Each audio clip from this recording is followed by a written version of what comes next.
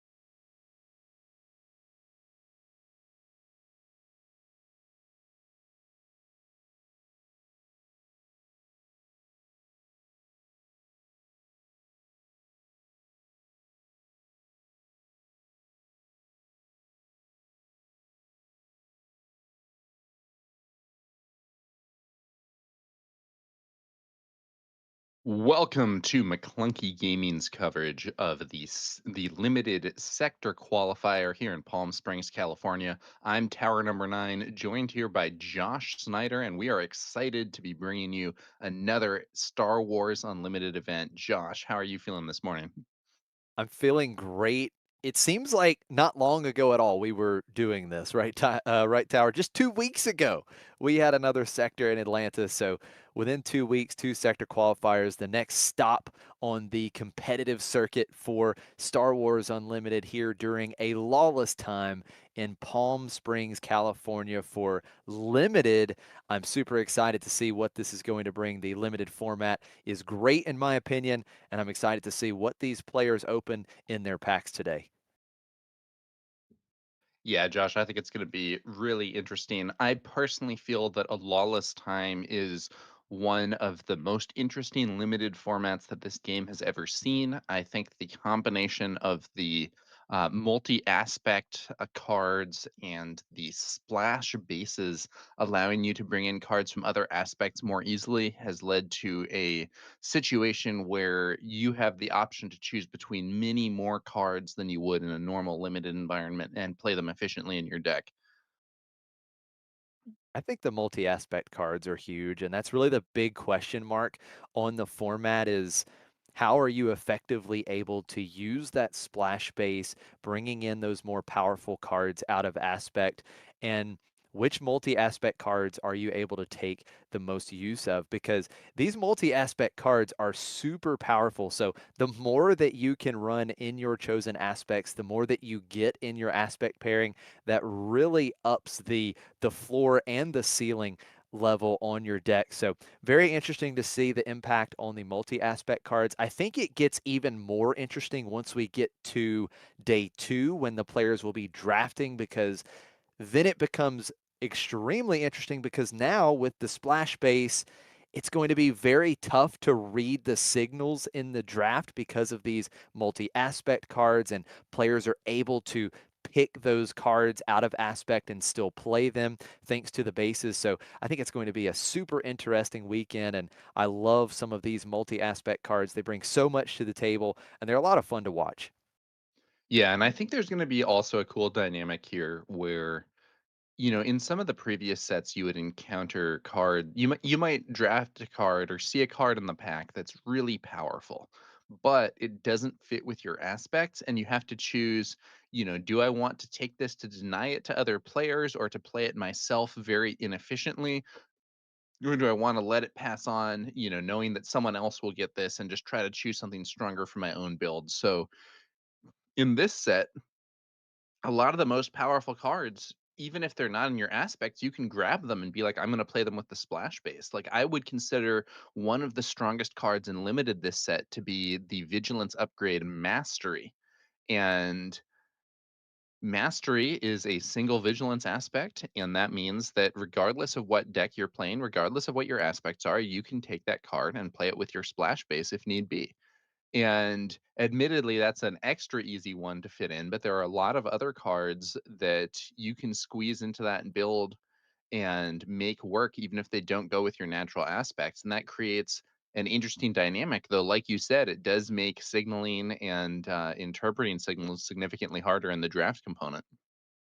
It will for sure. Now, another thing to really point out here in this particular format, we've mentioned the splash bases. They only have 27 HP, so it makes things really interesting in the games having 3 less HP than you're used to with the standard 30 HP common bases.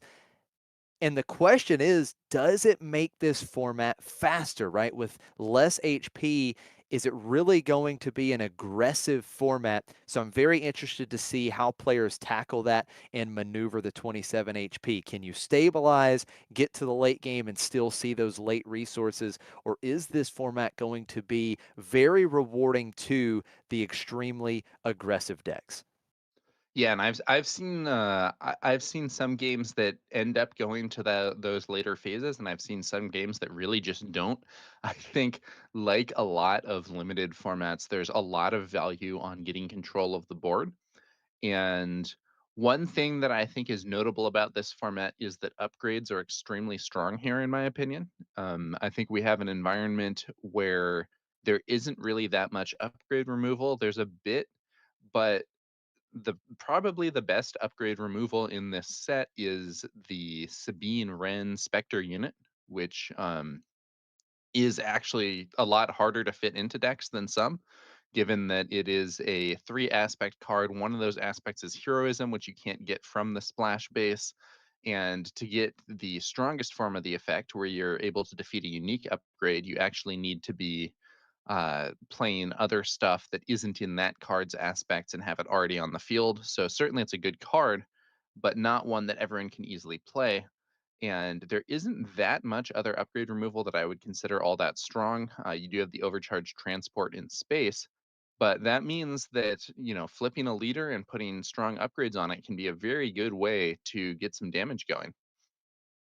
Yeah, that's a great point. The mastery upgrade that you have already mentioned is, in my opinion, the best common in the format, and it's a card that you are looking to splash pretty much in every deck, and we've seen there are very minimal options to deal with opposing leaders, and if you were able to put a mastery down on your leader and go tall with your leader unit, it is very, very tough for your opponent to deal with that.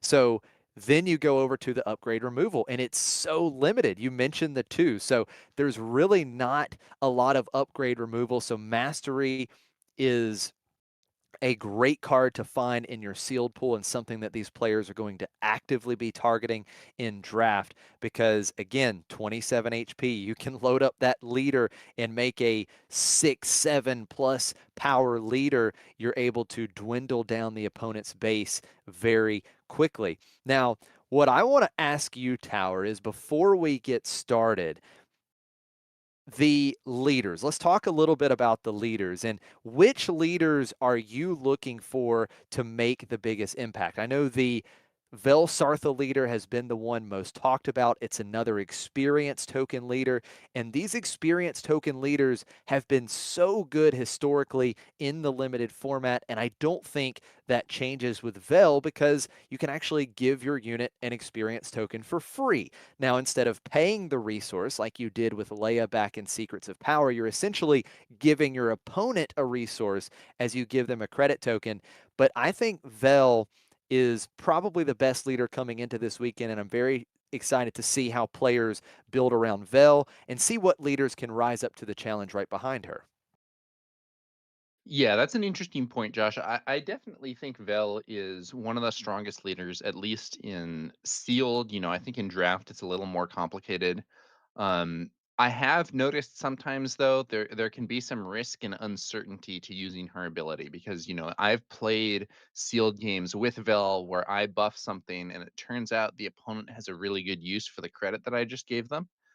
I think that compared to some of the other experienced leaders, there's a little more uncertainty and difficulty about knowing when to use the ability effectively because you don't know whether or not you're going to empower a strong play from your opponent. Now, of course, you can try to mitigate this by playing credit hate effects yourself. The Defiant Scrapper in Vel's own aspects, very solid choice. There are some other ones that you can use as well. Arvel Skeen, for instance, Lieutenant Gorn. Um, so there are definitely things that you can do to mitigate giving the opponent credits, but I do think there's a little more risk and uncertainty compared to some of the experience based leaders that we've seen in past limited formats. One leader that I think has a pretty nice ability is Aura Singh, the Vigilance Villainy leader. I think that her ability to defeat units that only have 1 HP can be very effective in a limited format where people are naturally playing with a, more limited unit pool. And in particular, there are a few units that are actually really good in this format that Aura counters naturally, most notably the Lepi Lookout, which I think is one of the best turn one plays in the format, but Aura handles with, no stress at all. All right, so we're getting to the feature table here for our sealed build portion of the tournament, and our featured builder is Justin Desai. This is a three-time sector top 8 finisher, the only player in the world to make the top cut in 3 straight major events, 3 straight sector qualifiers. As we take a look at this leader pool, Tower, we were talking about Aura Singh, a couple auras there, Agent Callus, you've got Harris Dula and 2 Han. So automatically we do not see Vel Sartha, but we've got the aura and we have good villainy and heroism options. Yeah, I'm seeing that mastery. That's definitely something that you like to see in this sort of situation. I'm seeing the cards being opened here. There's a Tantive 4 space unit there. That unit I think has been pretty strong for me in the past. It's a more expensive card, but not only does it immediately heal you when played, it also has Restore 2 to do more healing as it swings and can just be a major threat for opponents there. Looking at the command cards right now is Justin, and the Harris Dula, definitely one you have to pay attention to because Hera can help fix your curve if you can get her ability online. While you have two or more units in play, you ignore the aspect penalty on heroism units that you play. And there are some very, very good multi aspect specters in this Yeah. format. So if you can find some of those really good Spectre units and even some of the other good multi aspect heroism units, some of the ones like Millennium Falcon is one that comes to mind immediately. Hera can be really, really good. So just very interesting and very interested to see what kind of specters or multi-aspect heroism units Justin may find here. Yeah, I think that in particular, I believe that the Kanan Jarrus unit and the Zeb Aurelios unit are two of the strongest cards in the set. They have extremely powerful abilities with Kanan able to bounce an opponent unit, and that Zeb unit not only offering. Oh, and there is one of those Yep, there it Zebs there. is. I just saw Justin brush past it as he looked through those cards, but I think this Zeb Aurelios is an extraordinarily strong card, especially if you are in a situation where you can control a command or cunning unit, then play this, deal 5 damage, very often removes an enemy unit outright, and then also you have this 4/4 Sentinel, really powerful card. Yeah, Zeb Aurelios, one of the big tempo cards in this format. You can take out a large opposing threat, especially when you pair this with Hera Syndulla. You get Hera on board, you have the command unit in play, and then if you can slam down Zeb, deal 5 to something, defeat an opposing threat, and you have a Sentinel in play, it is such a massive tempo swing. So we do see the one Zeb. Didn't see any other specters here. Any of the I other good think specters? I think in the pile on the left, there was a copy of the Sabine Wren unit Oh, the card that we were Sabine. You're discussing absolutely earlier. right. Yes. Yep. Yes, Sabine that does and give Zeb. upgrade removal as an option. And I like that because we've talked about mastery. We've talked about how good that is. So Sabine can be a clean answer to a mastery, a very Looks like strong Justin play. may be considering playing Agent Callus. Agent Callus is a villainy leader, but does have the ability to play heroism cards at less of a penalty, and actually can get some healing from it if he does that on his unit side. So looks like he has also a copy of the Ghosts there. So thinking about running those potentially with Callus. Those, of course, also can work well for Hera. I had a draft event this week, just a local event where the Ghost ended up being very strong for me. I was actually running Hera myself, ended up going undefeated. Yeah, Hera is very, very strong. Just had a good friend of mine locally win a planetary qualifier last weekend. Opened a Hera, played Hera in the sealed portion, drafted Hera as well, took down the PQ. So Hera definitely has some serious game. And looking through Justin's Vigilance villainy here, got the single reactor ignition, so have the late game board wipe as a fail safe, but the Vigilance villainy cards, we've got some of the Sentinel units there. I think the big Sentinel space unit, that IGV-55 listener, the Vandor Range Troopers, a very good 4 cost unit. Great stats, just a 4/6 for 4. But I think right now the decision for Justin is, okay, do I try and go out of aspect with the Agent Callus, or do I find it easier to play the Hera and get these cards out of aspect out a little bit more cleanly? Yeah, it does look like that's what Justin is considering here, Josh. And I think he has some very strong cards in heroism here that we've definitely seen. So it seems to me like he's thinking, do I want to do these more naturally with Hera, or do I want to combine them with my villainy pool, play them a little bit less efficiently, but get access to a bunch of other cards as well? That single reactor ignition, fairly solid card. Um, but I'm not necessarily seeing as many cards that I would consider real powerful in villainy here, relative to what we've seen from heroism. On the other hand, Callus does let you split the difference there, so really, really a fair number of options. Yeah, the heroism does seem a bit stronger overall. And speaking of heroism in command, you also have some solid early curve there with the Liberated Wookiee and the Massassi Group Marines, a 4-4 on turn 2, a 2-4 on turn 1, both fantastic early game plays, which is crucial in the limited format. You want that strong early curve. Looks like he's laying the leaders back out, thinking again about it. One thing that has maybe tripped Justin up a bit is that I believe he actually had two different redundant leaders. I believe that he drafted, or rather, he opened two copies of the Cunning Han Solo leader unit, as well as two copies of that Aura Singh leader card. So we're only have four potential options here, while in some cases you might have up to six. And something else to note, there was some very strong cunning cards in the villainy. I believe there was two copies of Hold for Questioning, which can exhaust an enemy unit and then end up exhausting, or excuse me, discarding a card from their hand. There was also the Cutthroat Pod Racer. And if Justin decided to go into cunning, he also had the Mylodon Rider and the Blade Wing, two great 6 cost units that you've got ambush on the Mylodon Rider, best keyword in the game, and then you've got the bounce ability with the Blade Wing. So some pretty good removal options there for Cunning if he decided to go that route. Yeah, that's interesting. I think the main thing he's trying to do right now, Tower, is figure out, okay, what is the best way for me to use this Zeb Aurelios? Because I don't think he wants to get away from the Zeb, right? If we can find a way to effectively play the Zeb, that's where we want to be.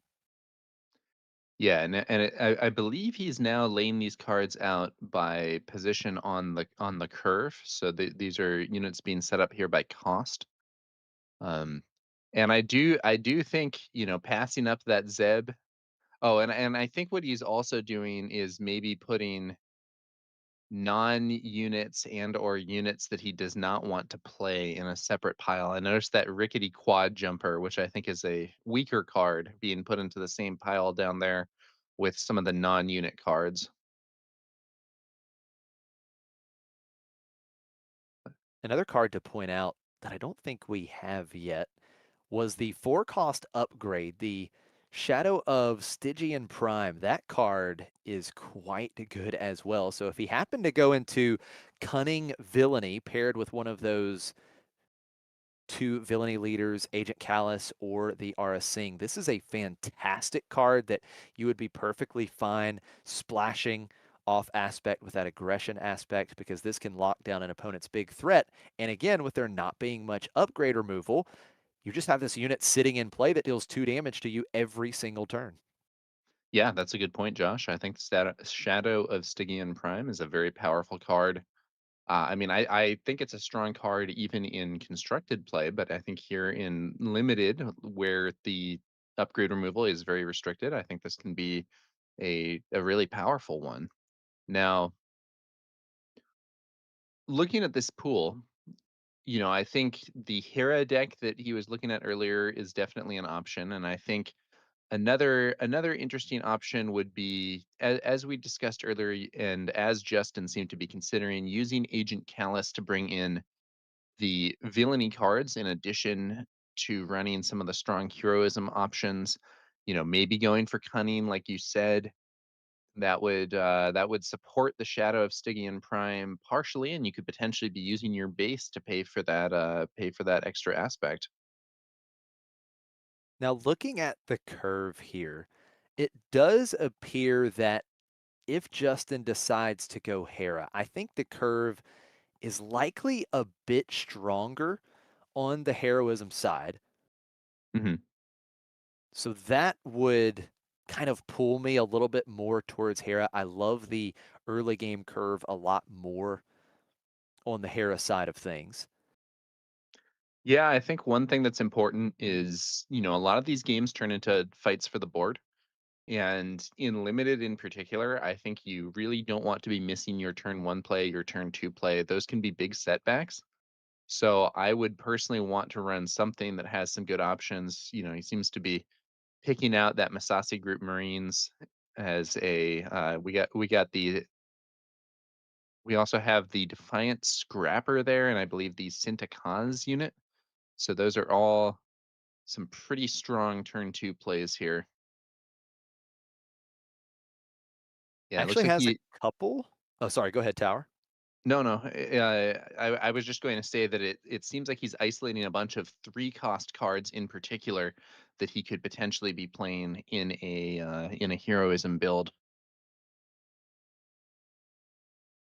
Yeah, I think at this point he's really honing in on the possibility of Hera, kind of cycling through the villainy cards there and seeing what this curve looks like if you take the villainy out of it. Nope, nope, there comes the villainy. I may be wrong here. But he's Yeah, got that plenty of good BT1 is a turn good 2 card. plays. Yeah, it is. I think the interesting thing with BT1, I don't see Justin going in aggression here. So if he is in villainy, I would be surprised if he goes more towards aggression, Yeah, I but think it is possible. BT1 I don't think the pool is really aggressive enough for BT1 to be that reliable because you really are looking at an ability that requires you to have a lot of aggression to reliably fire off. And I mean, honestly, he just doesn't have that many aggression cards. Even if he did go for aggression, it doesn't seem to me like that ability would be very consistent. Now, a 2 for a 2/4 is still a decent stat line, but I don't think BT1 would be getting max value.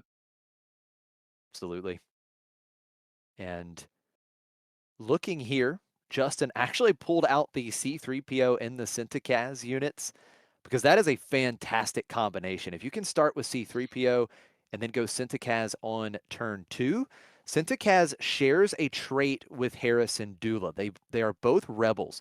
So that on attack ability would allow C3PO to give an experience token to Centicaz, which would then give it Sentinel. So that is a great combination if you could start that way. So definitely something that Justin kind of highlighting there by Hera. Yeah, and it's worth noting that that combination will not work if Justin does end up going with Agent Callus, as Callus has the Imperial and the Trooper traits, which Cinta does not share. Cinta is Rebel only. So that particular combo wouldn't necessarily work in another setup. Yeah, and just trying to figure out what the most optimal curve is here, I believe. What curve looks better? Is it heroism? Is it villainy? That's what I believe Justin is trying to figure out right now because we want to play our bombs. And right away, of course, the bomb that we are really honing in on is the Zeb Aurelios. We definitely want to play that in the deck. But we want a strong curve. We want to make sure we have good early game plays. We don't fall behind on the board early. We want plenty of good ambush options. We do have Sabine as an ambush, as well as the Mylodon Rider. Yep, very true. And in terms of the later game, that Beach Patrol AT-ACT is a big numbers card, which can definitely get some value. That Tantive 4 is also a strong option for a later game unit in the space arena. And something else to keep in mind here with the mastery, if Justin is able to put down a unique unit on the opening turn of the game, and he is playing Vigilance, or you could use the splash base. We could see Mastery out on turn 2. So that's always kind of something you have to think about as well when you are looking at those opening plays. Because with the initiative, a unique unit on turn 1 into Mastery on turn 2 can be very tough to recover from on the opposite side of the table. Yeah, I agree, and I think it's a situation though where there is a little bit of risk because generally speaking in limited formats there's less removal, but this is the set that features the Tree Remembers and the Axe Forgets, which are both options that can be pretty nasty if you load a powerful upgrade onto a turn 1 unit. Um, I personally I don't I might just be, might just be too conservative in this respect, but I like to save mastery to throw onto my leader where I think a lot of the normal removal options won't necessarily work. That being said, if you can play it early and get it to stick, that can be very powerful. Now, speaking of removal, it doesn't seem to me that Justin's pool has a lot of normal removal effects. And to some extent, this is just what you would expect to see in limited. But there are a few strong effects in this set. I think that Haymaker, for instance, very powerful card. Nothing Left to Fear, another good one for sure. And Justin doesn't look to have effects like that available in the pool, so maybe relying more on ambush units and just fighting for the board with efficient unit combat plays. That is an absolute great call out because something I was kind of thinking a little bit about earlier, just did not get any of the good removal events, unfortunately. So could be tough. We'll definitely have to answer the opposing units for the most part through his own units, but does have a solid late game here with this particular build. I really think he is locking a bit more in on the Hera side of things with heroism coming to the forefront. The late game solid with that Tantive 4. You mentioned the Tantive 4, great card that can really swing the damage race with that when played ability. And then the Beach Patrol, of course, comes in. The big 8 power overwhelm unit could be a great finisher as well. So could stabilize the board in the early game, get to those late game plays. You have to like Justin's chances here. Yeah, and he does have a copy of Incapacitate, which is a cheap event that gives the unit -2/-2 and can be sort of a form of soft removal. It's just we're not seeing, the lost and forgotten, any of the Haymaker or the Nothing Left to Fear that I mentioned earlier, any of those like harder removal cards. We are not seeing them here. So Justin needs to figure out how he's going to make it happen with more restricted options for getting enemy units off the board. The good thing though is this is limited and people are not necessarily going to have a ton of those in every match. Now, the next question is, we're clearly looking at Hera. What is the second aspect, right? What is he actually pairing with Hera, and which cards will he be looking to get into play with the Hera ability online? Yeah, I believe I believe, though I'm not sure, that we're looking at a Hera Vigilance build here. Um, I think that if we were playing the Cunning version, I suspect that that Blade Wing would be in the main deck where it looks like he's kind of put it off to the side there, but I'm not 100% sure. We do see some cards that are Cunning Vigilance there, but I suspect that they're going to be included with a Vigilance base and the option to play them as a splash base play early on. It is worth noting that Harrison Dula's ability allows you to play cards while ignoring aspect penalties, but only if they are heroism, and you have to have two other units in play. So it's not that useful for the really early game units. And it is also not able to be used on villainy units or even like neutral units that have neither heroism nor villainy. I think some of the pull to vigilance here is going to be the Zeb. We can definitely take advantage of that. You've got the syndicate security, but the 3 cost units are also really important there, that Defiant Scrapper and the Syntacaz, and then like you've talked about, the Incapacitate, the Mastery. So will be interesting to see. I think Vigilance is probably what he's pairing the Hero with, and then you're just going to be splashing the others. That seems to make the most sense with this particular curve. That's my sense of it, but we'll see whether or not Justin ends up making the same choice. I think that in general, early, like your early game units become ones where it's more important for your aspects to line up because you're not going to have access to Hera's ability until you have two units on the field. So if you're looking to play that 2 cost or 3 cost, it's very unlikely that on that first or second turn you would have Hera's ability doing anything for you. And so as a result of that, I think that as we get into some of these later game plays, you have more flexibility to use Hera's ability to fix the aspects.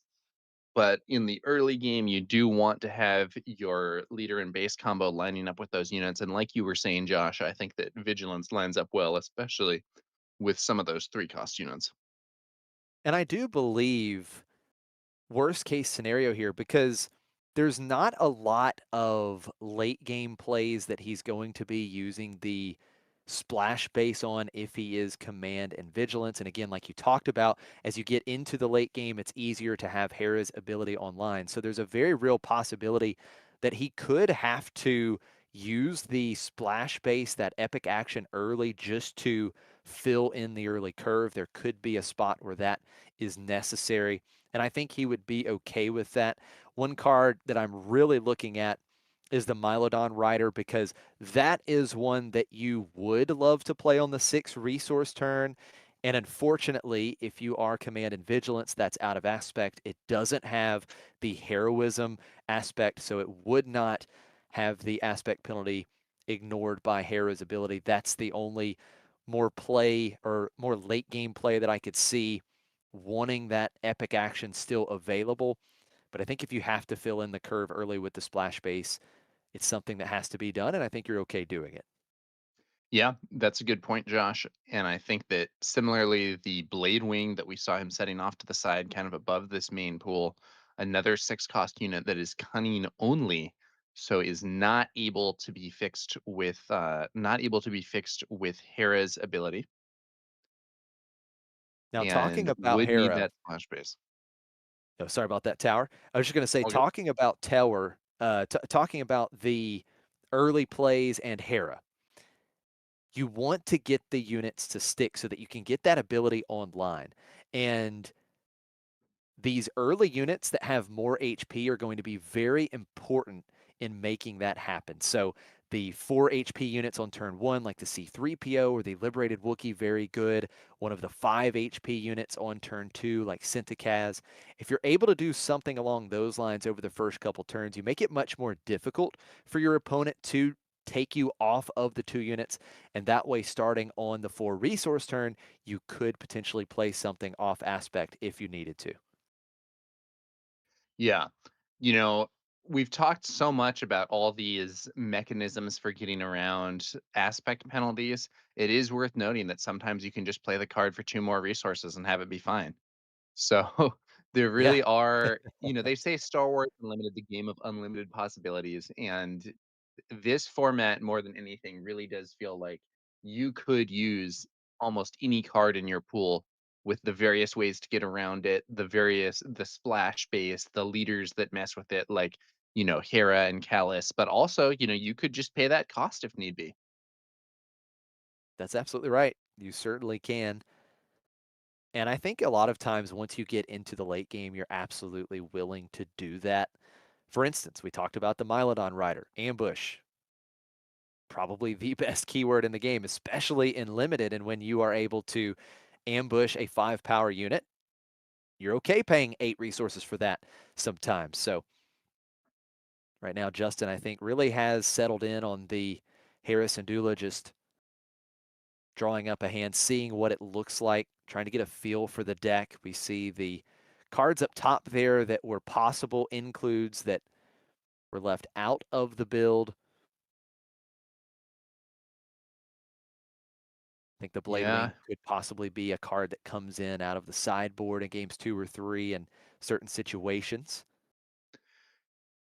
Yeah. And, people might notice that Justin is really doing a bunch of different setups to look at these cards. And we saw them sorted by aspect, we saw them sorted by cost, we saw him pick everything up and sort of just browse through them. And I think that personally, while that, it might seem indecisive or something to certain viewers, I've had situations where going through and looking at the cards in another way has enabled me to notice things that I might be missing, cards that I hadn't originally included that I want to get in there, or even maybe there's a different leader and base combination that's going to end up making more sense for my pool. So I think that when you have all this time for building in this sealed format, I think it can be worthwhile to inspect the cards from different angles, see if you can figure something out, and maybe end up improving what your deck ends up being. Definitely need to look at all the possibilities. It's one of the skill sets in this sealed portion. Of course, you don't know what you're going to open in those six packs. These players opening six packs of cards. You can only work with the leaders that you opened in those packs. And your job is to find the most optimal build. And sometimes it's pretty difficult. And in this particular limited format at Lawless Time with the multi aspect cards, it does get even more tricky trying to figure out which aspects I'm running, what am I splashing. There's a lot more decisions to make than there have been in previous limited formats. And I think this particular build for Justin, I don't think he's thrilled with what he's seen here, not having the great removal events, not having some more bombs. Of course, Zeb is great, but I think he's just really trying to figure this out. Is this right? Because the early game when we saw him draw up that hand there, just trying to see and get a feel for the deck. And you could see him kind of shaking his head like, this is going to be tough. We're probably going to have to splash early on the curve. And I just think this is something that he's really giving a lot of thought to because, again, this is someone who's had a lot of success in this format. He has finished in the top cut of the previous limited sector qualifier in the United States. He loves limited. He said he loves this even more than constructed play. He loves what it brings to the table. So a lot on the line here for Justin. Wants to do well, but this pool does seem like it's giving him a bit of trouble. Yeah, I would say to me, this pool doesn't strike me as necessarily really weak, but it also doesn't strike me as necessarily really strong. We do have some really cool options with cards like, that mastery. That's always great to see. Zeb Aurelios can be very powerful, but at the same time, we aren't seeing necessarily a bunch of removal, a bunch of ambush, and we're not necessarily seeing really powerful bombs aside from the mastery and Zeb. I think overall I think this is a pretty decent pool, but it's not one where I feel like, "Oh, I'm so lucky to pull this. This is gonna be easy." And, I think Justin is going to definitely gonna have to work for it here. Now, that Absolutely. being said, there's of course, in addition to the luck of the draw in terms of what cards you pull, there's the skill of deck building, making the best deck for the pool that you have, and there's also a lot of play skill in Star Wars Unlimited because there are just so many decisions to make. And I think that a really strong player, maybe with a bit of a weaker pool, can definitely outcompete someone who is maybe been given a stronger set of cards to work with, but isn't making as good decisions in the course of the game itself. I think you're absolutely right. There's a ton of skill expression, especially in this format. Once we get these games rolling, a lot of decisions to make. And I think that we will see these really strong players rise to the top. Something that I recall, Tower, is when we go back to the Philadelphia sector qualifier, we had Mike Jim as the featured sealed builder, and he was not thrilled with that pool, but he played his heart out throughout the day and ended up making the top cut with it, and then was able to draft some incredible decks to go the distance. So I think you're absolutely right. There's a lot of skill expression. We do need to figure out the most optimal build with what we've been given. But then once these games start, we can really rise up and just try and outplay our opponents too. And I think that Justin has a good enough build here where he could certainly do that. Yeah. I'm gonna be excited to see how he does in this event. I think there's always something cool about getting to see the build process or the draft process at one of these limited events, and then going on to see, okay, how did the player who built or drafted that deck that we just saw, how did they end up navigating the event itself? And seeing Mike Gem draft a deck and then win the whole event with it has certainly been fun in the past. I think we've seen that multiple times, and I'll be pretty interested to see how Justin does here as well. I do love the possibility of some interesting lines here. You see the jaunty light freighter there, more in the middle of the playmat. And with this deck having so many different aspects and you're splashing these different aspects in, I think that is going to be a very large four-cost space unit. It gets an experience token for each different aspect among units you control. There's a lot of potential there. If he can go Zeb on the Harrison Dula flip turn on that 5 resource turn, and then follow that up the next turn with the Ghost, you potentially still have Zeb in play, so you have the aspects needed to double up on the Ghost ability. So that could be very, very strong as well. We already mentioned earlier the C3PO into Centicaz line over the first couple turns could be very, very impactful. So definitely some impactful lines in this deck, and I think the ceiling is pretty high. We'll just see if there's enough consistency. That's what Justin wants to find. Yeah. Should be pretty interesting to see how this one ends up working out. I think Justin can do it. I think he's got some good plays Absolutely. there. He And does. is it the absolute dream? No, let's be real. There's a bit missing. I think that we could see a few more of those specters. We could see some more removal options. There are definitely some things that I would like to see. Earlier I was looking at a sealed pool where I had Vel, I had two haymakers, I had I had a copy of Nothing Left to Fear. I had a very very solid curve overall, and that was feeling like, oh man, this pool is really giving me great tools for taking down these games. And I don't necessarily feel like that looking at this pool, but I do think overall pretty solid. Absolutely. I totally agree with you. I think he's got a very real shot to get the wins needed to at least make day two. That is going to be the important thing. These players need to go at least X and 2 or better to get into day two, where they will have the ability to draft. They will be drafting for the final few rounds of Swiss in day two, and then they will draft once again once they make the top cut. So the drafting will be going on tomorrow, sealed today.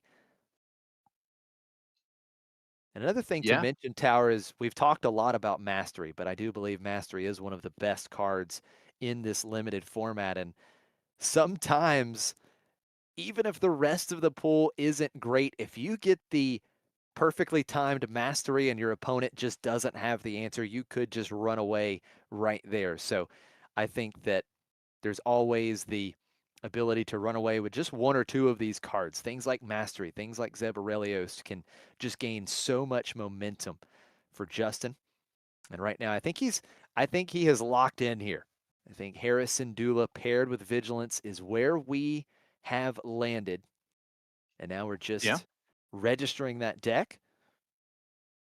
Yeah, it seemed like Justin was maybe considering the possibility of an Agent Callus build earlier, but I think ultimately I feel like he probably made the right call here, to be honest with you, Josh. I think that the appeal of being able to run the vigilance stuff as well as the heroism with that Agent Callus is nice, but Agent Callus's ability to disregard aspects is not as efficient as Hera's, because with Callus you still have to spend a resource to play those cards while ignoring their aspect penalties. So there essentially is still a penalty, just less of one. Whereas by contrast, Hera, I think, fits this pool more naturally. Definitely. I mean, here's the problem, Tower. With Agent Callus, you cannot play Zeb Aurelios on the 5 resource turn. You can't do it. Yeah. But No, you that, can that do that with Harrison Dula. So if I can play Zeb on the 5 resource turn, I really want to give that a very serious consideration. But Justin just registering that deck. And it is something to note here. So as players are building their decks, they register the deck that they have finalized. And that deck that they register, they do have to play in game one throughout the entirety of day one. However, once they get into games 2 and 3, the rest of their pool is available to them. So They can sideboard cards from that pool. They could even get wild and completely change the leader and base if they wanted to. We saw that happen, I believe, at least once back in Philadelphia. So a lot of options for these players moving forward, but they're all locked in to the deck they register to start game one.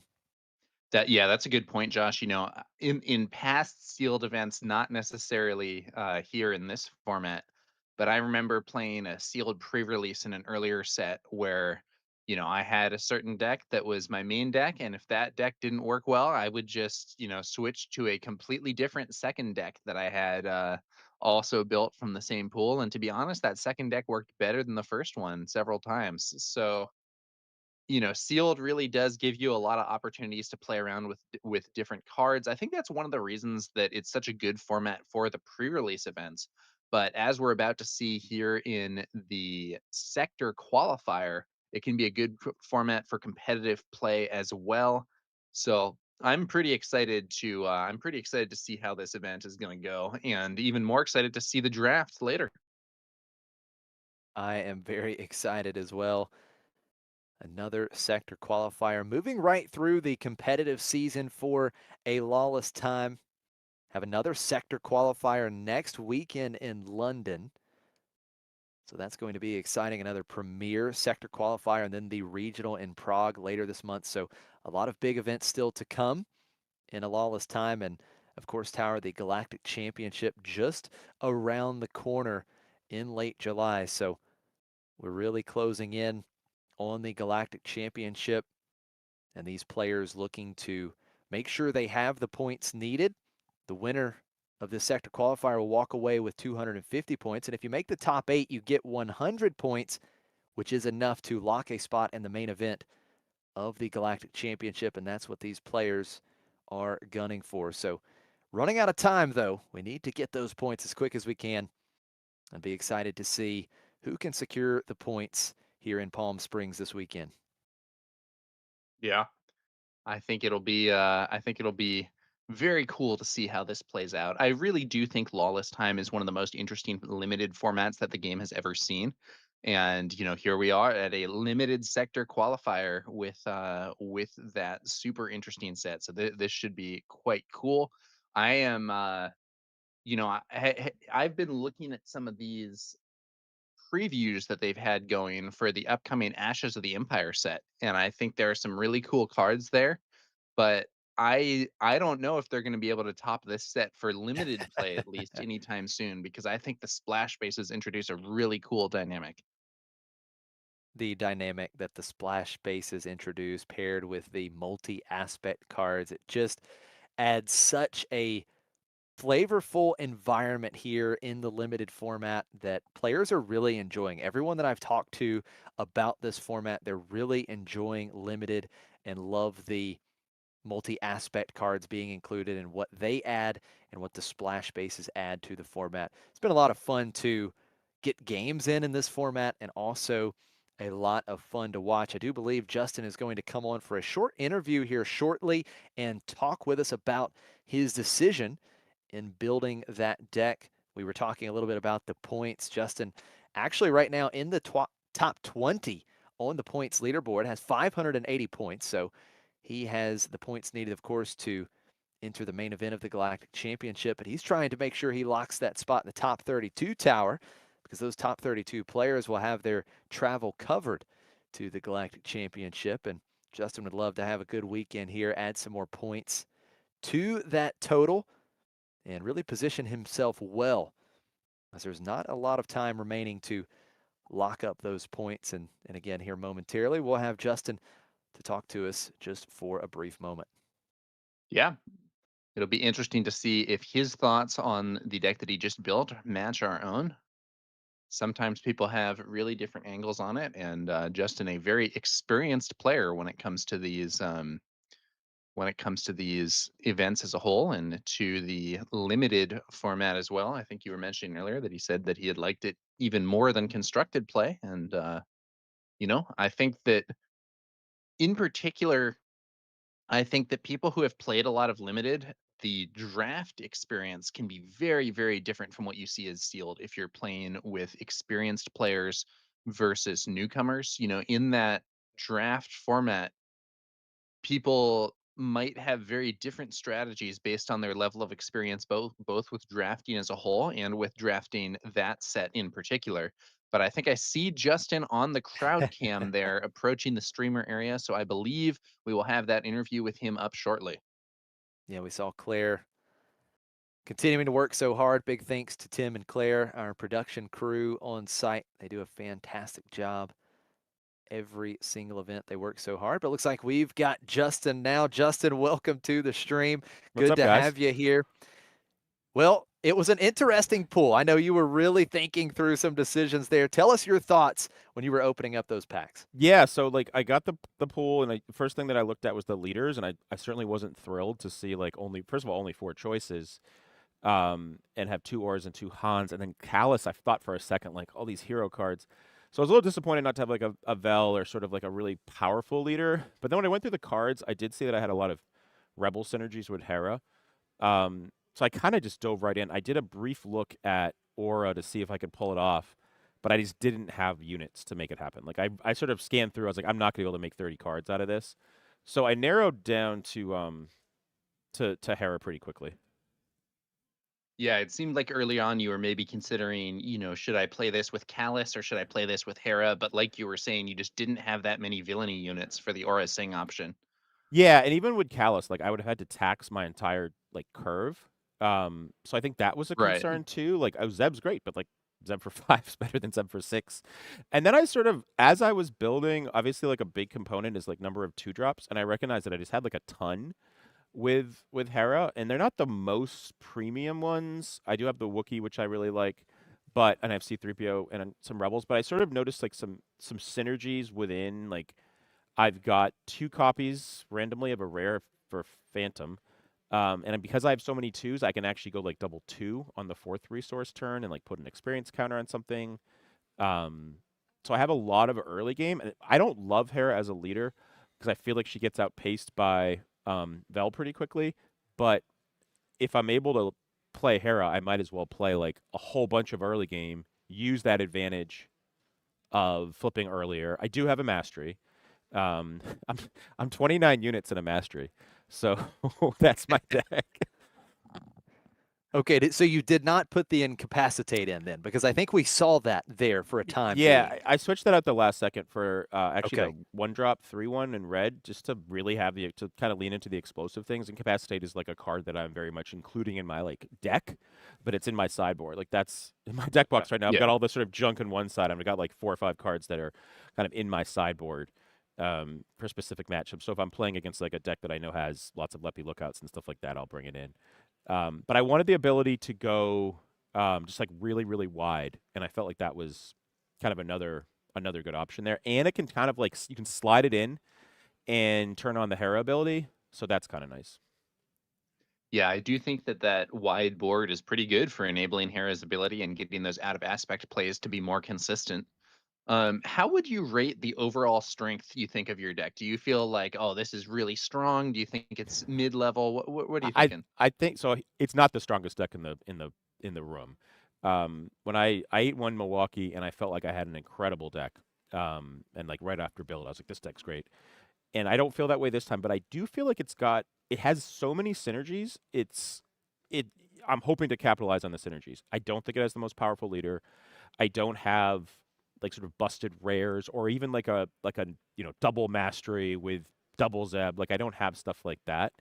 But I can kind of conceptualize the way that this deck will win. Like I'm hoping to get a little bit of a board presence. I'm hoping to play some of those other multicolored cards later, and I have some finishers that can kind of close the game once I've kind of lost the board, which I'm anticipating doing at some point. So that's sort of like I have a Tan of 4. You know what I mean? Like that's a card that can come in late, and if they don't answer it, it can kind of go the distance. So, and I don't think my deck is a super awkward on splashes. So I think I'll be able to use the base and Hera's ability pretty well to not lose value there. So I don't know. I would give it like a B minus. I think it can get some wins, but I think against some of the better pools, it is going to probably fall behind pretty quick. Well, we know that you are a fantastic player. You've had a lot of success in limited. You talked about that great run in Milwaukee. You made the top cut in Philadelphia as well. So it's a decent pool, like you said, maybe a B minus. So now you just have to really lock in, find those good lines, and just try and outplay your opponents today too. Yeah, that's all you can really ask for, right? You can't go into this asking for like a busted pool. I would have liked a little more choice and sort of equity of leaders, but I think I got some of the best cards in Zeb and Mastery. Those are two fantastic cards. So I have nothing to complain about, and I've certainly had my fair share of really good luck with pools. So I'm certainly not bemoaning it. And I'm excited to play the tournament today. Really excited, hoping to make day 2. That's always the goal of these, I think. Yeah, well, thank you, Justin, for being our featured builder and sharing your thoughts here. Best of luck in today's games. Appreciate it. Want to say hi to my boys at home, Jacob and Henry. Hey, what's up, guys? Awesome. Well, appreciate you taking the time to do the interview. Best of luck today. We hope to see you throughout the stream, and we hope to see you in day 2. Thanks, guys. Appreciate all you do. So there you go. That was Justin Desai, and he feels not the best about his pool tower, but he likes his chances. He knows he's got a game plan. He's got some really good synergies, and again, some very good combinations of cards if they line up properly in this deck that I think can really start getting some wins and maybe carry Justin the distance into day 2. That's right, Josh. And he seemed confident. He did not seem Absolutely. like he was, nervous, anxious, feeling like, oh, I just couldn't build anything. No, no, no. I think he was realistic. He's like, this isn't like a broken pool. This isn't going to be the best deck in the room, but he, saw opportunities and see, I wouldn't be surprised if we do see him making that day 2, Josh. I totally agree with you. He's got the confidence. He's got a decent pool. And I think he has got the reps in to find the lines he needs to carry himself into day 2. So that's going to wrap things up for our sealed construction portion of the sector qualifier here in Palm Springs. Thank you so much for tuning in. Stay tuned. We've got round 1 action coming up right after this.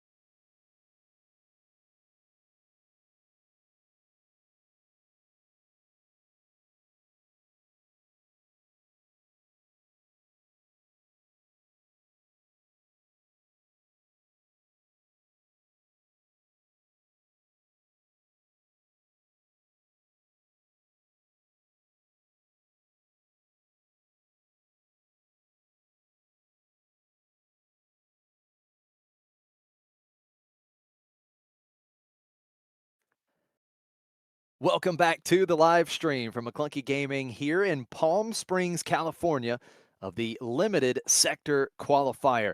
I'm Josh Snyder, and we are excited to bring you some sealed action here on day one, getting ready to jump into round one of Swiss. I'm joined by TowerNumberNine, and we just saw Justin Desai build a very interesting Hera deck with a lot of units, and we're actually going to feature him in round one, and we'll see how it plays out. Tower, are you excited? Absolutely, Josh. I am going to be thrilled to see how the deck that Justin Desai just built as our featured builder fares in round one. I'm hoping that he goes on to win a bunch of games, make day two of this event, and continue to that top cut. But we'll see how he does in this first match. Should be an exciting watch. I think one of the really coolest things about having coverage for these limited events is the ability to see that featured drafter, featured builder, see their choices as they set up and try to prepare the best deck for the match, and then see how those choices, see how they do when it comes time for the actual gameplay. And that's just what we're about to see. Justin Desai versus Alex K here. Harrison Dula versus Lando Calrissian leaders. Two fantastic players. Again, 3 sector qualifier top eights for Justin Desai. Alex has one top cut at a sector qualifier as well back in Portland. So here we go. Game one is underway. Justin with the initiative, and they're going to mirror one another here as we start this opening game. A couple of partisan infantry down in the ground arena. And this Justin quite retains the favors initiative. the player with initiative because Yeah. Partisan Infantry is a 2/3 with raid 1, which means that a copy of Partisan Infantry can attack into another copy, defeat it, and remain on the field. And that's exactly what we see. It's a big tempo play for Justin here as Alex does follow up with a Lieutenant Gorn. Very strong turn 2 play. 4-4 on turn 2. Exactly what you want to find. And very interesting to see Lando Calrissian here in the limited format paired with Command. Love to see it. Justin's turn to play the Stalwart Fleet Trooper, so does get a Sentinel down, but now Alex is in the spot where he could potentially take out Justin's turn 2 play and Lieutenant Gorn stay in play. So some interesting back and forth early with these 2 units. Yeah, the play is lined up well for Justin on turn 1, but they've lined up well for Alex going into turn 2, and now we're about to see turn 3. Lieutenant Gorn could attack and defeat that stalwart fleet trooper and remain on the field with 1 HP. Now, of course, we could see Justin trade the partisan infantry for Lieutenant Gorn, but at that point we'd be dealing with empty boards, which is not really what you most want when you're using that Harris and Dula ability. And here comes Haymaker, a card we talked about earlier that Justin was unable to find. Lieutenant Gorn gets an experience token. It's a 5/5 unit now and deals 5 total damage to the Sentinel unit on Justin's side. So really cleaning up this ground arena. And that's a pretty big threat for Alex. So the partisan infantry will strike Alex's base, first base damage of the game, dealing 3. But now Alex in a really good spot, just going to play board control, attacking and defeating the infantry.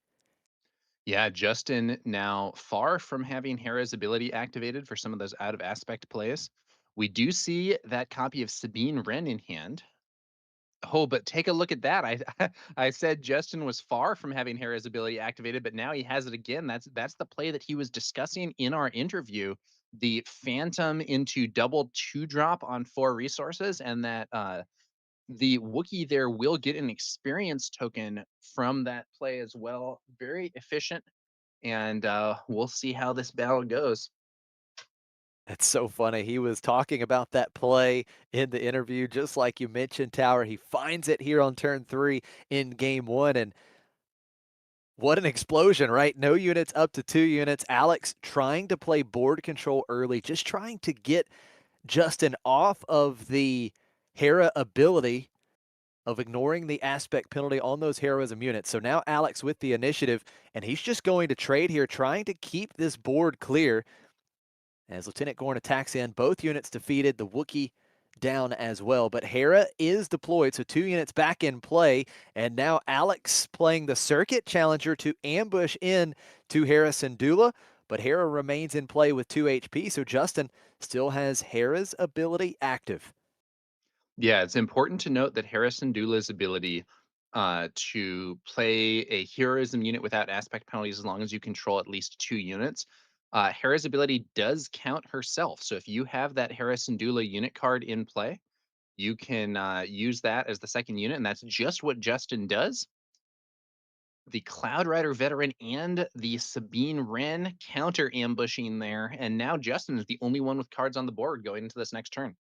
The Hera Syndulla ability really coming into play. The Sabine and the Cloud Rider veteran, both out of aspect, but the aspect penalties ignored because they were heroism units. So great play there for Justin, clearing Alex's board. Alex has the initiative, but right now he's got 8 damage on his base, and he's staring down quite the threat on Justin's side. Let's see how Alex starts here on this 6 resource turn. We can see Lando be deployed, but keep in mind right now Alex does not have any credits in play. Going to use the epic action on the splash base. Alex will play his own Sabine Wren unit, ambush and trade with Harris and Dula, but that leaves things open for the Cloud Rider veteran. 3 damage in total, 1 printed power. That on attack ability allows Justin to deal 2 damage to Alex's base. And it's a Falcon coming out for Alex in the space arena. And Justin right now just has to continue being aggressive. 13 damage on Alex's base as Lando Calrissian leader unit is deployed. What does Justin have for us now? Justin has really been putting the pressure on, has already put 13 damage on Alex's base and suffered no damage on his own. But now Lando is hitting the field, and this could be Alex's opportunity to try and regain control of this game. He absolutely has to regain control of this board quickly as we see Lando Calrissian attacking and defeating the Cloud Rider veteran. So the 2-cost unit defeated for Justin. Justin will have the initiative, play down the Syndicate Security, which is a 4/6 with grit. So if Alex were to attack into that unit, put any damage on it, it can get massive in terms of power. Yeah, that's a real threat here. First action for Justin, 2 damage to base with the Phantom. So 15 damage on that 27 HP base for Alex. Alex up to Just 7 12 HP resources. left. Yeah, really getting thin on base HP. Millennium Falcon attacking in on the Phantom, and that on attack, very relevant here because it gives the Phantom -2 power, and it gives Lando +2 power, which means that Lando could take out the Syndicate Security with 1 attack, but not after Justin attacks with the 5-cost unit, putting Alex up to 19 damage on base. And we'll see if Alex indeed wants to clean up the Syndicate Security. Look at that, though. I think in Alex's hand there, Josh, I believe we have some strong removal options. I think that might even be another Haymaker, but I'm not quite sure. But I do believe there's a Lost and Forgotten, which might be a great answer to this Tantive. Oh, so the Tantive comes down, and Alex has his own 7-cost space unit. The Kessel Hulk is a 5/7 with Sentinel, so that Tantive not going to be putting any pressure on Alex's base currently. And Alex has done a good job at neutralizing Justin's board. And now I feel Justin's like the pressure has tide really changing. diminished here. We have that Tantive 4 space unit in play, but it's blocked by the Sentinel there, the Kessel Hulk. And it really feels like Justin at this time does not have an easy way to get that extra damage that he needs on Alex's base. In addition, while Tantive 4 is, in my opinion, a strong card, it's really not at its strongest here simply because Justin's base is totally untouched so far. So the ability to heal when played and to restore on attacks just isn't relevant. First action going to be a big unit once again for Justin, the Beach Patrol AT, but Alex has answers. You talked about it. He's got Lost and Forgotten in hand. It looks like he's got Blade Wing as well, so plenty of options, and that fully exhausts Justin's resources to bring down the big walker. And now Alex open in the space arena with the Millennium Falcon. Looks like we'll Now, get The triggers This here. could end the game if the Beach Patrol AT-ACT gets even one attack. That would be enough damage to defeat Alex's base. But Alex has those outs, has the answers available, and I don't think this Beach Patrol AT-ACT is going to stay on the field for long. Justin claims the initiative. He's trying to just win on the first action next turn, but he won't be able to do it. Lost and Forgotten comes out defeating the big Imperial Walker. The Beach Patrol AT is defeated. Alex down to 16 damage on base, healing 3 in the process, and now another 9 damage to base. No, excuse me, 11 damage to base because Lando had the +2 from Millennium Falcon, so it's 16 to 13. And Alex still has the Kessel Hulk in Tantive 4's way. This is a real problem for Justin. It really feels to me, Josh, like Alex has managed to turn the corner here. At first, Justin was really putting the pressure on, but now that pressure seems to have stalled. Alex was able to cleanly answer that Beach Patrol AT-ACT that was threatening to end the game, and now Justin is in a bit of a tough spot. And we do see mastery being put onto the Tantive 4. How does Alex respond? He responds with Blade Wing. Tantive goes back to Justin's hand. Another big tempo play as Justin plays the Hidden Hunters, but here comes the damage pouring on for Alex. I believe there's another 11 coming through after the Falcon attack, 26 to 16. One more action for Alex is all he needs to clean up game one. He does it, and it's Alex Krasminski taking the opening game here in round one. Tough situation there for Justin. You know, he had all that pressure early on. He had some really solid plays, but ultimately, once Lando flipped, Alex was really able to start turning things around and ultimately picked up the win. And Justin talked about his strategy. He has a very good early curve. He's able to put on really good pressure, and that played out exactly as he talked about in the interview.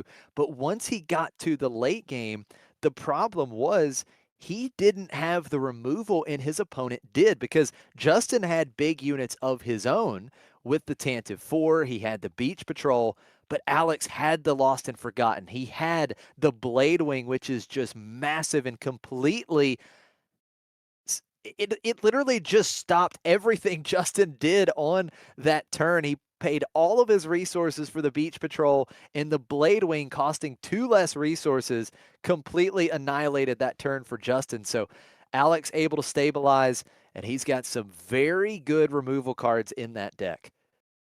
Yeah, I mean, I think that Kessel Hulk showing up with Sentinel to really stop the Tantive 4 space unit there without any form of removal needing to be played at first was also a big problem for Justin, especially because the Kessel Hulk then also had a nice, nice ability to start swinging at Justin's base and start adding things up for Alex while still defending that space arena.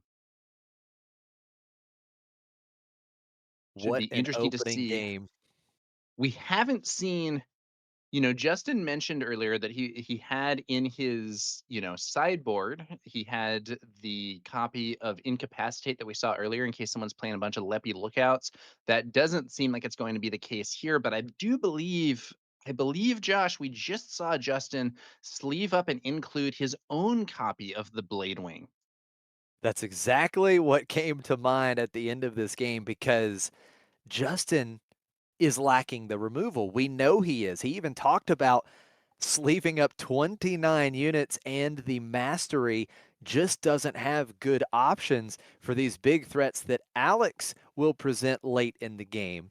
So really like the Blade Wing play because that could essentially just turn things around, give Alex a taste of his own medicine, and try to get some big momentum. Justin will start with the initiative, but I think he needs every bit of removal in that late game as he can get. Yeah, I mean, we could have looked at a pretty different scenario there. Imagine if when Alex played that Kessel Hulk, Justin played Blade Wing and bounced it back, opened things back up for that Tantive 4 space unit. Could have been a pretty different game, but we'll see what happens here post sideboarding, moving into game two. Like you said, Josh, Justin Desai will have the initiative. Two great players battling it out here in the opening round.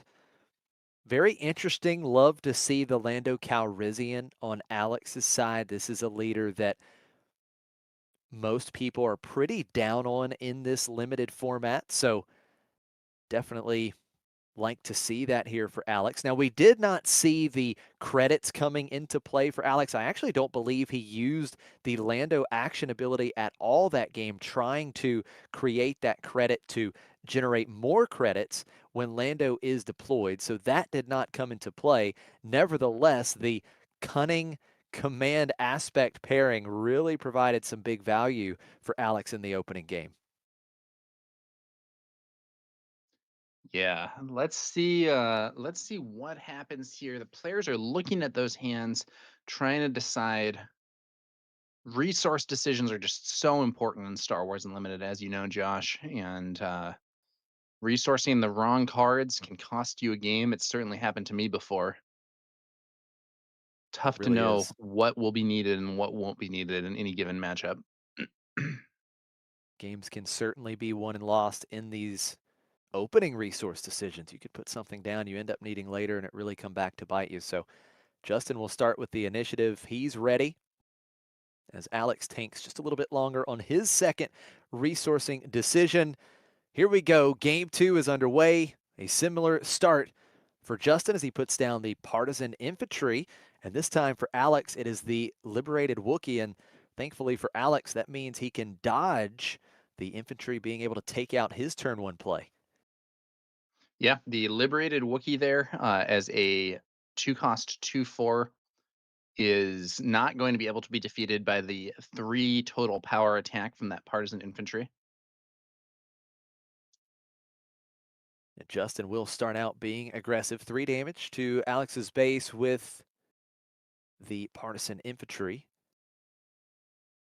Now let's see what Alex has here.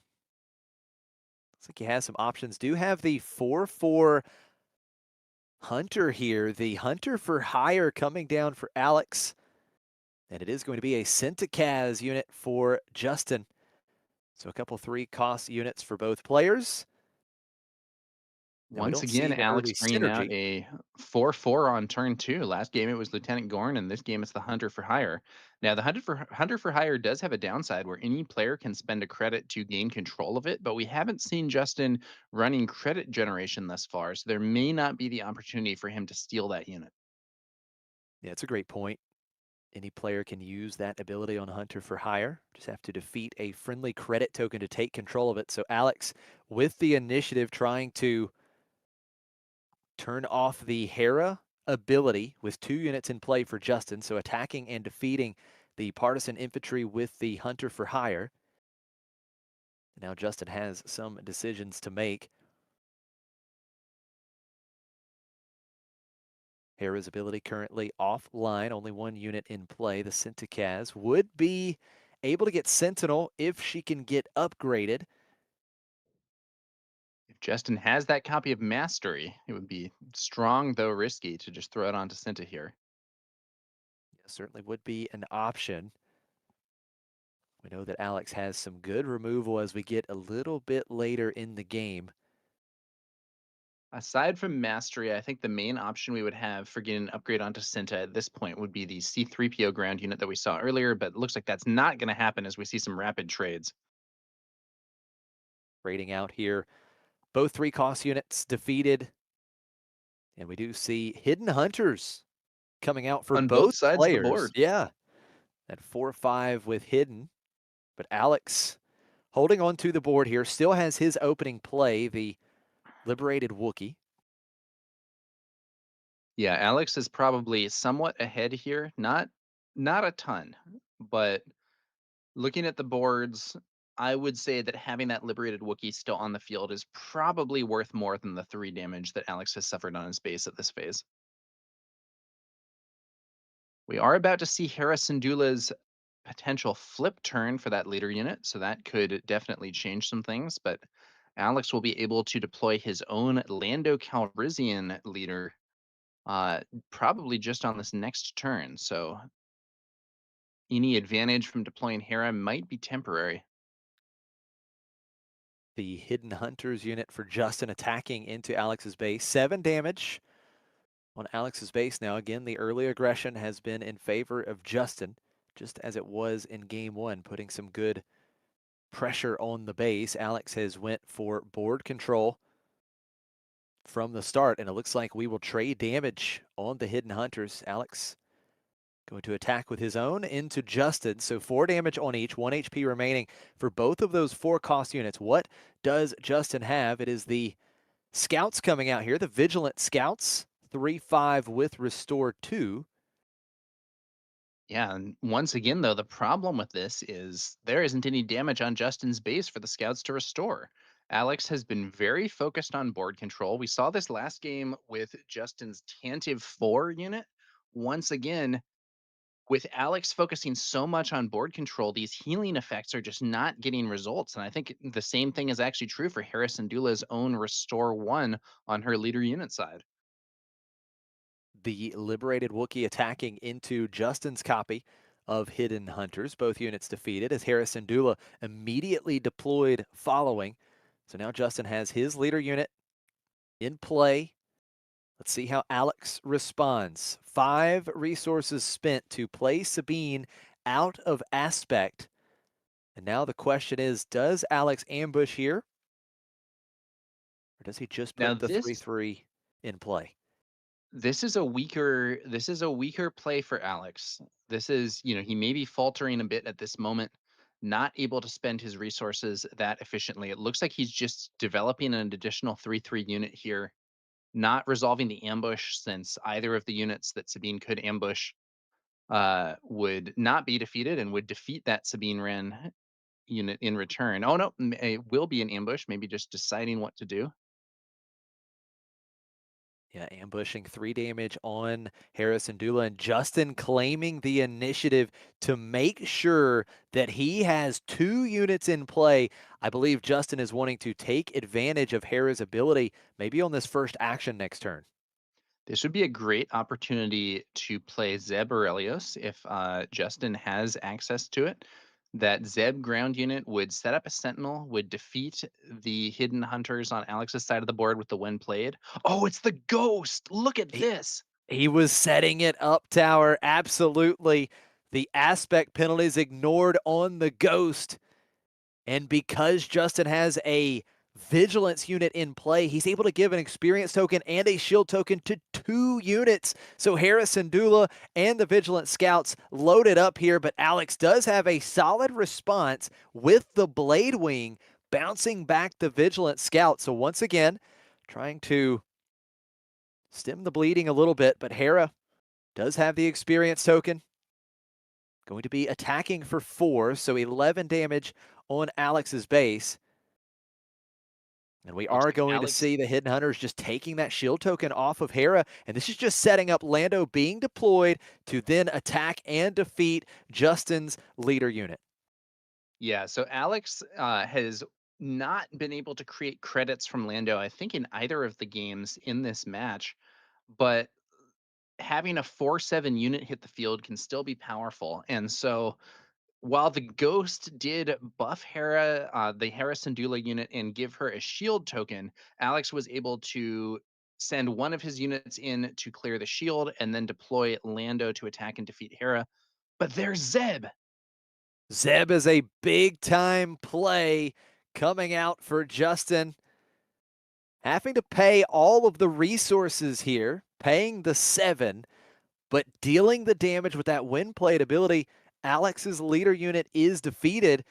We know how strong Zeb is. We talked about it. Justin talked about how important it was having this unit in his pool. Yeah, See how Justin Alex with a responds this time. substantial board advantage now, but Alex still has a lot of resources. Let's see what Alex can put together. Haymaker onto the Blade Wing. Blade Wing a 4/4 defeating the Ghost before it can attack. 4 damage to Justin's base. Justin will claim. And now it's 2 4-power units for each player with Justin ahead in the race. With Alex unable to use his other resources, that Haymaker was certainly good, but it doesn't put him into a controlling position just yet. At this point, I think Justin is still ahead. Both players have a 4-4 unit, but Justin's unit is a Sentinel, which disrupts potential other plays from Alex, and Justin has done substantially more damage to Alex's base. We know that Justin does have some big threats of his own. He has the Tantive 4 and the Beach Patrol for some good late game options. And unlike last game, we are now seeing damage on Justin's base, which means that if we did see that Tantive 4 unit being played, its healing might be relevant in a scenario where Alex had defeated one of Justin's units first. That may be exactly what we're about to see as the Circuit Challenger ambushes in and defeats Zeb. Yeah, it's definitely a good thing that Justin got that attack in right away, got the damage in with Zeb, because the Circuit Challenger, great ambush unit for heroism, taking out Zeb, remaining in play with just 1 HP, but now Justin going to use his own ambushing unit here, the Mylodon Rider, being played off the epic action from the splash base, so ignoring the aspect penalty there, and ambushing and defeating the Circuit Challenger unit. And now Justin will regain control of the ground arena for the moment. Yeah, we have ambush and counter ambush here. Alex is going to have the opportunity to attack with the Blade Wing, and that's exactly what he does. Justin probably still a bit ahead here, though. So it's 15-8, the damage totals in favor of Justin right now. Justin does make another play as he puts C3PO into the ground arena. But now Alex has claimed the initiative. So let's see if Alex can stop that 5-power swing from the Mylodon Rider. Alex has not had maximum resource utilization for these past 2 turns, and it does seem to have left Justin in a good position. But there's a I believe it is a guild ambush team showing up to take out C3PO. Yeah, Alex really respecting what C3PO can do, that rebel synergy with Harris Syndulla, but it does allow Justin to attack for 5 with the Mylodon Rider. That's 20 damage on Alex's base. Only We'll 7 HP left for Alex, and it was an interesting choice there. The guild ambush team could have attacked and defeated the Mylodon Rider, but it would have traded. Both of those units would have been defeated. Alex instead opted to defeat C3PO, which leaves his guild ambush team on the field, but it allowed that Mylodon Rider to get in for another big chunk of damage. And here is the Beach Patrol AT once again. That is representing lethal. Alex has to claim the initiative immediately. He has to answer the Beach Patrol in one action. And I do believe he has a Lost and Forgotten in hand. So at the minimum, Alex can extend this game if that is the case. Yeah, Lost and Forgotten to defeat that Beach Patrol AT-ACT would be a solid play. Not only would it get that powerful unit off the field, it would heal Alex's base, but we would then likely see another attack to base from the Mylodon Rider, so Alex would by no means be out of the woods. Let's see what he can do. Going to use that epic action on the splash base, and that is exactly the play here.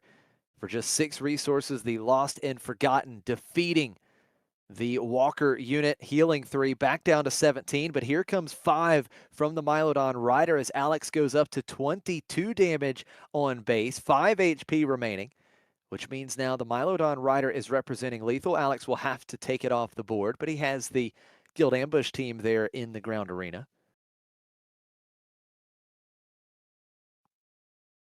Alex, thinking about his options, maybe in some trouble here. Not not much base HP to work with. We do see the trade for the 2 cunning ambush units as Guild Ambush team attacks in, takes out the Mylodon Rider. But look at this play with the 9 total resources for Justin, playing the Phantom and then playing Tantive 4, giving an experience token to it, healing 4 damage from base, 22-4, and Alex has another big problem here. The Tantive representing lethal in 1 action. Yeah, can Alex find an answer to deal with this Tantive 4 space unit? If not, this game is over, but it looks like he has something. The Kessel Hulk appears once more, a sentinel in Justin's way. Oh, but now it's Mastery to follow that up, so Tantive 4 will get +3/+3. And that means that Justin could take down the Space Sentinel on Alex's side with one attack from Tantive 4, which would then put Justin back in the situation to win in one action next action phase with Tantive 4. Right now, Tantive 4 carrying all the hope for Justin. This unit could be the unit he relies on to force a deciding game 3. And that Tantive 4 has Restore 2 as well. So not only is it threatening to attack and potentially defeat Alex's base with if it can get another attack in, it's also healing Justin's base with this attack. Justin with only 2 damage on base, 25 HP left, while Alex has a mere 5 HP left. Alex must find an answer to this Tantive 4 or the game is over. And it looks like Justin is going to put another good threat into play, the Hidden Hunters and the Cloud Rider veteran. So now Justin is attacking from all sides. He's got the big space threat. He has the ground threats now as well. There's the fist bump from Alex. We're going to game 3. Wouldn't want it any other way. What an opening round here in Palm Springs. Yeah, in game 1, we saw Alex able to really halt Justin's momentum with that Castle Hulk and with the Lando Calrissian leader deployment. But in this game, Justin had some nice moves. We saw that copy of the Ghost buffing and shielding 2 different units in that ground arena. That meant that Lando's flip wasn't as decisive as we saw earlier. We saw the Zabarelios from Justin. Overall, Alex was, he was certainly fighting back. He was trying to get back in control, but he could not quite do it. Even with that Lost and Forgotten to stop the Beach Patrol ATACT, Justin had more threats coming out with the Tantive 4 space unit, and ultimately Alex wasn't able to hold him back. Now look at this tower. We were talking about it. You have your entire pool as your sideboard, so you can even change the leader base combination. And Alex says that's enough from Lando. Now with the initiative here in the final game, Alex is bringing out his own Hera Syndulla to go to battle. I'm wondering if Alex is thinking, hey, I don't really have that much credit generation. So Lando's ability isn't getting me a lot of value. I'd rather have my opponent is playing aggressively. I'd rather have Hera Syndulla hit the field here. Uh, the Hera Syndulla leader unit can be deployed a turn earlier than Lando. Her stats are worse, but she does have Restore of her own. Maybe Alex thinks that that will be the key to slowing down Justin's aggression here in game 3. I think you're absolutely right, because Hera comes out one turn earlier. We saw Lando coming out on the 6 resource turn. Justin was really able to get some good momentum with Hera in the last game. And now Alex with the initiative could match Justin, have parity. Both leaders coming out on that 5 resource turn. And Alex having the built-in restore as well. That could be very important. Very curious to see how this looks, because it doesn't look as though Alex made many changes at all, if any, to the actual deck, just changing the leader base combination, staying in the same aspects here. It'll be interesting to see how Alex plays this, having the initiative for the first time in this match.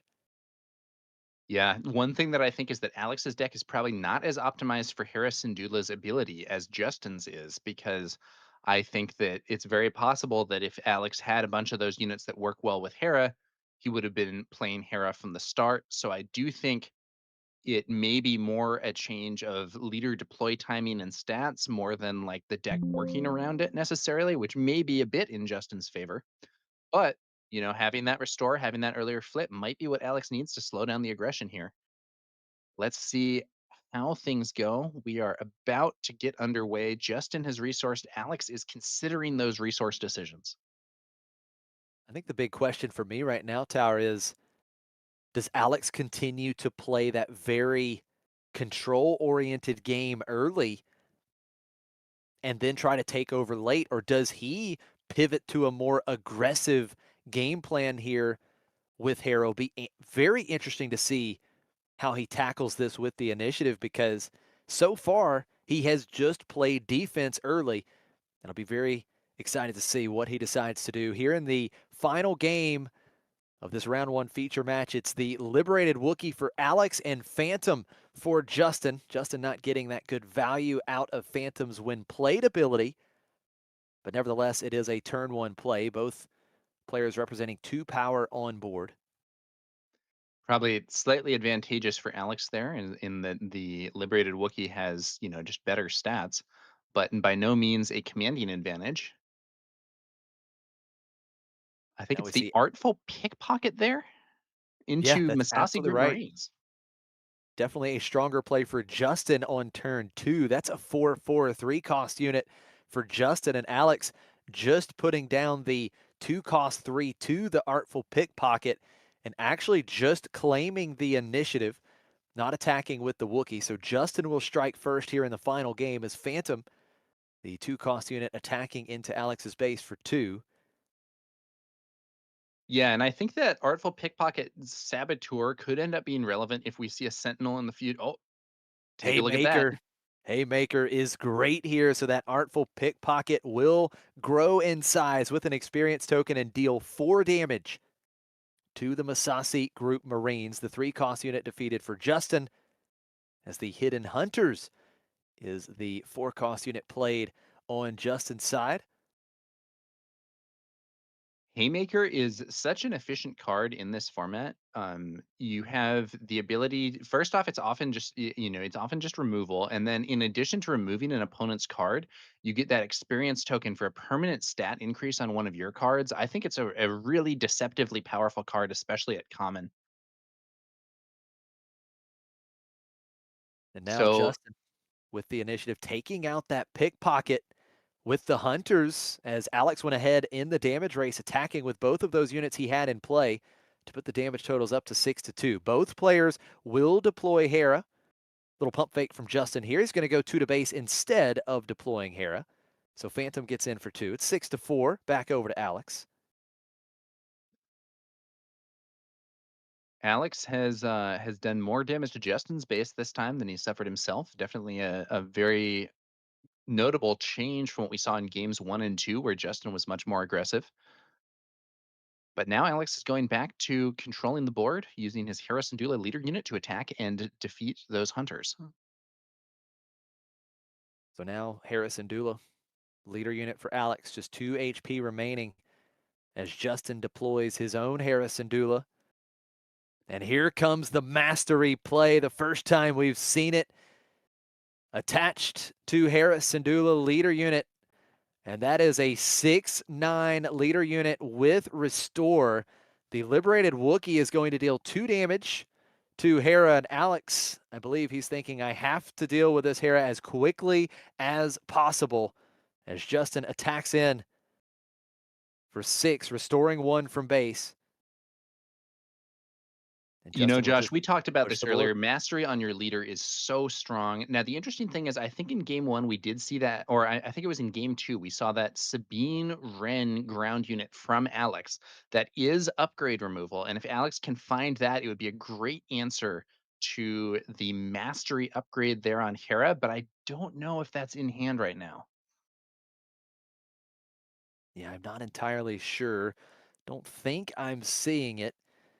Alex has the initiative. Let's see if he has any kind of response to Hera, or if it's just going to be slowly attacking in. So Hera's going to attack into Hera, and it's 3 more damage on Justin's leader unit. So now with 5 damage on, 4 HP remaining. So Alex has it set up to defeat it, but here comes the ambush.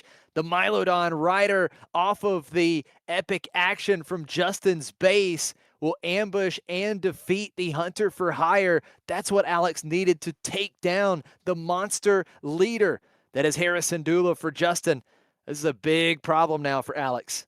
Alex is now in terrible trouble. The board is completely cleared. He's behind on base HP. His opponent has mastery on a leader and 2 other units. Yes, he still has his resources, but if we look at some of the cards that he has in hand, we have like the Blade Wing. I think we might have that Lost and Forgotten, but those aren't very efficient against what Justin is doing, because the biggest threat on the board here from Justin is the buffed Harrison Dula. And Yeah, so it's gonna be a Blade Wing play, but I'm not even sure what you bounce here. If you bounce the Mylodon Rider, he can potentially ambush with it again. Maybe you bounce the Pickpocket just to get 3 damage away from this turn, but this is not that strong a play from Alex.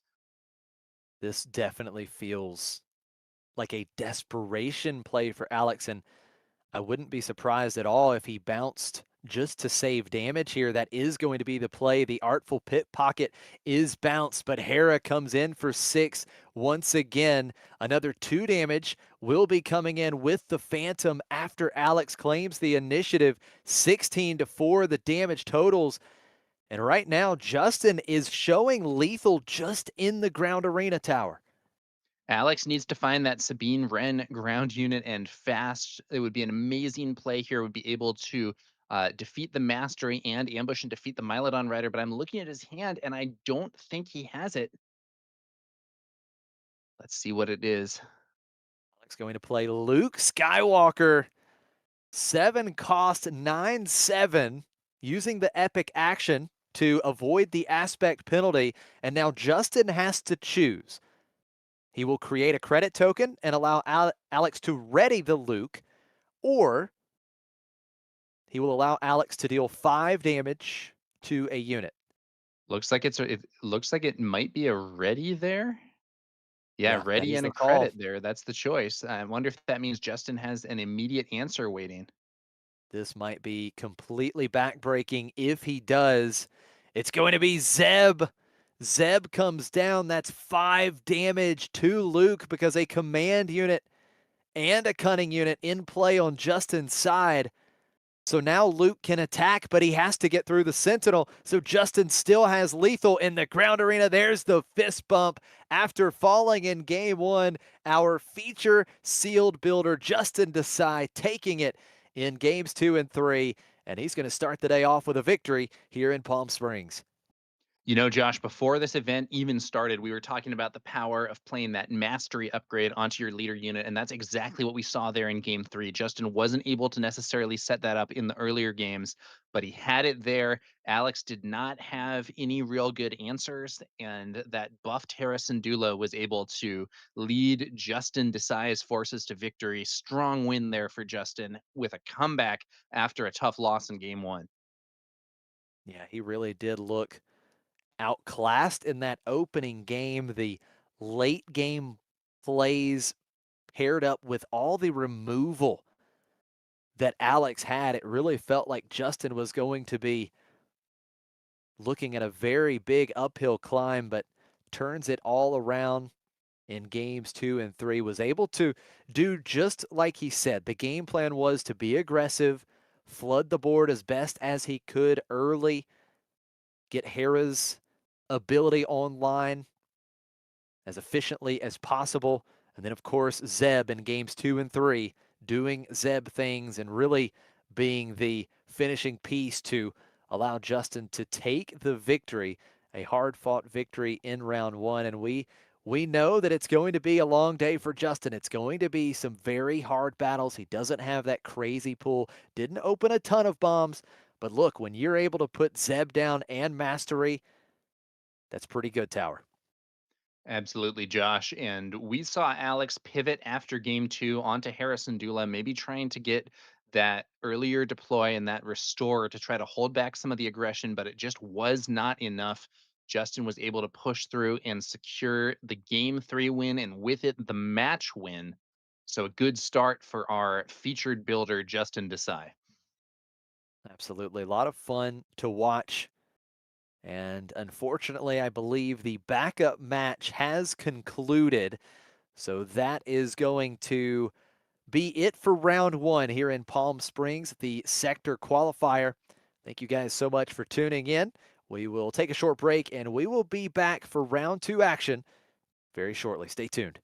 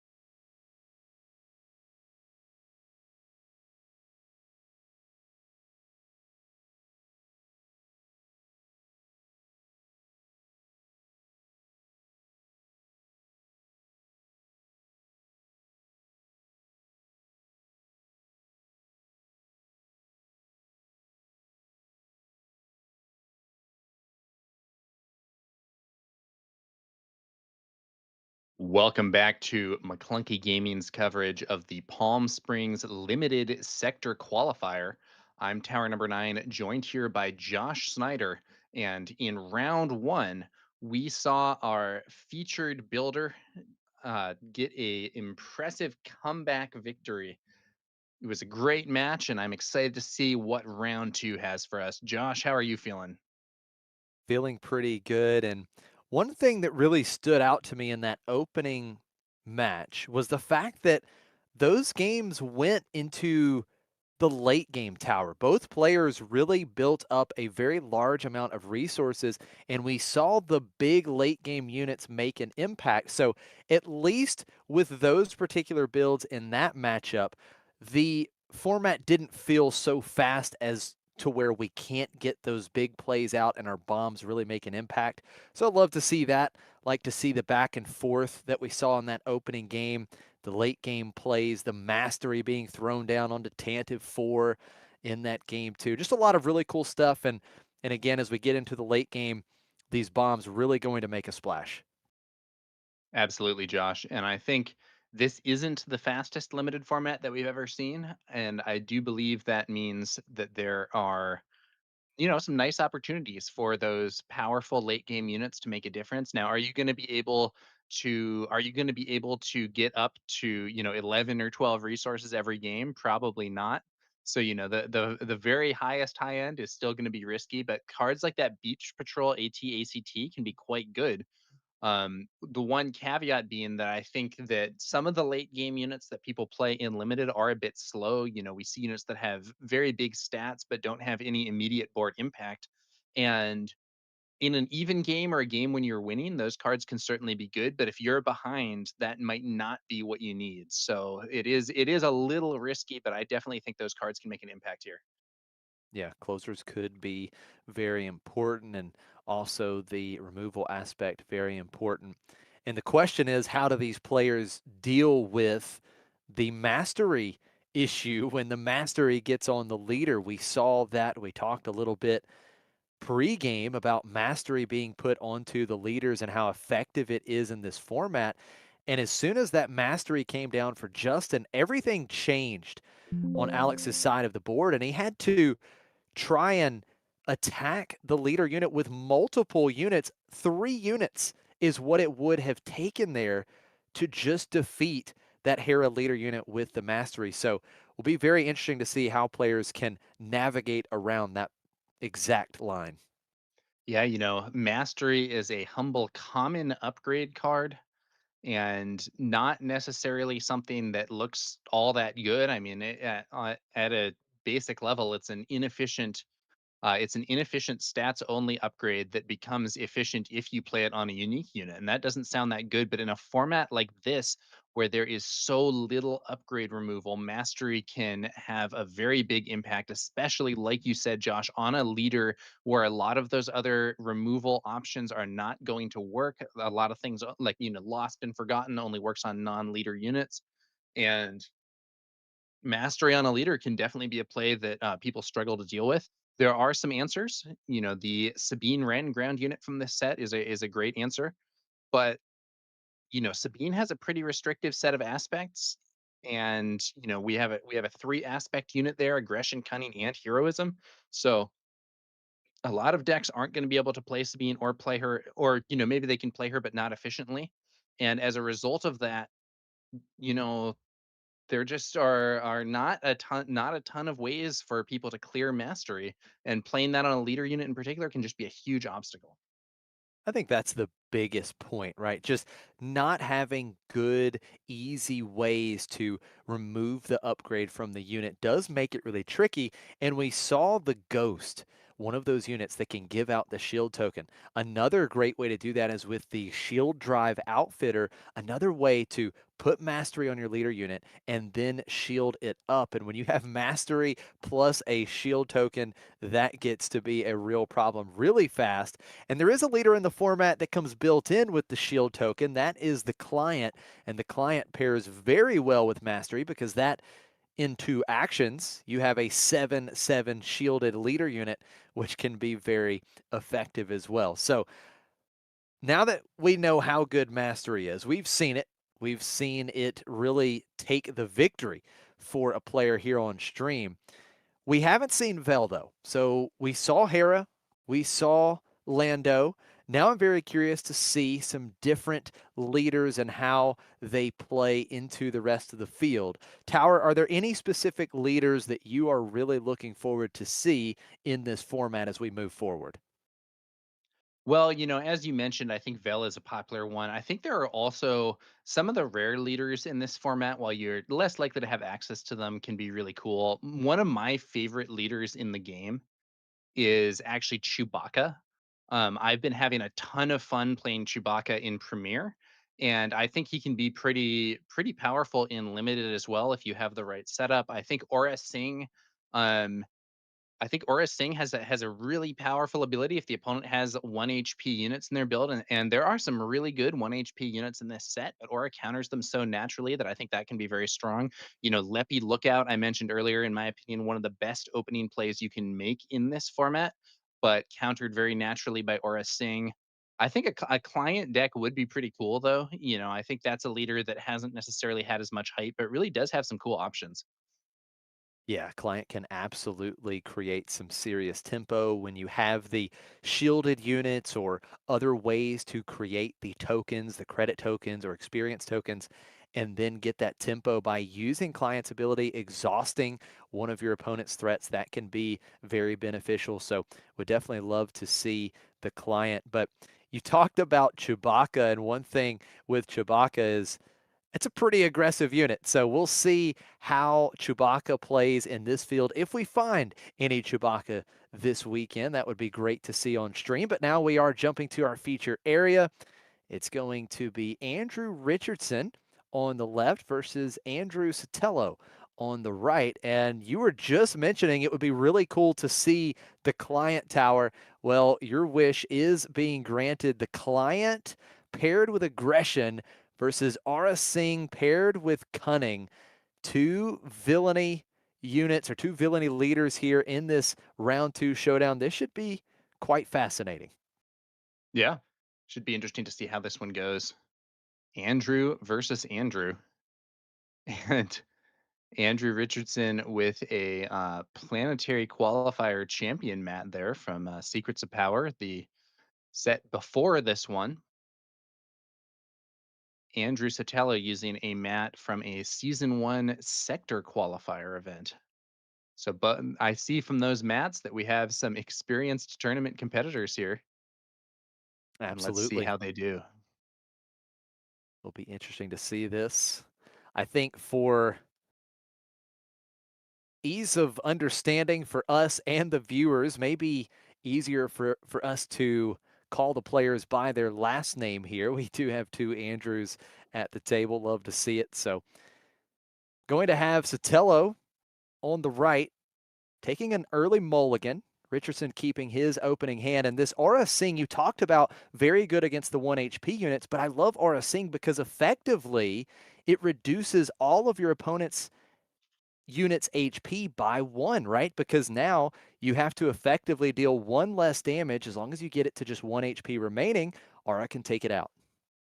Do you know what I see though in Andrew Sotelo's hand? I see a Oh copy of boy. Mastery. Oh man, That here it Mastery is. client interaction we were discussing earlier may come into play sooner rather than later. Let's see how this goes. Well, the client is one of those leaders with the built-in shield. Just becomes that much more effective with the mastery because now you have to get through the shield token and then deal 7 damage to take him down if he is loaded up with the mastery. So could be tricky for sure. Looks like Richardson will start with the initiative here in the opening game. Sotelo decides on that last resourcing decision. Let's get game one underway. It's going to be the shield drive outfitter for Richardson, paying the extra resource to give it a shield token. And one of the best 2-cost units in the format, the Canyon Frontrunner. Now, Sotelo doesn't have the initiative, but nevertheless, a very strong unit. Yeah, the Canyon Frontrunner is an interesting one because it is far more powerful in a situation where you have the initiative. So in this case, the front runner is a decent card, but not an incredible card. And if Andrew had been going first, however, it would be in a much more powerful position.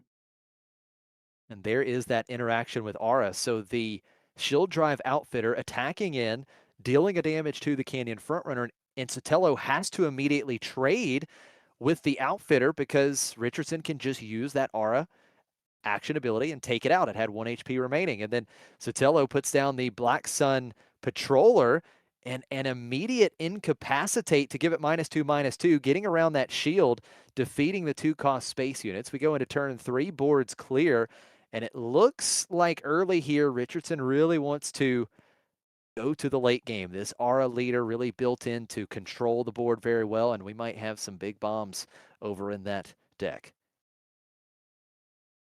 Yeah, I think it's definitely a strong removal option, and I believe there are some other good options there for this Aura Sing deck. The leader ability, of course, and I think we have a Lost and Forgotten in hand there. So there definitely do seem to be some real threats here for Andrew Richardson. Now, I believe Andrew Sotelo is actually a local player in my area. I will try to be unbiased in this casting, but something to consider. That's awesome for sure. We see Sotelo playing down the Nightwind Assailants. Both players have a Nightwind Assailants, the 5/5 with Sentinel, a great unit in the limited format. Sotelo also deploying the client, but no mastery here, going for the Sentinel unit instead, but does still have the mastery in hand. Nightwind Richardson. Assailants. It's kind of interesting. I think that the both heroism and villainy have relatively powerful mono aspect units. The Nightwind Assailants for villainy, and then the Circuit Challenger for heroism with a strong ambush option. It's kind of interesting there. Often mono heroism or mono villainy are not that strong, but in this set, that's a little different. Here it is. Nightwind Assailants both being defeated. They make the trade, and the mastery comes out for Sotelo, actually using the epic action on that base to just pay the 3. And going in for 7. Toydarian Technician and Hona coming out for Richardson, 2 units that do have Restore. So a total of Restore 3 being put in the ground arena to try and mitigate some of this damage, but client is presenting 7 per turn. Yeah. And okay. The Axe Forgets there from Andrew Sotelo, the uh, returning the smaller unit there to hand. Because this card only returns a unit that costs 3 or less to its owner's hand, he was not able to use it to bounce Hana, who's a stronger unit, but still it takes some of the pressure off. Now, Hona getting in, dealing 5, restoring 2, but the client with the mastery outpacing Richardson. 7 more damage to Richardson's base. 12-5, the damage total in favor of Sotelo. There's a bit of an odd situation here, which is that when Aura Singh deploys, she can defeat a non-leader unit with 5 or less remaining HP. The problem is that Andrew Sotelo doesn't actually have any units on the board other than his leader. So right now, Aura Singh's leader flip is essentially off, but if Andrew Sotelo plays any units, that situation will change. We see the 6-cost Sentinel being played for Richardson in the Space Arena, the IGV 55 listener. Sotelo responding with collateral damage, 2 damage to Hona, 2 damage to Richardson's base. Now Once up to again, not 14. developing a unit, keeping that Aura Singh when deployed ability off. I think Andrew Richardson may have passed here. Okay, just Oh, and passing, and look now at the this. Sulliston Sapper. That is a major play, going to ambush and defeat Hona. Both units defeated. 15-5, the damage totals in favor of Sotelo, and there's just no end in sight to the damage pouring in from the client. Well played there by Andrew Sotelo, managing to do meaningful actions while not developing any unit that Aura Singh could defeat. Andrew Richardson is in some trouble here.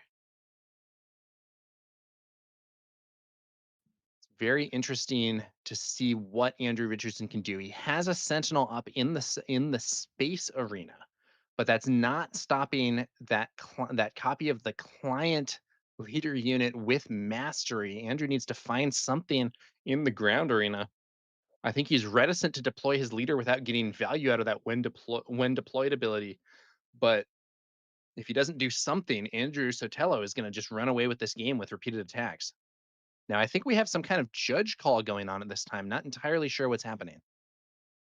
So I believe the problem is Andrew was at 7 resources, and now he is missing one of those resources. So unfortunately, one of those resources has gone somewhere. I'm not sure if it accidentally fell off the table, if it Did he accidentally was forget put to into his resource last hand. turn? No, I believe he was at 7, if I'm not mistaken, last turn. I thought he did have the 7 resources out enough to deploy Aura I Sing, so I believe that's what we're I, trying to figure out. I thought so too, Josh. Maybe I was mistaken. But it appeared to me as if Andrew Sotelo was actually counterplaying the potential Aura Sing deploy.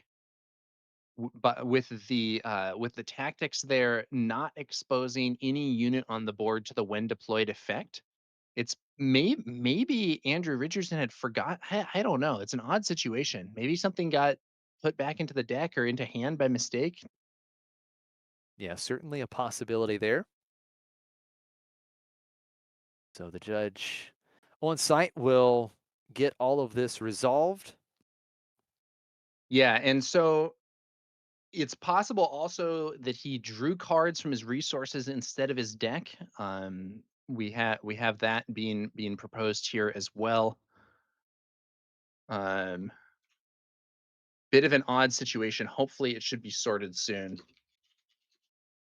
Yeah, and it's really a tough spot too, because it's one of those situations where if he did that, right? Like if he ended up drawing cards, picking cards up from the resources, it could be a situation where some kind of randomization is done where a certain number of cards that were put into the hand would be randomly selected and potentially shuffled back in the deck. And we know that Richardson is holding on to the Lawbringer, which is definitely a unit that he wants to bring out probably in the near future. So hopefully Yeah, that, bit of an awkward situation. yeah, I for mean, sure. maybe he was so confident in what he was going to resource that turn that he put down his resource before drawing the cards. Not exactly sure, but we'll have to see. We'll have to see what ends up happening here. I do believe we have a judge on the scene there. So hopefully this will be resolved one way or another shortly. Regardless of what happens with this scenario, though, it does seem to me like Andrew Richardson is in a lot of trouble. Andrew Sotelo here with the client still with that shield token on and that copy of mastery, which, as we've discussed, can be just so important. And Andrew Sotelo also with a major base HP lead. There's only 12 HP left on Andrew Richardson's base. And I believe that means that 2 more attacks from the client would end the game. That is absolutely That right. that client leader unit. It really is funny, Josh. We were discussing this exact interaction before we even saw this match. The possibility of the client to get the shield token for the natural defense, get buffed by mastery, and really put the pressure on. And that is exactly what Andrew Sotelo is doing here. So the judges have checked the footage and looks as though we've got everything confirmed, just going through the steps, getting the resources to the correct place, and now going to need to draw up some cards, I believe. But yeah, it is a very real clock that Richardson is on right now. This is one of the advantages of, I think, being able, having a game on stream and being able to check the footage and everything right. Now we're going to be moving on. I believe it is going to be the 8 resource turn now. But Andrew Richardson has to find something to stop that clock or at least slow it down. Let's see what he can do. I think he's loading up for a very big play. Is it the Lawbringer? It is. That is going to create a shadow over Sotelo's board. -2 for the client here. But it will not stop Sotelo from getting in for 5. So 20 damage on Richardson's base. Just 7 HP remaining. And now we've got 2 more very real threats coming down, the Relentless Hunters and Yerk. So it's still 2 actions for Sotelo to close out this game. If the Lawbringer were to attack first, Richardson cannot stop it. And the He's scooping client it up. with mastery is good enough for Sotelo to take it here in this opening game. You know, Josh, that was a funny one. It was exactly like we discussed. The prospect of mastery on the client can be very difficult to deal with. Andrew Richardson was not able to deal with it. We also, I think, saw some good counterplay from Andrew Sotelo on that 7 resource turn when Aura Singh could potentially have flipped, defeated a unit, and really got some things changing. We saw Andrew Sotelo structure the gameplay such that there was actually not any unit on the board that Andrew Richardson could have defeated. Andrew Sotelo instead playing that collateral damage and following it up with the Sulluston Sapper to ambush and remove Andrew Richardson's Hana ground unit, and all the while leave Andrew Richardson without a good target for Aura Singh. So good play there by Andrew Sotelo with that powerful client mastery combo and good workarounds for Aura Singh's ability. It definitely feels rough to lose the game when you aren't even able to deploy your leader. No impact from Aura Singh in that opening game. Now Richardson will be able to start with the initiative here in game 2, and we'll see if Aura comes into play. Now, completely irrelevant here, but that Grogu Hawaiian shirt for Sotelo Tower, I got to find me one of those. My goodness, that's cool. Yeah. Andrew Sotelo, a player that I've played with many times at local events, and now doing well on a bigger stage, at least in game 1. But we'll see if Andrew Richardson can make a comeback here. So here we go. Game 2 is underway. Richardson playing the Toydarian Technician to open things up. Sotelo responds with the Axe Forgets to return that unit to Richardson's hand. And we're going to start fresh here on turn number 2. Richardson having the initiative again, playing down the Imperial Door Technician. Just a 2-2 to Sotelo's 4-4, but it's an Axe Forgets for Richardson. So tit for tat, 000 bounced back to Sotelo's hand. And now Sotelo with the initiative, facing down the Imperial Door Technician. Very interesting start here early in game 2. Yeah, the ultimately, I think both players using the axe forgets, but Andrew Richardson getting a bit more value out of it. And it looks like examining Aura Singh's ability there, maybe, before deciding what to do here on this 4 resource turn. In fact, I think Andrew Sotelo may be still making his resource decision. Resource decision's very important part of playing Star Wars Unlimited. There he has it, and let's see what he does. Now it's worth noting that as of now, Sotelo does not have the mastery in hand. Going to see the Nile Storm Sower coming down first. Just a 1-cost 2-2, but it does have hidden, so cannot be attacked this turn. And here comes Arvel coming down. And it's 000 once again for Sotelo. So a couple 4 power units for both players. And Richardson just claims the initiative, choosing not to attack with the Imperial Door Technician, very likely wanting to prioritize cleaning up this board. That 000, certainly a valid threat. Yeah. First Looks like action, a Arvel trade. Skeen. Yeah, quick attack. Arvel Skeen unit attacking and defeating the 000 unit. The 2 3-cost 4 power units dealt with here. Now this is Sotelo's flip turn here. The client can be deployed, but I'm not seeing that mastery, so that potential combination not set up just yet. Let's see Mastery here. with client was deadly in the opening game.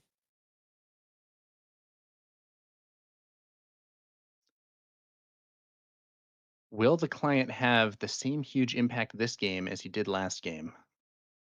Now it's collateral damage for Sotelo. Will deal 2 damage to the Imperial Door Technician, and then it would deal 2 damage to the base. And I believe Sotelo's asking right now, would the 2 damage to base stick, or would the when defeated trigger see that 2 damage and heal it? Yeah, interesting question there. So this essentially this card is dealing 2 damage to the unit and then 2 damage to the base, but when the unit is defeated, it heals 2 damage from the base. The question is, does the healing end up working? And it looks like the answer is yes. So that collateral damage will remove the door technician, but will not manage to get that 2 damage to stick on Andrew Richardson's base. Now we see the Night Wind Assailants for Richardson. Same exact play he made on this turn in the opening game. It puts a Sentinel in the way of the client, which is now deployed.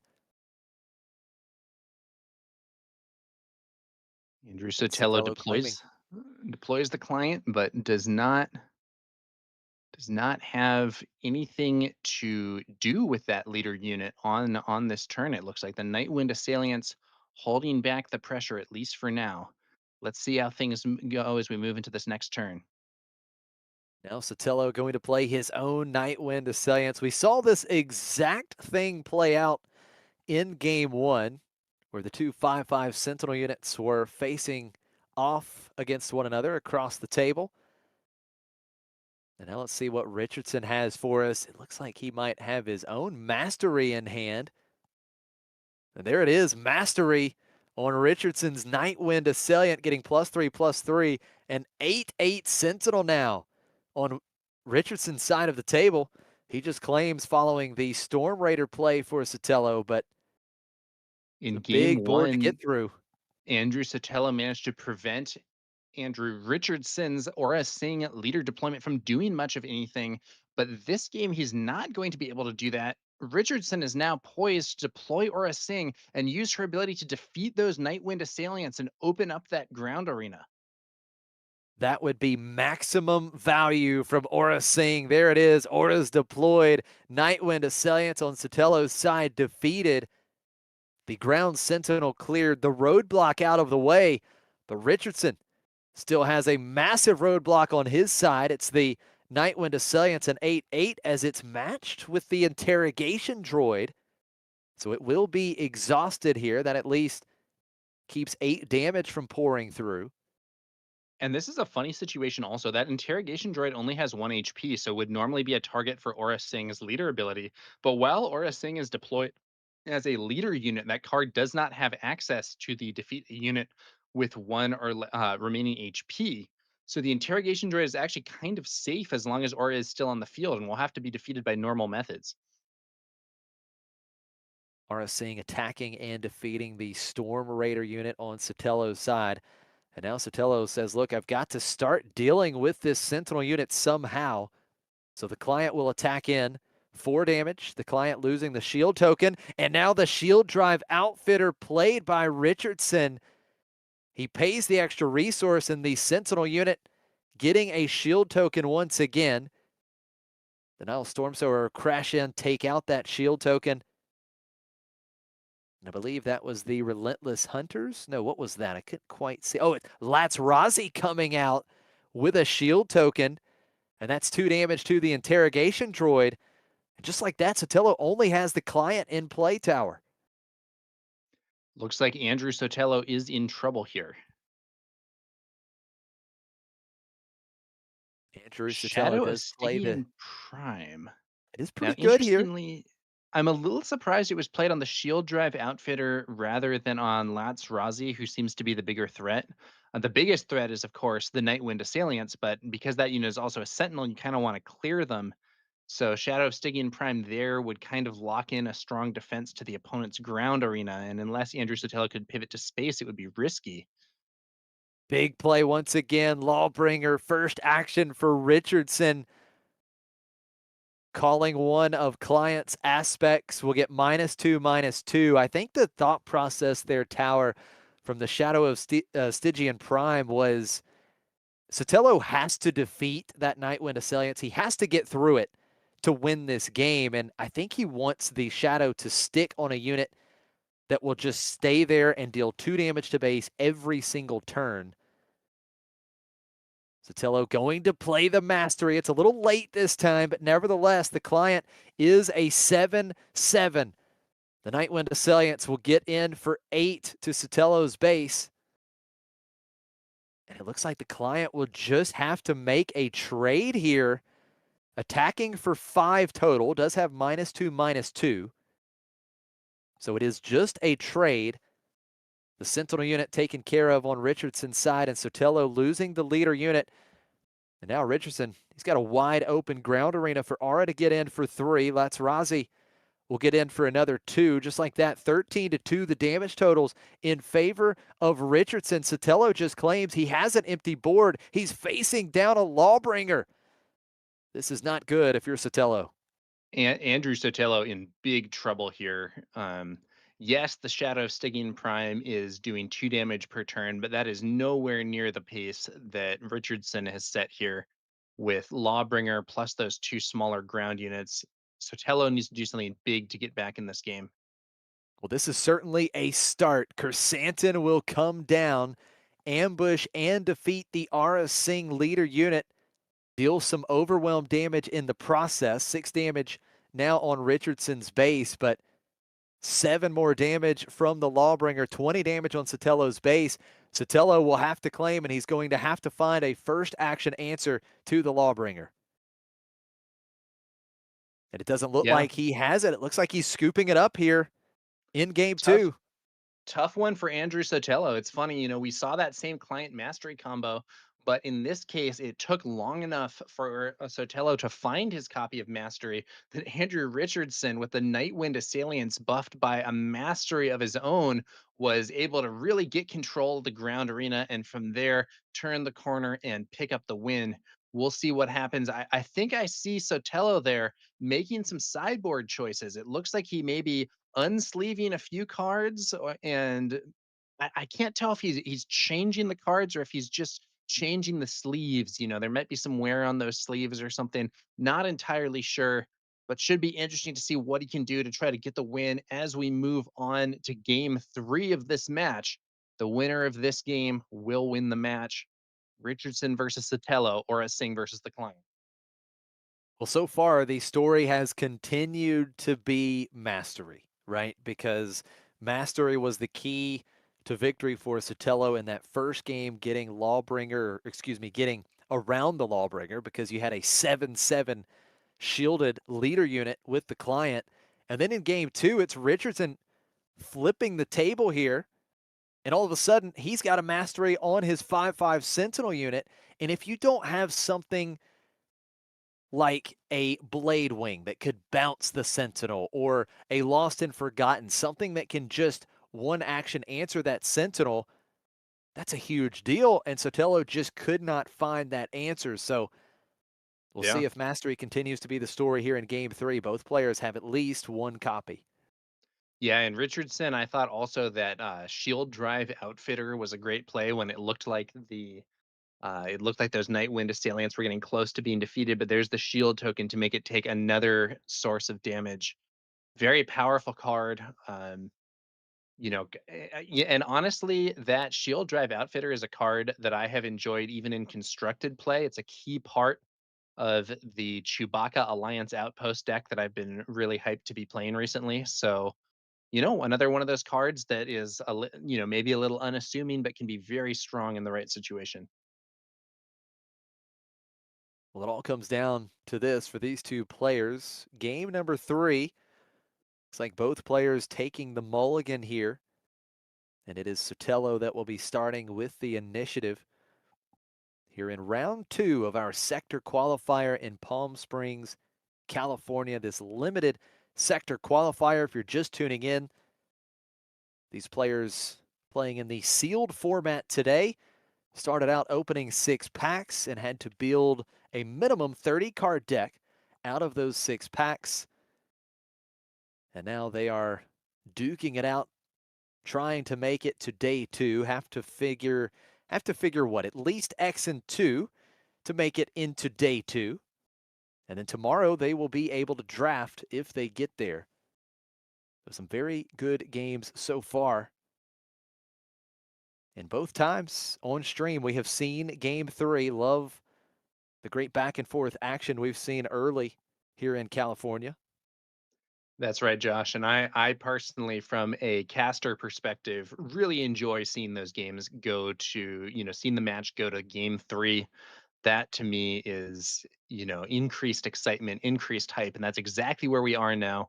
Richardson versus Sotelo. Sotelo with the initiative. Let's get underway.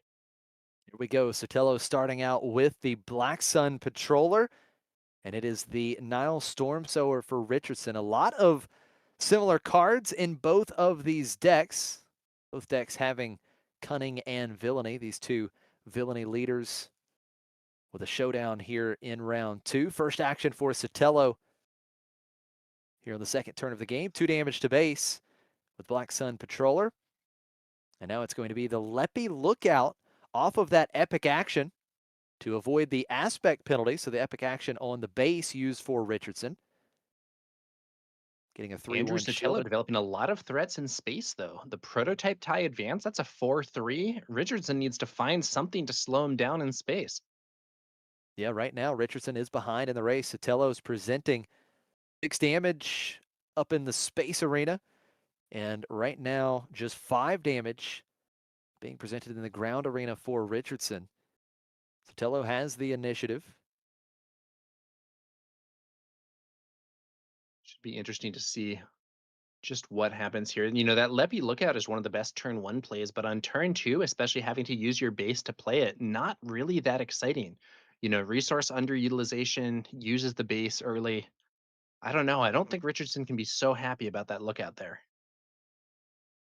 Yeah, definitely not the most optimal turn 2 for Richardson.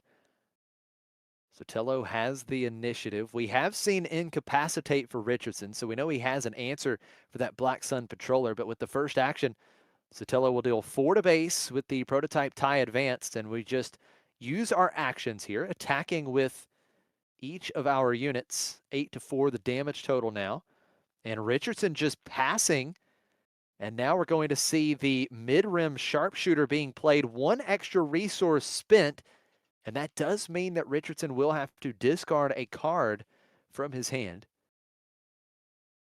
Now, the mid-rim sharpshooter does have Saboteur, so could potentially attack and defeat the Leppy Lookout through the shield, but the Leppy Lookout, still being ready, can simply attack and defeat the mid-rim sharpshooter. Saboteur only works when attacking, so it's just going to be the shield down and the sharpshooter off the board. I really like that line from Richardson, passing after that second attack from the Black Sun Patroller, leaving the Leppy Lookout ready just in case there's something you need to attack in the ground arena, and there was exactly that. However, Sotelo with the initiative, another 4 damage coming in with the prototype tie advance, 12 damage on Richardson's base. Now we see the criminal contact, just a lot of cheap units so far for Richardson. As another 2 One thing I damage will comes in with the say, Patroller. the mid-rim sharpshooter did at least get some value because the when played effect forcing a discard, that's at least something. So ultimately, you kind of went one for one there with the mid rim sharpshooter, even though the Leppy Lookout was able to defeat it. Could be a lot worse for Andrew Sotelo. We see the Nightwind Assailants once again for Sotelo. The roadblock put in the way. Leppy Lookout and the Nile Stormsower have to attack in to trade with the Nightwind Assailants. The client is deployed.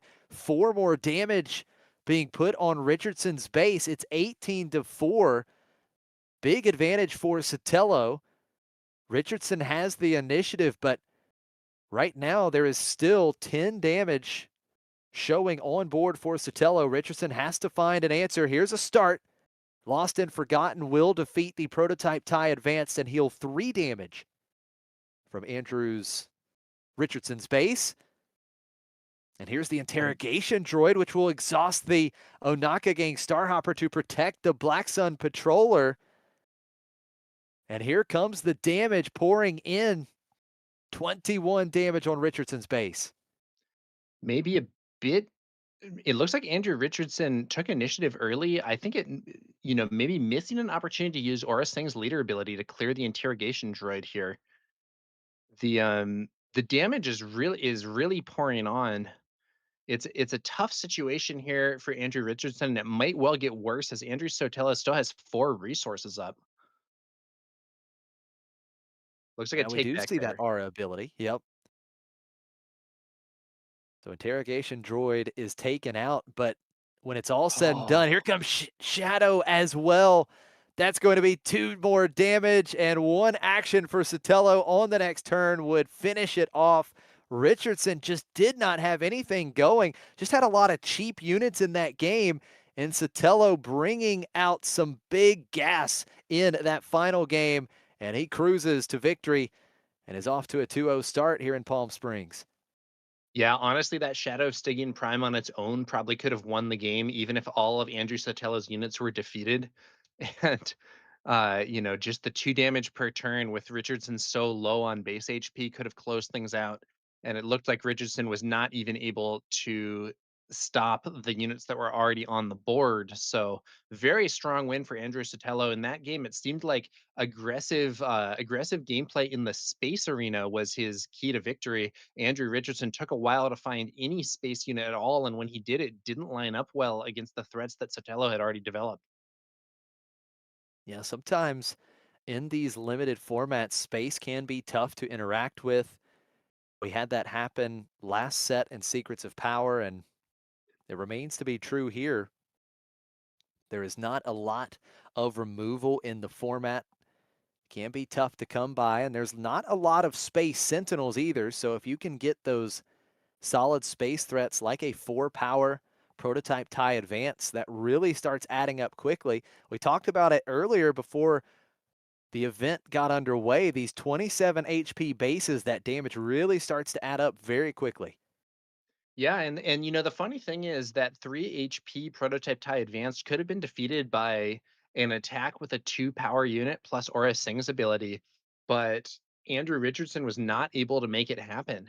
And we did see him eventually develop that Onaka Gang Starhopper, but it was exhausted by the interrogation droid and unable to attack.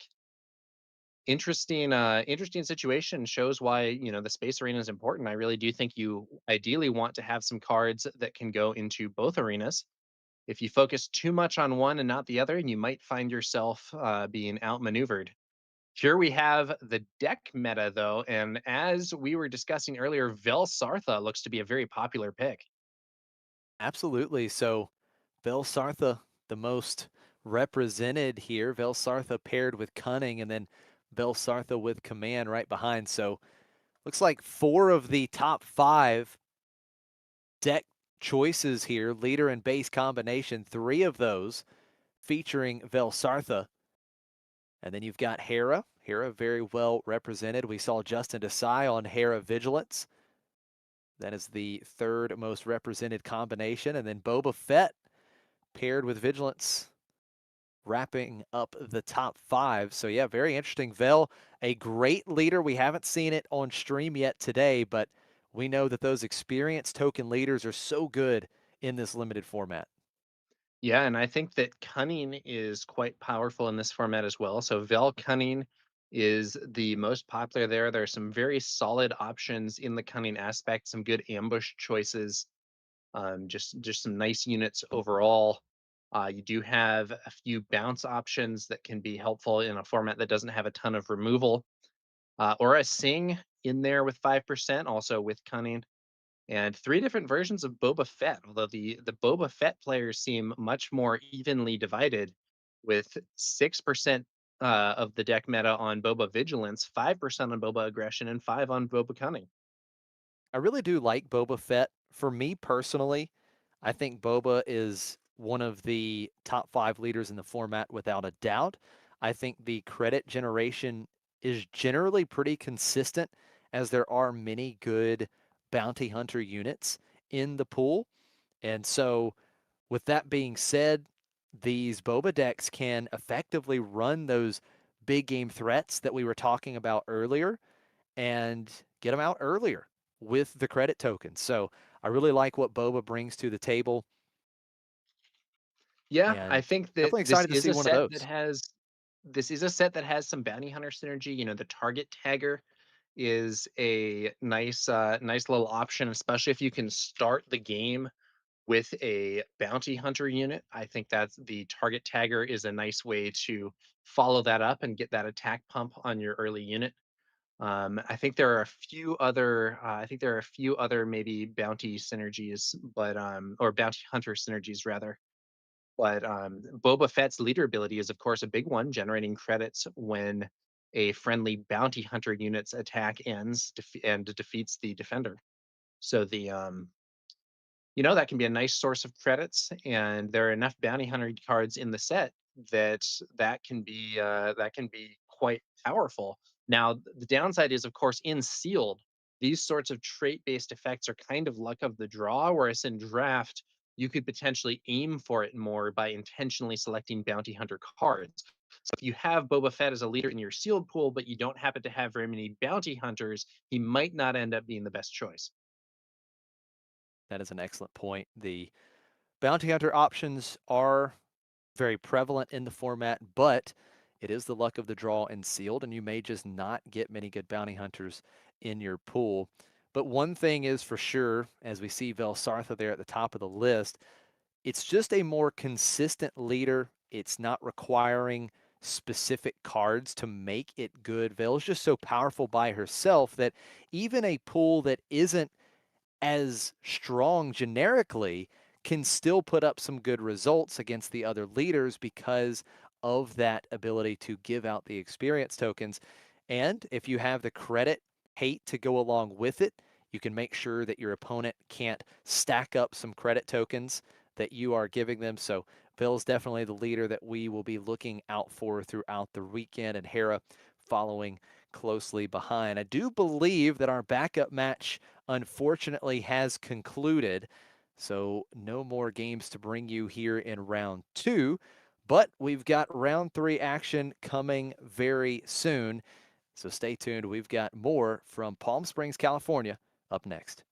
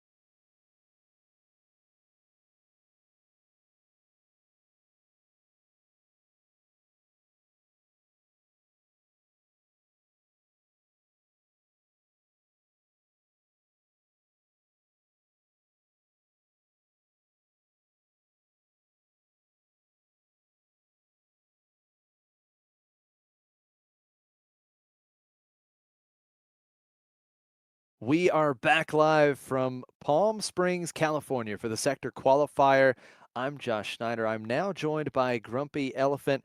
Grumpy, we've got some exciting limited action going on today. We're 2 rounds in, and we have seen some spicy decks already. What are you most excited about in this limited format moving forward, Grumpy?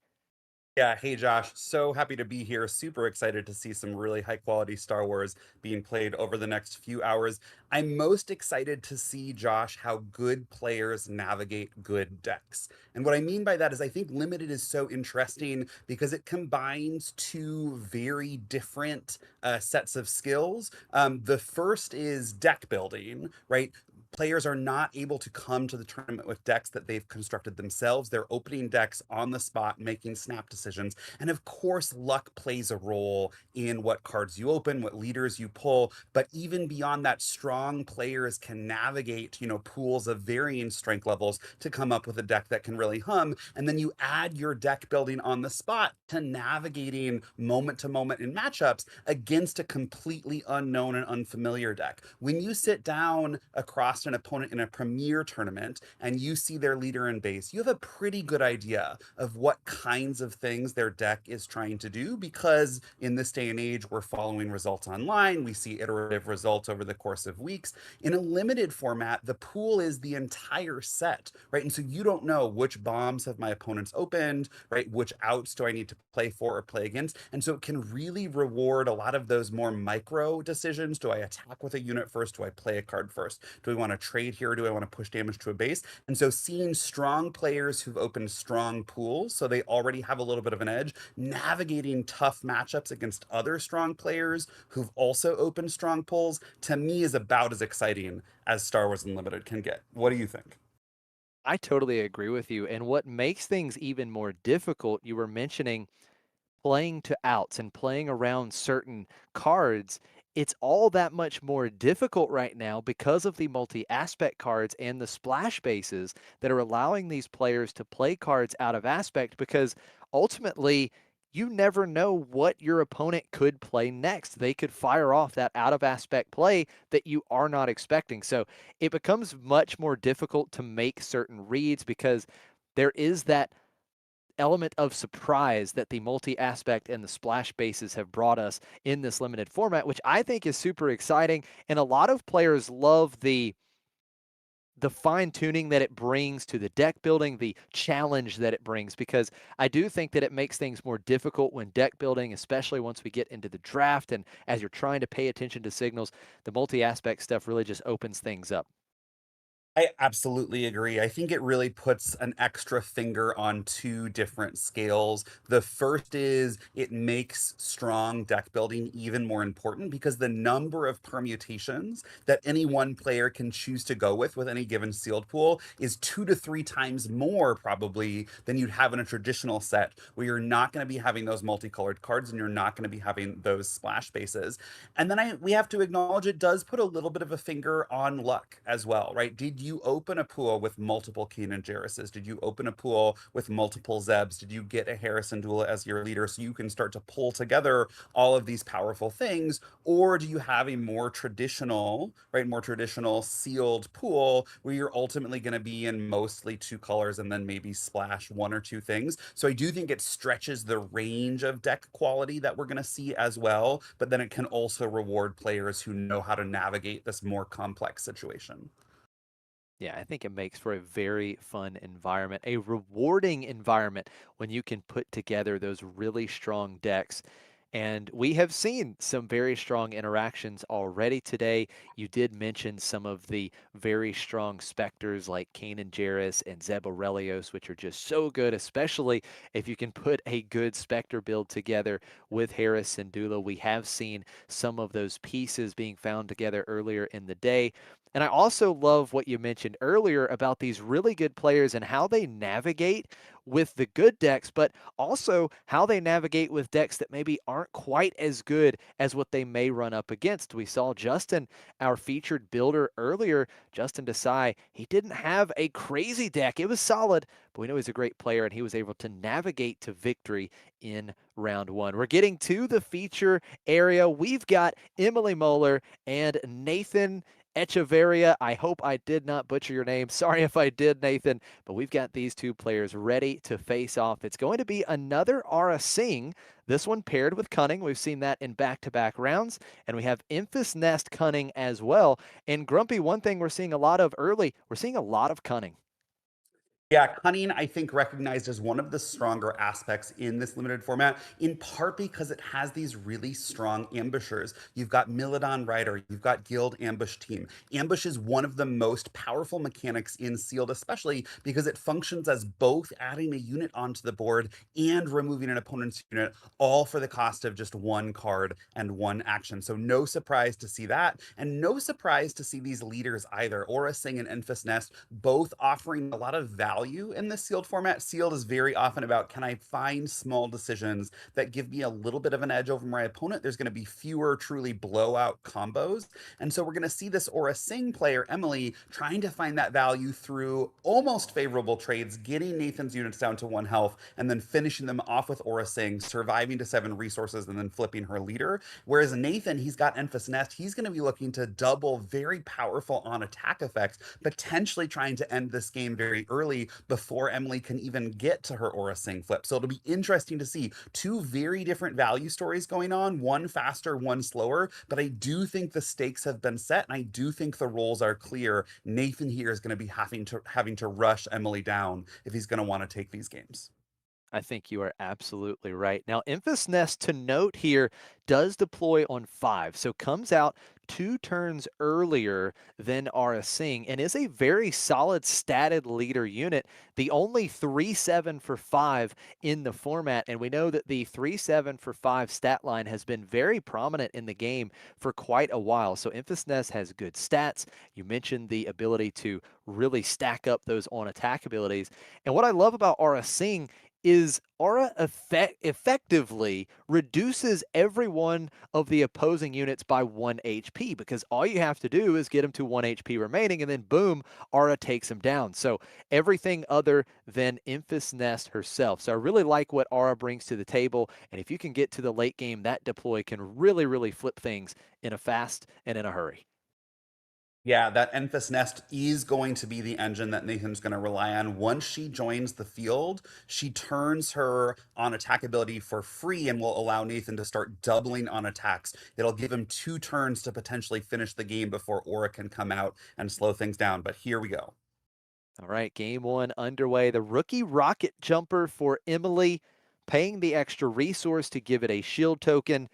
And Nathan playing one of those great turn 1 plays for Cunning. The Canyon frontrunner, much better with the initiative, however, but this is another great common card, another great reason to be in Cunning. Yeah, unfortunately for Nathan, I don't think that front runner is going to be long for this world because that rookie rocket jumper has 2 power and a shield, and Emily has initiative. She's going to be able to slam her unit into Nathan's for a clean trade. Does not favor Nathan this time around. The rookie rocket jumper taking out the front runner, just losing the shield token, but now Nathan going to follow that up with the collateral damage, 2 damage to the rocket jumper and 2 damage to Emily's base. And unfortunately, it looks like Emily just claiming no turn 2 play for Emily. So Nathan really dodging a bullet there, as the turn 1 play for him did not line up well, and then just removing Emily's turn 1 play. And now back over to Emily with the initiative, going to play down Hona. This very strong 4-cost 3/5 with Raid 2 and Restore 2, using the epic action on the splash base to get around the aspect penalty. And Nathan will play a 4/5 of his own, the Shifty Suspects. Yeah, Josh, that no 3 resource play was far from the end of the world for Emily because she had such a powerful 4-drop, this Hana able to attack in for 5, and it's going to end up punishing Nathan's own 4-drop, this Hana able to cleanly defeat the Shifty Suspects. Thus far, Aura Singh's ability not needed at all for Emily to keep pretty strong control of this board. That Hana's also going to heal that 2 damage from the collateral damage off of her base, resetting the board to 0, and all of a sudden it looks like Nathan is not doing the job he needs. But look at this, Josh. Oh, wow. So Hona going to base instead of taking that unit out on Nathan's side. It is a Big attack here, 5 damage to Nathan's base. As you said, that Restore 2 bringing Emily back down to no damage on the base. Nathan is going to put some damage on Hona here.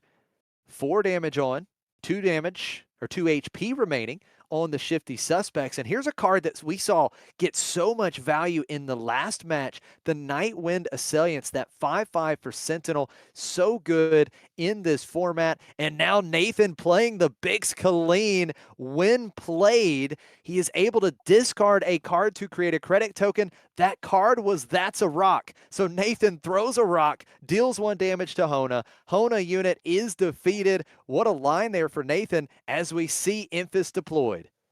Yeah, stringing together some really powerful value signs. That Nightwind Assailant Sentinel is going to do some work here. The Enfys Nest not going to be able to get through. We talked about how Ambush is one of the most powerful keywords in Limited. Sentinel, also a powerful keyword. The ability to just glom up the field and prevent your opponents from doing what they want. But I think we're seeing the after effects of Emily's decision to go to base and not into that Shifty Suspects. Yes, she has 5 damage, but ultimately she was probably not in the position of having to rush Nathan down, right? Her leader comes out later. Her leader has a control effect. And so that 5 damage may not grow much over the next few turns, but because she left those Shifty Suspects alive, they only take 3 damage back from Hana, which means they still have 2 health and Aura Sing can't remove them. That gave Nathan the window to finish off the Hana with a That's a Rock, as you mentioned, and all of a sudden we're now at 3 units on Nathan's side of the board, just to 1 on Emily's. That being said, that 5 health on those Nightwind Assailants is going to be a powerful wall. It'll take 2 of Nathan's units to break through, and so we'll see how Nathan chooses. Quick damage to Nathan's base, 10 damage on Bix Colleen, selling scrap. Bix Colleen throwing rocks. Very effective so far for Nathan. Does have that credit token, so in essence has 7 resources to work with here. Going to pay 6, use the epic action, and here comes Finn. Finn is going to be played. Aspect penalties ignored with that epic action on the splash base. Will ambush and trade with the Nightwind Assailants. And here it is, a shield token given to the Shifty Suspects with that on attack ability. Now all of a sudden, Grumpy, we still have those 3 units in play, and one of them have a shield token. Yeah, Finn is a card that we've seen dabbled with a little bit in Premier, but one challenge in Premier is most of the good units are unique. In Limited, you don't have that barrier. You're playing all kinds of non-unique units, and so Finn able to give that shield token to the Shifty Suspects really furthers Nathan's strength of his board. And now it is Django Fett, the wily mercenary for Emily. Very good unit here as well. 6/5 was shielded, and if the shield token stays on Django, that on attack ability can be a real problem, because when Django is upgraded, that on attack ability allows you to exhaust an enemy unit. So we'll see how Nathan wants to deal with this. Has spent all the resources, does have 1 credit token and 3 ready units, but Django does pose a real threat. Yeah, the story of this game so far has been that Emily's units are just a tad stronger than Nathan. She had the Hana, she had the Nightwind Assailant, she has this Django. Nathan has strong units of his own. He's got this Shifty Suspects, he's got this Bix, but because Emily's just slightly outclassed Nathan, she's been able to keep decent control of this board going into 7 resources shortly. Look at this play. Bix Colleen going into Emily's base, discarding Mastery. Didn't think I'd see that one discarded. Another credit token created for Nathan, and that opens up the door for Nathan to play the Emphas Nest helmet onto Emphas Nest. So attacking for 3, but the on attack ability triggering twice here because of Emphas Nest's ability, and the Shifty Suspects hitting for 10, getting +6 power. It's 17-10 in favor of Nathan. What a battle here in game 1. Yeah, that was the kind of burst that Nathan absolutely needed, knowing that Aura Singh is about to join the battlefield, is going to cleanly remove either one of his units. You hate to see that mastery going to the discard card, one of the discard pile, one of the most powerful upgrades in this format. Slap it on a leader, turn them into a Voltron, and really go to town. But because discarding it let him get out this Emphas Nest helmet, which Emphas Nest then, as you mentioned, was able to double, that all of a sudden brought Nathan into striking range. He may be able to close out this game even through Aura Singh's absolute monster of an on-flip ability. Yeah, what a line there for Nathan. The credits really coming into play with Bix Colleen. Good stats, the credit creation also getting great value as well. Now, Emily has the initiative, and Django in play with that shield token means that Emily can attack and exhaust all in one action, so could potentially take out that Bix Colleen and maybe exhaust the Emphas Nest in the process. So interesting choice here. Aura can be deployed as well. So a lot to think about for Emily. It is going to be Django attacking into, not sure which unit is. It's going to be the Emphas Nest leader unit, and Bix Colleen is exhausted here. So Emphas will still have 4 HP remaining. Yeah, Emily potentially thinking she's going to try and use that Aura Sing on the Enfys Nest. Unfortunately, it's not going to hit leaders, so potentially thinking that she'll kill the Enfys Nest leader once the Aura Sing flips. She was going to have to let an attack in either way, so it might as well be the shifty suspects. And now this potentially gives her room to flip Aura Sing, but because she didn't exhaust the Enfys Nest, if she doesn't take out the Enfys Nest right now, that's going to be another 3 damage coming into base, and all of a sudden she'll have just 3 health remaining. Now we do have the Stranger. What a pull here. You've got Django followed by the Stranger for Emily. So the Stranger is going to ambush into Emphas Nest. The damage will be dealt to Stranger first, and with Grit and 3 damage on, hitting for 4, and that's just enough to defeat the Emphas Nest leader unit, taking out the threat. Big play for Emily. Nathan follows up with the Cloud Rider veteran, but that is just what Emily needed. And now the kill switch to give the shifty suspects -1/-1. It's just 1 HP remaining, Grumpy. Yep, I was going to say my concern here was that Emily wasn't going to be able to clear both of the big units, but this kill switch means she'll be able to take out the shifty suspects with Aura Sing, and now the Bix Colleen with the Aura Sing flip, and now that Haxian Aggressor with the Aura Sing attack. And so Nathan should, at the end of this turn, be left with just that Cloud Rider veteran. What a tempo swing for Emily. Stranger kill switch, Aura Sing doing big work. What a line of plays.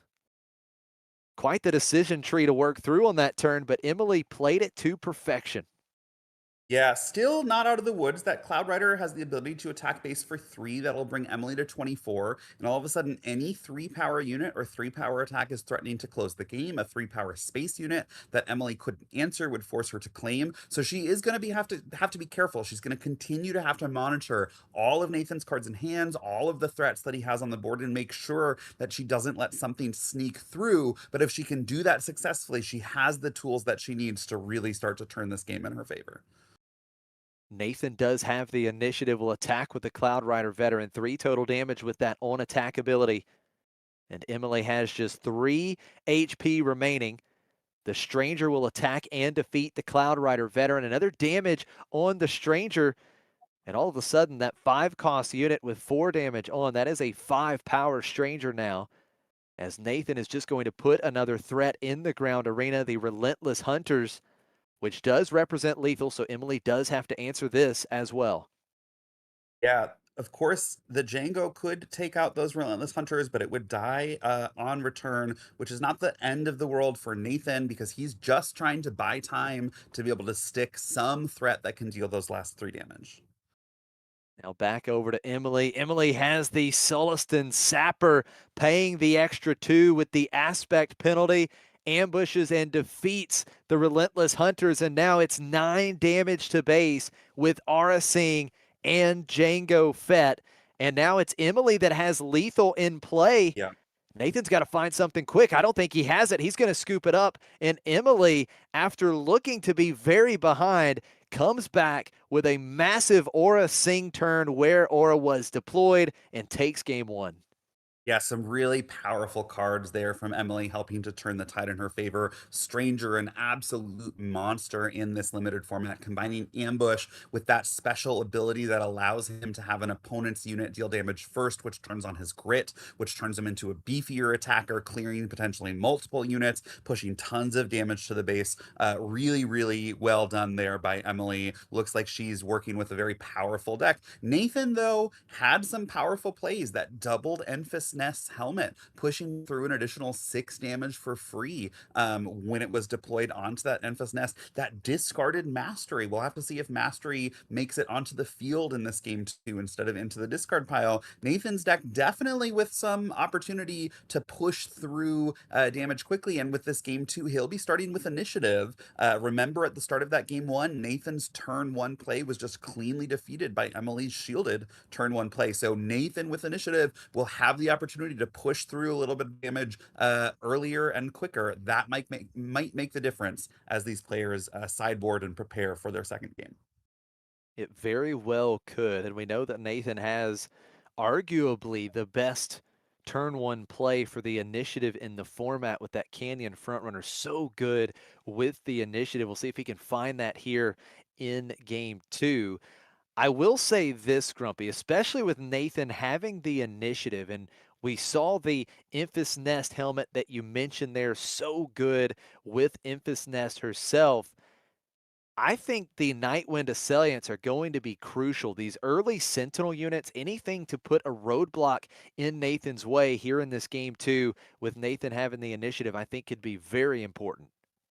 Absolutely. That 5/5 could present an absolute huge wall. The risk being that Nathan has some clean way to deal with them, right? When you spend all of your resources to present just a single Sentinel unit, if there's some kind of pump spell, if there's some kind of removal spell that lets an opponent clear that unit and continue pushing damage, you've put all of your eggs in one basket. And so it's sometimes a little bit of a gamble. For example, if Nathan responds with a mastery, let's say a mastery onto Enfys Nest, all of a sudden Enfys Nest cleanly clears those Nightwind Assailants and is left alive with 6 power and 5 health remaining, and the rest of Nathan's board at that point can continue to chug through damage. It is definitely a strong answer to some of what Nathan's doing, but it is by far an unbeatable answer. Yeah, definitely not unbeatable. Just going to need to find a way to slow Nathan down as best as possible. Nathan's deck does feel very aggressive, has a lot of explosive plays, some very good upgrades. But once you get into the late game, we saw what Emily has to offer. The Stranger, Django, right? So many good late game threats to help close out the game and also provide big tempo.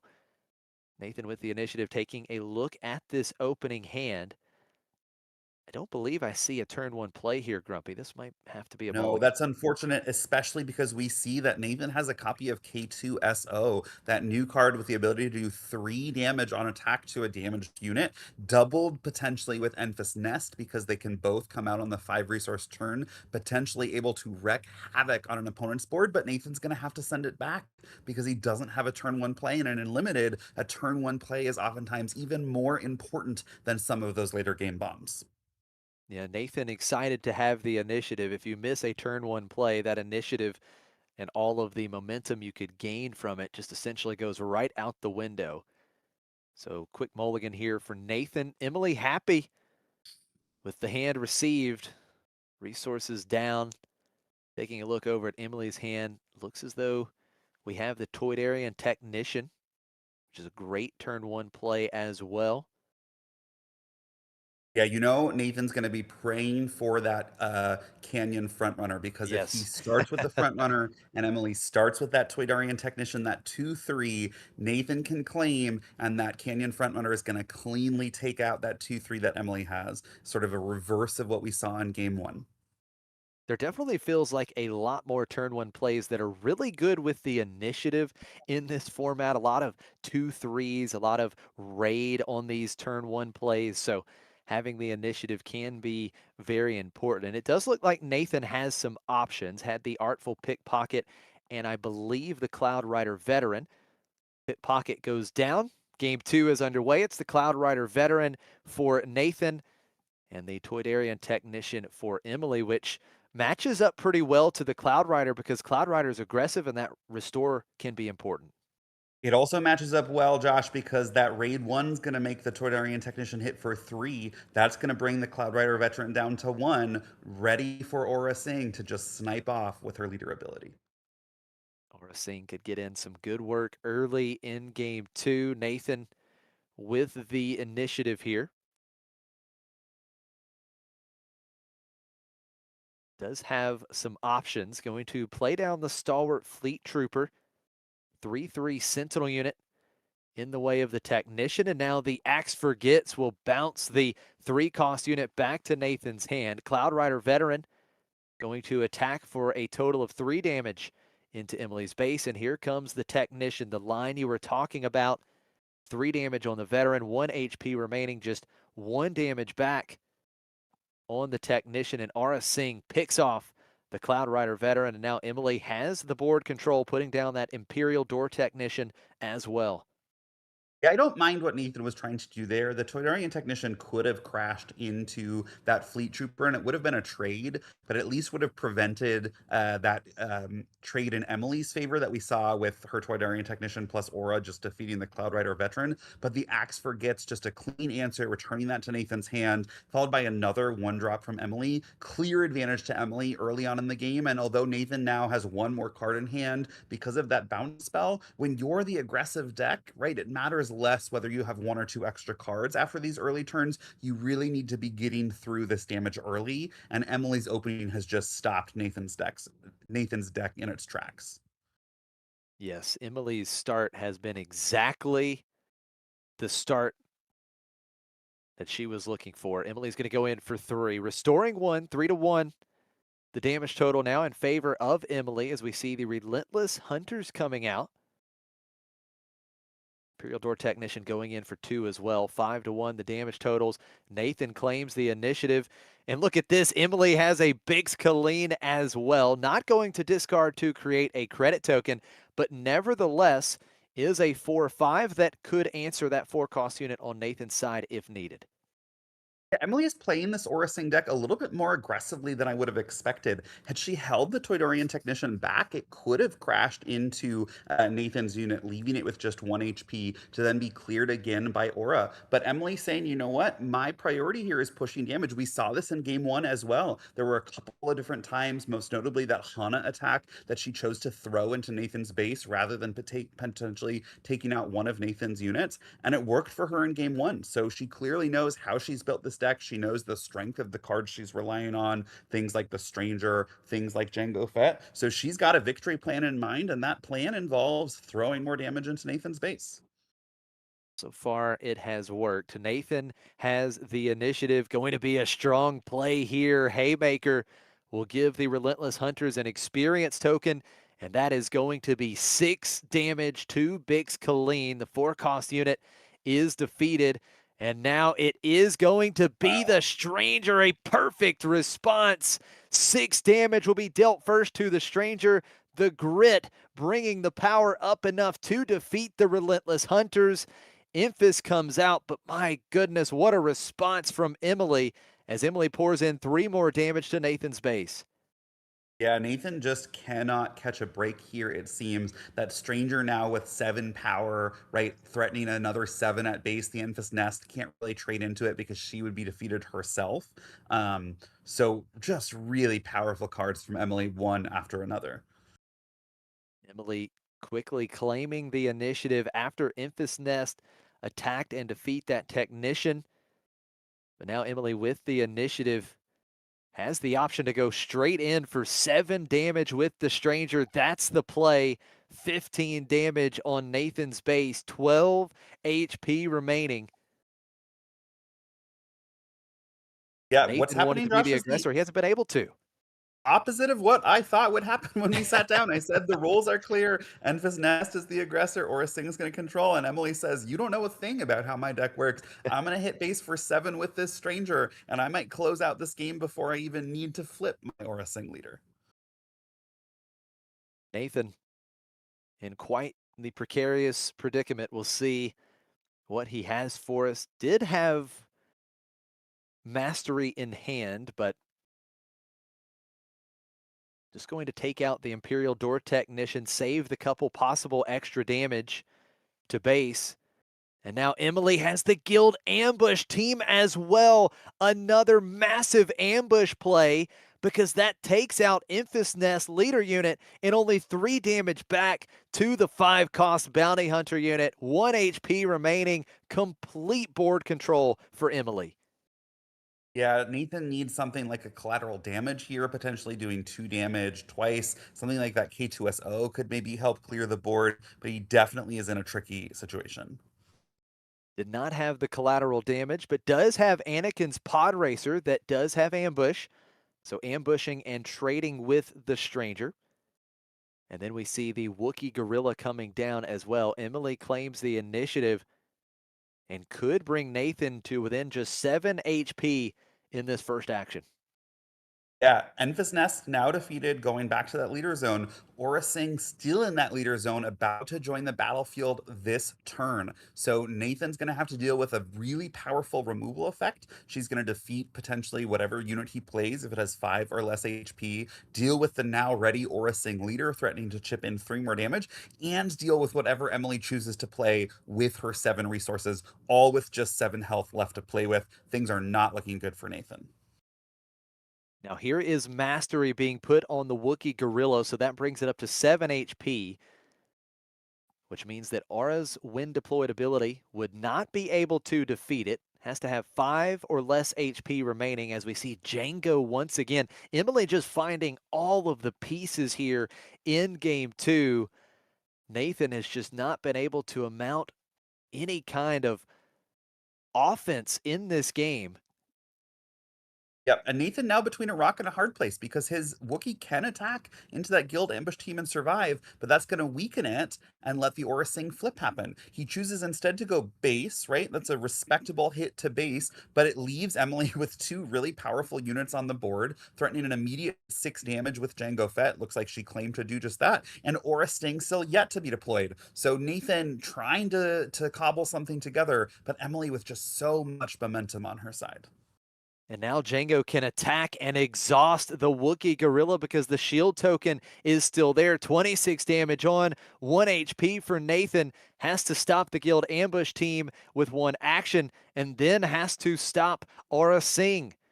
We've got a big play coming. It is going to be Finn. Finn will attack and trade with the guild ambush team. A shield token given to the Wookiee Gorilla, but now it's going to be the single reactor ignition to defeat all the units. 1 damage will be dealt to Nathan's base when the Wookiee Gorilla is taken out. What a game for Emily and a 2-0 victory here in round 3. Yeah, a very much unnecessary flourish there at the end, but one that I like a lot. Her Aura Sing was ready to be deployed and could have done 3 damage to base. Nathan had used all of his resources, could have done nothing to stop it because he had that one pesky unit on the board. Emily said, I only need to deal 1 damage, take my single reactor ignition, and watch it deal lethal to you. That is how you end a match of Star Wars Unlimited in this sealed format. Emily closing it out with style. What a deck that was. My goodness, that Aura Singh Cunning. So many strong plays, multiple ambush units in that deck. You've got the single reactor ignition to fall back on if needed. I think we could very well be seeing Emily in day 2 if she can continue this run because that pool seems quite fun and quite good.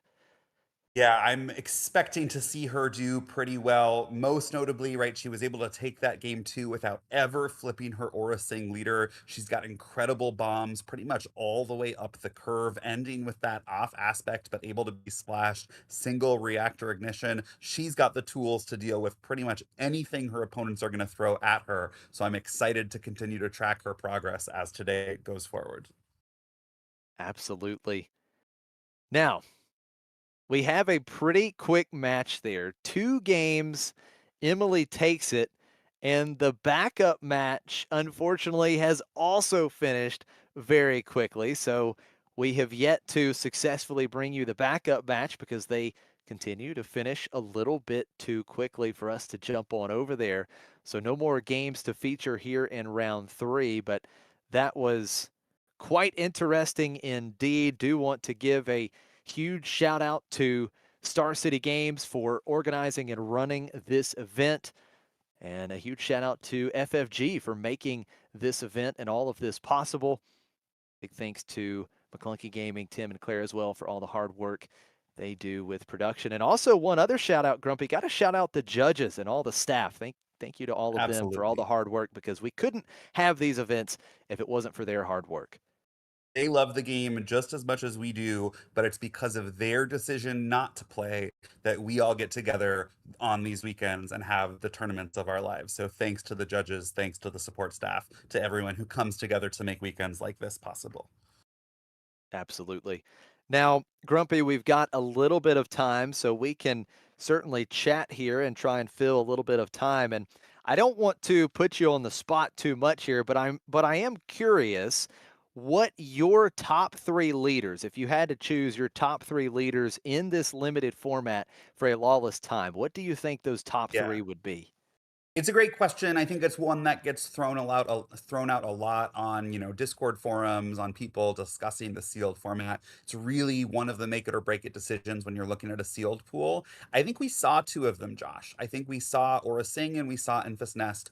And a little bit of context for why those would be two of my top three. I'm what they call a value player, right? I'm a value player in both limited formats and Premier. I like to ask how much value can I extract from any particular card? And that starts with the choice of leader. I'm looking at leaders that can add the most value to a game over the course of the match. I think Aura Singh does that because if you can use her ability repeatedly, use that ability to defeat an opponent's unit with just 1 health remaining, you all of a sudden create all kinds of favorable trades that previously would have been break even trades that gives you incremental value over time that then gets capstoned by that really powerful flip ability, defeating an opponent's unit with 5 health or less, that takedown effect that we saw all the way back from set one. So I think Aura Sing, the potential to add a ton of value in this limited format where most people are going to be playing sort of well-statted units on curve all the way up the curve. And then we have Enfys Nest offering a very different value proposition. On the one hand, she just has raw stats, right? Both Enfys Nest and Aura Sing happen to be 3/7 leaders. But Enfys Nest comes out on 5 resources and Aura Sing comes out on 7. So you're getting one of the best statted leader combinations in the game, that 3/7 for 5. And then the ability to do something for free once she's deployed, double that on attack ability. You can see things like Cloud Rider Veteran all of a sudden hitting the base for 5. We saw that Enfys Nest's helmet adding 6 power to a friendly unit to then get into base. That's the kind of value I'm also looking for. Strong stats with a strong finishing ability. And then I'd be remiss, you asked me for 3, I'll give you 3 if I didn't round out that list with Vel Sartha, right? We see time and time again, Fantasy Flight gives us 1, sometimes 2 leaders with the ability to add experience to your units. Those leaders end up being monsters in limited formats because, like Aura saying, just in the reverse direction, they create favorable trades, right? All of a sudden, your units can eat your opponent's units cleanly, or they prevent your units from dying to trades and allow you to push base faster and cleaner than your opponent can. So we've seen this with Leia Organa. We saw this with Ray, right? Anytime you can use resources to grow your units, you just get an edge in this limited format. Vel works a little bit differently. Of course, she's going to give your opponents a credit every time you choose to use her ability, but unless your opponent is planning for that, and oftentimes they can't plan ahead because they don't know they're going to be facing off against a Vel when they build their decks, right? It's hard for them to necessarily use those credits to maximum effect, whereas you are getting to choose the time and place for your experience tokens. So all 3 of those leaders, I think, create really, really strong value propositions in slightly different ways, and I wouldn't be surprised to see a number of all 3 of them do well through today's tournament. I think those are 3 great picks and so close to mine, Grumpy. My top Oh, 3, I where had. do we disagree, Josh? Where do we Okay, so well, disagree? here it is. It was Emphas. So I think Emphas is top 5 for me, 100%. It was Vel, Aura, and Hera for me.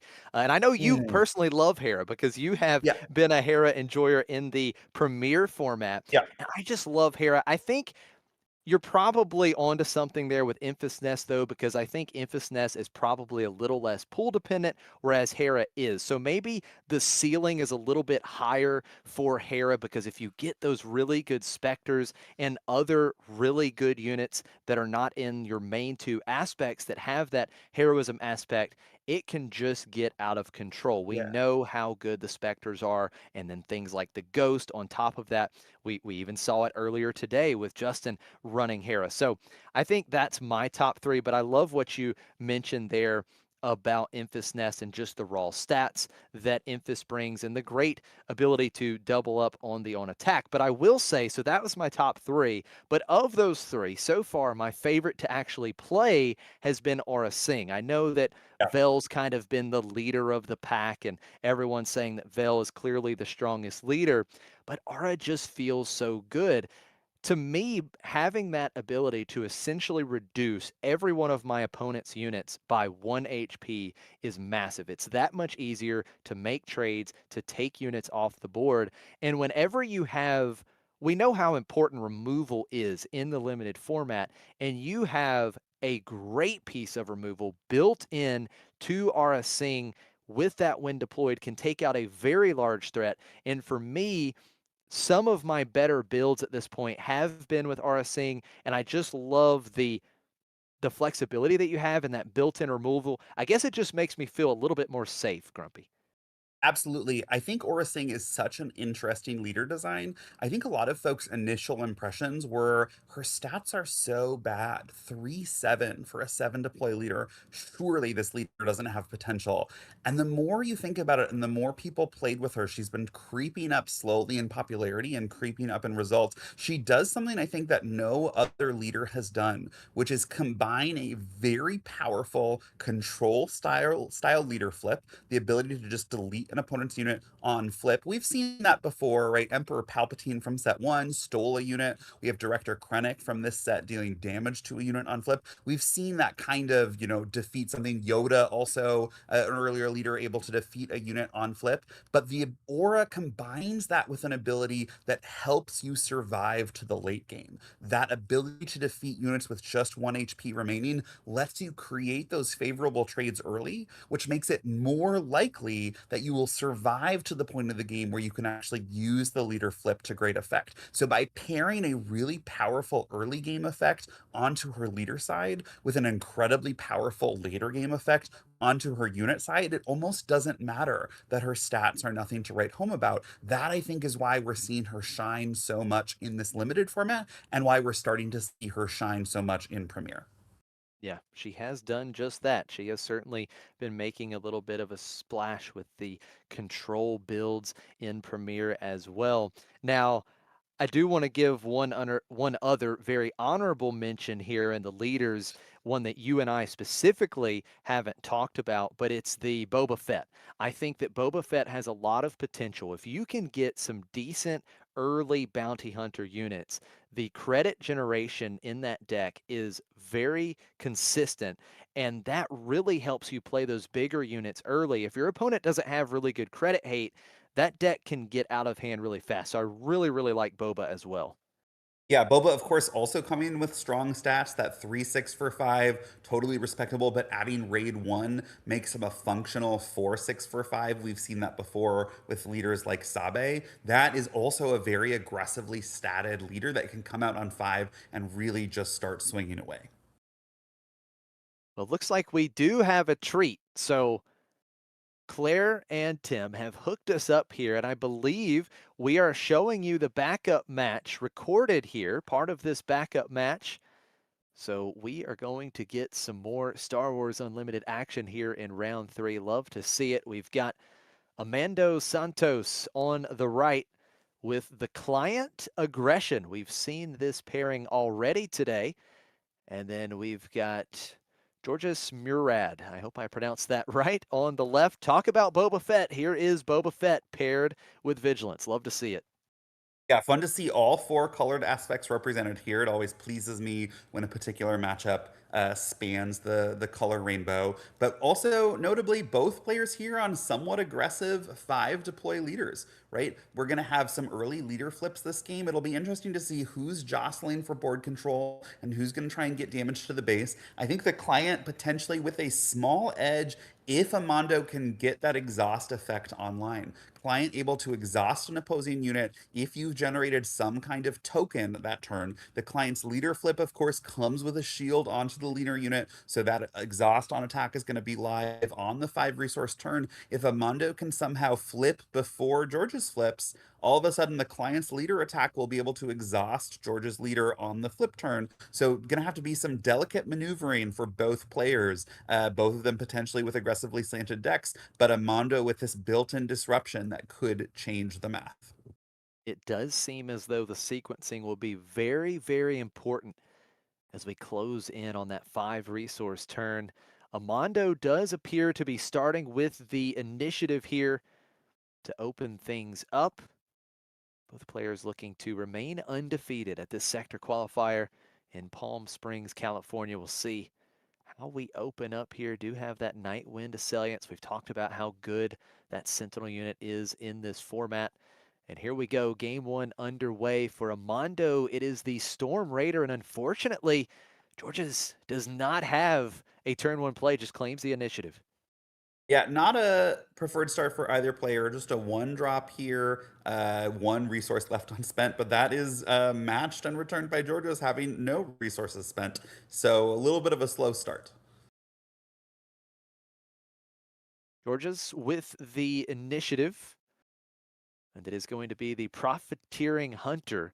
So definitely not the start that Georges was looking for, as we are going to have the Storm Raider just attacking and defeating the Profiteering Hunter. It was just a 1-3. So the raid on the Storm Raider, getting there, taking out that unit. And I see what we were doing here for Georges, putting down the 1-cost Underworld unit first, then the Black Sun Cabalists, trying to give it an experience token, but unable to do so. Amando putting down a couple cheap units as well. We've got the Nile Storm Sower and the Interrogation Droid. So very aggressive start for Amando with lots of cheap units. Yeah, a little bit of saving grace. This Black Sun Kabbalist is able to finally take out that 1-drop from Amando, but the damage is going to start coming in onto Georges's base. 3 damage on George's base. Boss comes down, 4-cost unit. Very solid 3-5 with a very relevant on attack ability. Amando has to decide where this attack is going with the Nile Storm Sower. Just a 2-2. Relevant on attack ability for Bosk and also a relevant trait, Josh. Bosk is, of course, a Yes. bounty hunter. And so Georges is going to be able to potentially clear both of those units from Amando and activate Boba Fett's leader ability next turn, generating a credit, which means if there's some kind of 6-drop in Georges's deck, he'll start to be able to play slightly above curve. Now here comes one of the best 4-cost units in the format for Amando, that IG-88. Being played off aspect with the splash base, the epic action used. It's a 4/6/3 with a shield token. And that could either be very aggressive or potentially take out Bosk in one action. So lots to think about here for Georges. Also doing a great job of holding Boba Fett hostage. We've reached the leader flip turn, but that 6-3 shielded, potentially threatening to just remove Boba Fett on attack. So George is going to have to choose, do I want to throw the -1/-1 onto the interrogation droid? That's a free kill. Or do I want to throw the -1/-1 onto the IG to at least give myself the opportunity to flip my leader safely? He says, I'm going to have to leave that IG untouched. It's too tempting for the free removal of the interrogation droid, but this IG now going to be an absolute menace. And now Amando deploying the client as well. So 2 units with a shield token. And you talked about it. You talked about the client with the proper sequencing. You have created a shield token, and that on attack ability also very relevant. So Amando really locking down Boba here between IG-88 and the client's on attack ability. Tough spot for Georges. Yeah, and of course, the client shield potentially would enable a free trade into Bosk if Amando wants and leave the client alive. So Amando really sitting here with options.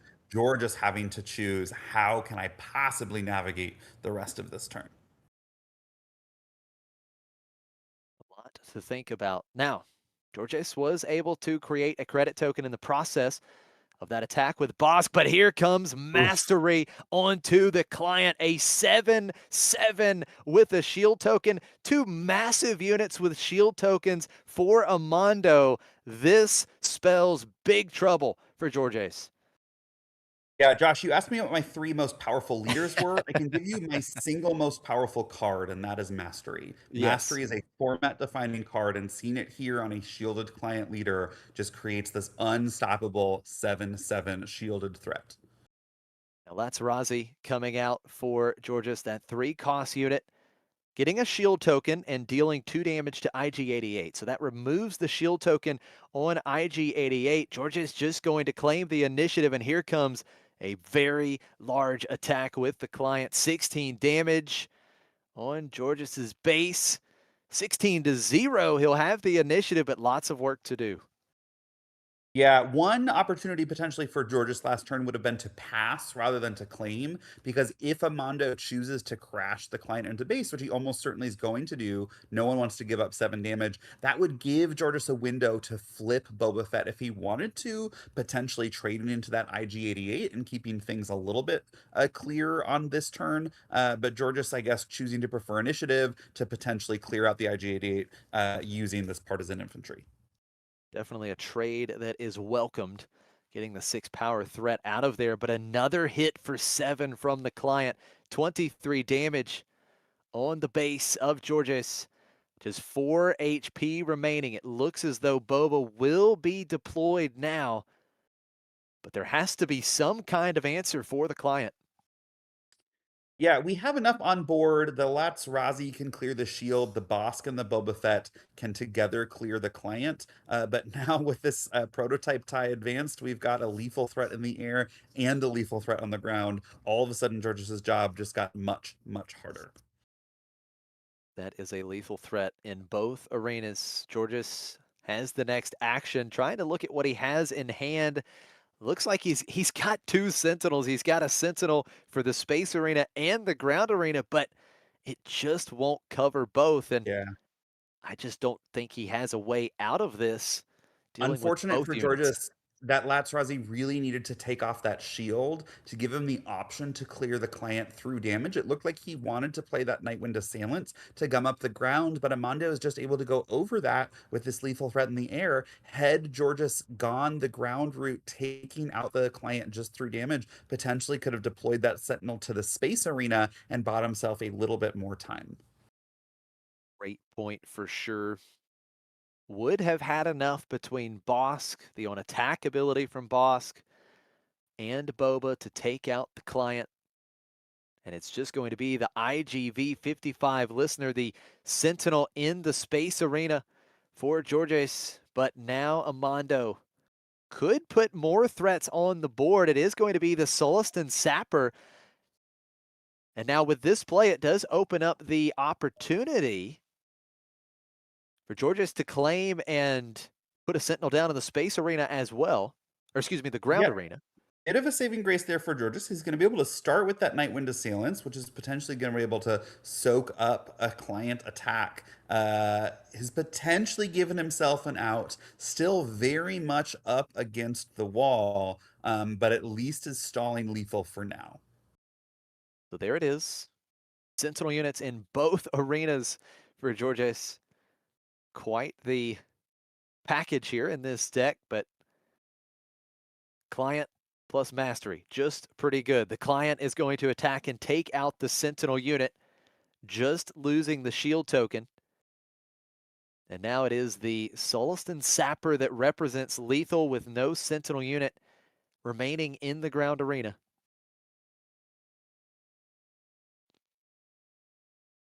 It is going to be Latsrazi attacking and taking out the opposing 3-cost unit. A credit token is created. Latsrazi is a bounty hunter, so Boba triggered ability there, exhausting in 2 credits now for Georges. Yeah, so once again, Georges can deal with everything on the board, but if Amando plays anything else, this Weequay Pirate's not going to do it because Georges is sitting on 4 health. Amando needs something slightly larger to threaten lethal. Otherwise, Georges can continue Oh the whole thing no! off, but Georges not full claimed on. the shadow of Stygian Prime. 2 damage during the regroup phase to base. And Yeah. now he has to answer both of these units in the ground arena. And he has to heal because the shadow would be another 2 damage in the next regroup phase. Yeah, or needs to somehow defeat his Lazrazi. Now, notably, I think that Bosk would let you defeat your Lazrazi by doing -1/-1 to your own unit. So he does have a way to clear the Shadow of Stygian Spire from the board, but at just 2 health, now both of these ground units from Amando are lethal. And so just so many different angles threatening to end this game for Amando. Georges has fought valiantly, trying to extend this game in the best way that he can. Looks like we're lining up another big play. Hold for questioning, out of aspect, exhausting the client.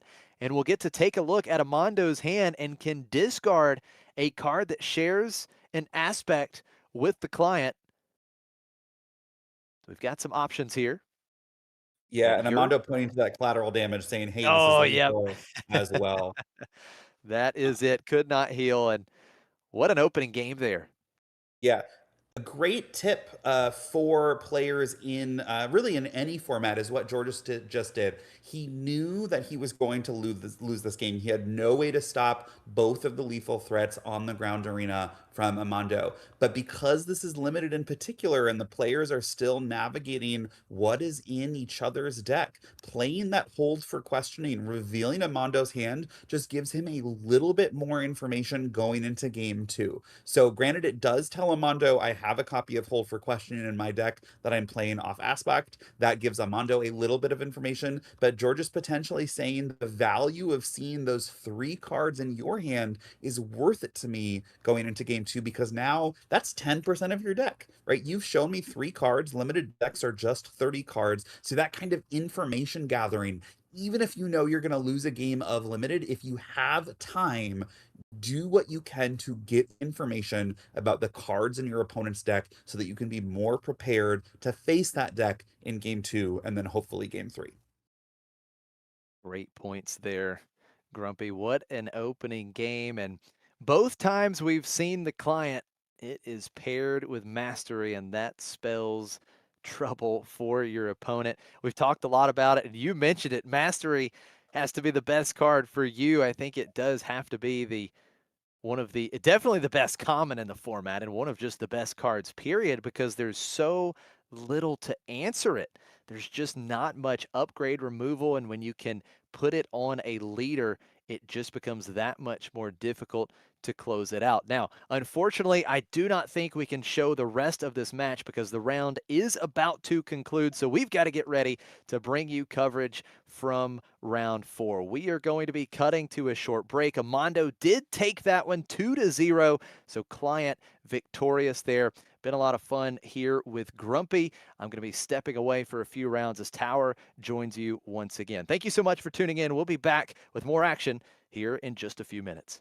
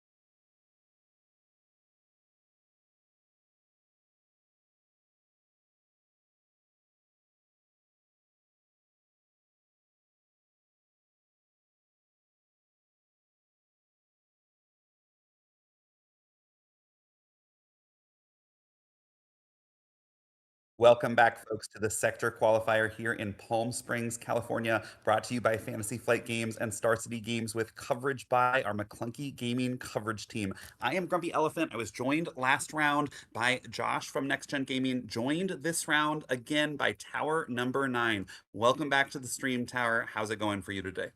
It's going great, Josh, and I'm excited to see what happens as we move into this next round of Swiss play. I'm a big fan of the limited format, and it's really exciting seeing these larger scale limited events in the community. Yeah, you were telling me just before this round started that you have done a bunch of limited yourself. Do you have any sort of hot or unexpected takes about things you think are strong that other people haven't necessarily picked up on, or cards that you'd like to see because of a particular interaction?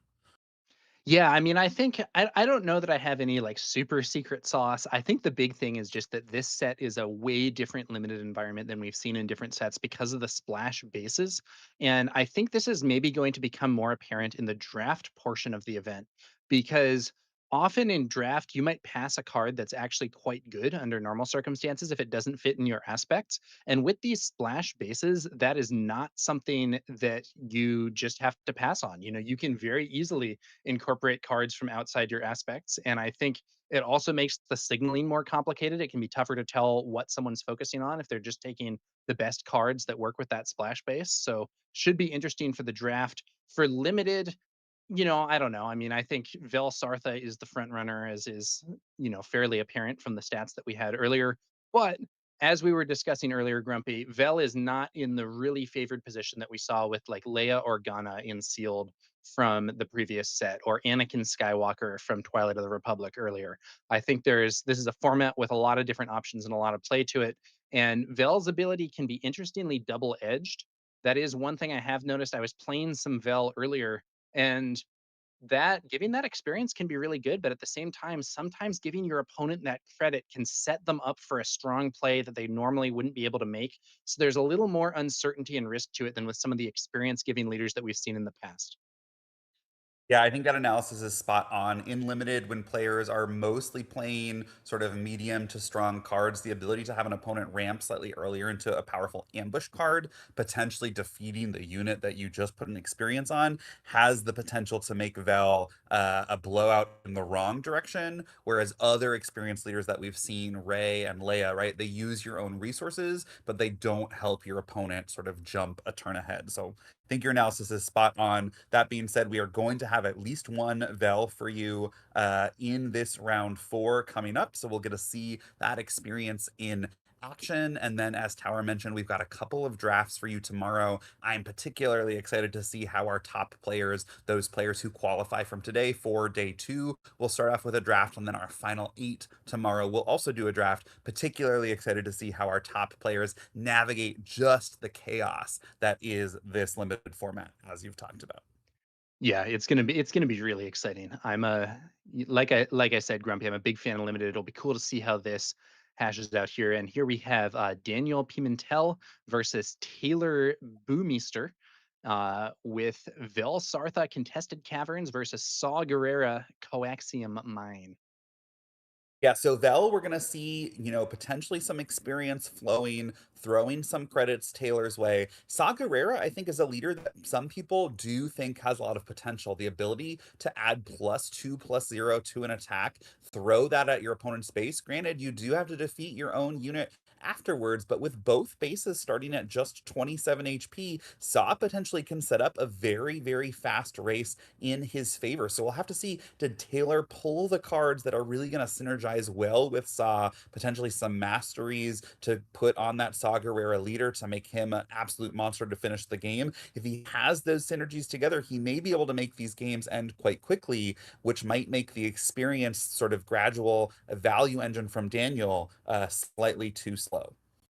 Yeah, it could be interesting here. And I think one note about Saw Gerrera is he is a rare leader, so not one that people are as likely to have access to, which can in some ways actually be favorable because opponents are probably not going to have as much experience against Saw Gerrera as they would with some of the other leaders that are easier to get in draft and sealed. Yeah, and of course, both of these players sitting at 3-0 going into round four. So both of them finding some early success, now crashing into each other in round four. Only one of them is going to leave here still undefeated. That's right, Grumpy. And looking at this situation, another thing to note about Saw Gerrera is that he is one of the few leaders that we have in this game that does not have heroism or villainy. So Taylor here is actually looking at the command, aggression, and vigilance aspects, which in normal sets that I think that's often considered a substantial downside. But in this one with those multicolor units, that seems more viable than it has in the past. Yeah, I think it really comes down to, did Taylor pull the right cards to support this tricolor non-heroism, non-villainy pool? The fact that he chose to play this out of, the six leaders he could have played suggests that he thinks he does. X-Wing start from Daniel Pimentel, a simple two cost 2/3 space unit. And Taylor is going to lead off with Han Solo. The Han Solo ground unit here is a 1/1 shielded, and on attack gains an experience. Daniel is going to go with that Vel Sartha trigger, giving an experience to the Alliance X-Wing in exchange for giving Taylor a credit. Yeah, this console is going to start adding experience to itself, which is going to do a good job of keeping pace with that additional damage from the experience on Vel's side of the board, because Daniel didn't open with a ground unit. It's potentially going to let this Han grow a couple of times. Ooh, and there we see that credit being used immediately. So Taylor is going to play, I believe, the Expendable Mercenary. That is a 3/3 unit. When defeated, you may resource it from its owner's discard pile. So essentially a ramp card in this circumstance. And we are seeing that credit have maybe a bit of downside, but Daniel is unafraid. He's going to throw another experience on that Alliance X-Wing with Vel and potentially be swinging for 4. Power, look at this. This hidden hand supplier is going to add another experience to this X-Wing. Daniel saying, I'm going to put all of my eggs in one basket. I'm going to create this massive space threat. I'm hitting for 5 off the bat. Wouldn't be surprised to see another experience join the fray next turn, make that 6, potentially make that 7. This is creating a relatively fast clock. It is giving Taylor credits. Taylor is going to be able to ramp potentially by sacrificing that expendable mercenary to Saw Gerrera's ability. That's going to put Taylor ahead another resource. But if Taylor doesn't have some kind of answer to this growing space threat, nothing Taylor does might matter. Yeah, so Saw Gerrera's ability is used there. The Expendable Mercenary is going to attack with a big power buff, attacks into the Inspired Recruit that Daniel played last turn, defeats it, and does substantial overwhelm damage as well. Then the when defeated effect kicks in and turns that Expendable Mercenary into an extra resource for Taylor here. But that mighty X-Wing that you mentioned, Grumpy, is still swinging away for 5 damage at a time. And that's starting to add up. We're already up to 10 damage on Taylor's base. Yeah, the good news for Taylor, because of that ramp from the expendable mercenary, Saw Gerrera is going to come out one turn ahead of Vel. And so long as Taylor can keep pace with damage, he's doing a good job of that. 10 on Taylor's base, 9 on Daniel's. That early Saw Gerrera deploy might just tilt this race into Taylor's favor. Oh, Kanan Jarrus, though, using that splash base, bouncing that buffed Han Solo unit back to hand, and now Taylor's board is totally empty. Kanan is a bomb in this format, and Daniel has to be happy to have that available. Yeah, Kanan going into pretty much any deck that shares at least one colored aspect, because that splash base effectively turns it into an on rate card. Now we're going to see Hana from Taylor. This is another strong multicolored card, a 3/5 with Raid 2 and Restore 2. Definitely threatening to change the math quite a bit. Each attack from Hana does 5 damage and heals 2 from Taylor's base. So we're seeing an effective swing of 7 per attack if we continue in this racing dynamic. Yeah, Daniel starting this turn with 9 power on board, bringing Taylor up to 19 potentially, but Taylor with 5 on board, bringing Daniel up to 14 and bringing him back down to 17. That's pretty close, not to mention that Saw Gerrera is about to join the fray. Yeah. Now, Kanan has a point of restore of his own, so we see the Yep. first attack here by Daniel, inflicting some damage on Taylor's base and healing 1 from his own base. And Taylor now seems to be contemplating his next move. Thanks to the ramp from that expendable mercenary, he does have 6 resources available this turn to Daniel's 5. Yeah, it's at this point of the game that both players really should take stock of how much damage is available on each side of the board, how close are we to 27, who's going to have an edge in this race. The quickness with which Daniel snapped off that cannon attack into base suggests that Daniel thinks potentially he can win a race, even though Taylor's going to be deploying his leader one turn early. We see an attack with that powerful Hana unit, 5 damage to Daniel's base and 2 restored from Taylor's own base. And that suggests, Daniel, Tower, that Taylor thinks maybe he can win a race, right? Both players ignoring the opponent's units and just crashing damage. This game is going to end quickly one way or another if they both take that strategy. th- ooh, but here is Sintakaz for Daniel Pimentel. Very synergistic with the Velsartha leader here. This Sintakaz unit, when upgraded, gains Sentinel. And Vel's experience is, of course, an upgrade. So this could be a major roadblock in Taylor's path on this race. Yep, Sagarera starting with just 4 power. This upgraded Sintakaz now having 6 health and that Sentinel ability. Taylor's going to need some kind of boost to get Sagarera through this Sentinel. Daniel indeed using Vel's ability, buffing Cinta. That is going to be another credit for Taylor. So Taylor is now so far ahead of Daniel on resources. We're actually looking at 6 resources and 2 credits. But he does appear to be behind on board despite that. And with the game in a fast racing dynamic, it's possible Daniel will be able to close things out before this resource advantage that Taylor has can take effect. Yeah, and this is where Vel really is a little bit of a coin flip, but oftentimes a safe one in limited. If Taylor is sitting on some kind of bomb like a Liberty, for example, able to play that off aspect using all resources, he's just going to absolutely stop the aggression that Daniel has put together. But if Taylor doesn't have some kind of high resource bomb, he's going to not be able to make much use of those credits. We see a copy of Haymaker. Now, this is quite a strong card, but it's not being used at maximum efficiency here. The Haymaker gives Saw an experience and deals 5 damage to Cinta, but with that experience, she's still alive. Oh, it's followed up, though, by a kill switch, and the -1/-1 from this upgrade is enough to defeat Cinta and open the door for Saw to attack Daniel's base.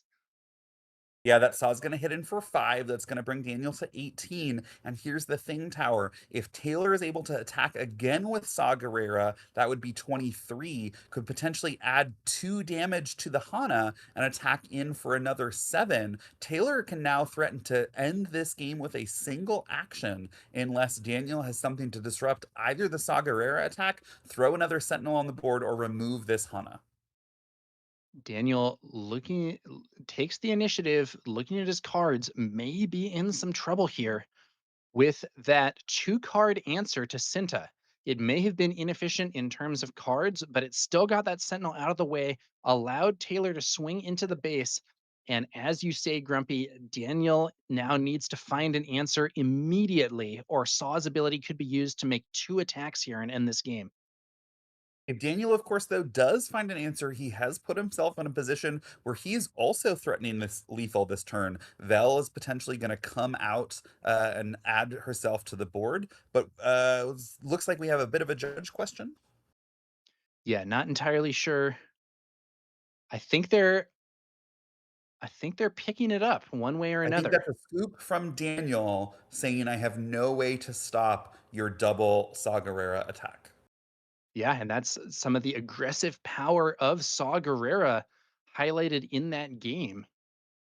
Very these abilities that allow you to attack with multiple units at once can be extremely difficult to deal with because they mean that you are in check so much faster than you would be with normal leaders that can only attack with one unit at a time. Exactly right. And Saw Gerrera is almost unique amongst those effects in that it lets you attack with 2 units at one time, and the second attack gets +2/+0. So not only is it 2 attacks, it's 2 attacks plus a pump, which means you can end games really out of nowhere. Absolutely, and I think that's kind of what we saw. Early on in that turn, it actually looked like Daniel was significantly ahead with with that defensive gameplay. Cinta hitting the field and being buffed by Vel. That Cinta Kaz ground unit is really a big obstacle. but Taylor was able to put the answer together, and then that Saw deck can close games so rapidly. We'll see whether or not Daniel can hold off the aggression better here in game two. Yeah, and Tower, even though, at the end of the game, Taylor was sitting on a couple of experience, which suggests that Daniel was getting relatively free uses of Vel Sartha, it was the earlier use of Vel that I think ultimately swung the game into Taylor's favor because he was able to get that expendable mercenary down on the 3 resource turn using that early credit that ultimately allowed him to ramp 1 resource, getting the Saw Gerrera out 1 turn early. And it was that combination that let him put Daniel into that check position before Daniel was even able to flip his leader to join the That's a very battlefield. good point, Grumpy. Before this match, we were talking about the downside of Vel's ability, where giving experience is very strong, but sometimes you put your opponent onto good plays they wouldn't have otherwise been able to make, and that is just what we saw. I think that Saw Gerrera in particular is well positioned to make use of that expendable mercenary because, kind of similar to the dynamics with the Super Laser Technician from the pre rotation meta, those sorts of cards that ramp you when defeated sometimes fall prey to you not finding a way to defeat them. But with Saw Gerrera's leader ability, it is easy to get the expendable mercenary defeated and to get that ramp going for a quicker deployment. All with the bonus of 2 additional damage to your opponent's base. Yeah. So absolutely a great card for Taylor to have in this deck. One thing we didn't see from Daniel, I don't know if it would have made much of a difference because Taylor snapped off that credit so quickly, is any kind of credit hate, something like an Arvel Skeen to defeat opponent's credit, something like a Conveyance Security Captain to turn off those credits. He's in those colors. There's certainly options that Daniel could have opened in the sealed pull to deal with an opponent's credits. We'll have to see if they make an appearance in this game too. Absolutely. Now, here what we're going to see is a Haxian aggressor on both sides of the board. This is a 2/2 raid 2. And this is actually another unit that synergizes with Saw. So I think seeing that, Daniel decides to trade before Taylor could use Saw's ability to make a trade with a lot of overwhelm damage. Yep, Daniel could have put 4 damage on Taylor's base. Using Saw Gerrera would have put 4 damage in return on Daniel's base. But Daniel, I think, having flashbacks of that game one where it turned out that Taylor could be the aggressor, potentially going to try and be a little bit more controlling in this game too. We do see the Arvel scheme that we had just been discussing, Grumpy, but it's actually going to be on Taylor's side of the board. So a 4/3 with no credits on the other side to defeat, a little bit inefficient. Daniel is going to play 2 small units with the 3/1 Inspired Recruit. And then I believe that is a copy of Weasel Fighting Back, a 2 cost aggression heroism ground unit, 2/3, and on attack, another friendly unit gains raid 2 for this phase. Yeah, that will give Taylor the opportunity to potentially cleanly take out that Weasel if he wants with the Arvel Scheme. If he does not, that Inspired Recruit is threatening to be a favorable trade on Daniel's side of the board. Looks like it's a Haymaker. So the Haymaker is going to give an experience to Arvel Skeen, and then Arvel deals damage equal to its power to an enemy in the same arena, defeats the Inspired Recruit, only to be bounced by Kanan Jarrus with that splash base once again coming in clutch for Daniel. Yeah, 2 absolutely monster 4 drops coming out here. That Haymaker, a premium removal spell in this format, able to create absolutely massive trades in your favor, but answered so cleanly by that Kanan Jarrus, functioning as a removal spell with a unit attached to it. And so after the dust settles, Daniel's going to be left with 2 units on the board to Taylor's none. Yeah, I think that this Kanan unit is essentially a bomb in this format. Despite some restrictive aspect conditions, the splash bases make it easy to make that happen. And the ability to develop your own board while bouncing an opponent's early unit can be really strong. Daniel feels significantly ahead at this point. We did see Vel's ability used to buff Weasel and attack for 3, and then an attack for 3 damage to Taylor's base. Taylor did get a credit out of that, but I have to imagine he's not feeling too good about this situation with the opponent having 2 solid units on the board already. And of course, a credit is not a resource, and so Saw Gerrera is not going to be able to come out early to stop any of that aggression. Taylor a little bit on the back foot, trying to slow things down potentially with this Quarren Contractor as a sentinel, but really putting the tempo decisions into Daniel's hands.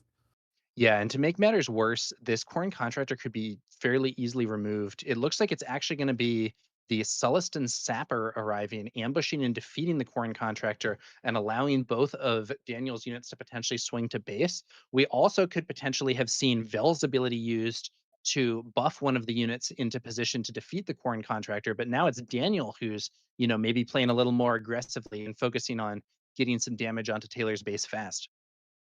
Yeah, Daniel, it's one of those pivot points that we'll know in a few turns whether that was the right decision or not. He could have buffed one of his units, as you said, cleanly taken out the corn contractors and ended this turn with 3 units on the board, going slightly wider. That would be at risk of being hit by something like a collateral damage, something that can do a little bit of damage to multiple units, potentially turning into a favorable trade for Taylor. Daniel says, I am happy to keep a smaller number of healthier units. That is my bet that I'm going to be able to get you to 27 with just sort of a smaller number of larger attacks. You're not going to be able to actually clear these units. And so this Han Solo coming down on Taylor's side of the board might have been able to take out an injured unit on Daniel's side of the board, one with just 2 HP remaining. But as it stands, with Saw Gerrera will take out that Weasel if he wants, which just has 4 HP. So in light of that, in light of the fact that Saw Gerrera can add a pump to give Taylor a more favorable trade, it might have made more sense for Daniel to go slightly wider to accept some damage onto one of his units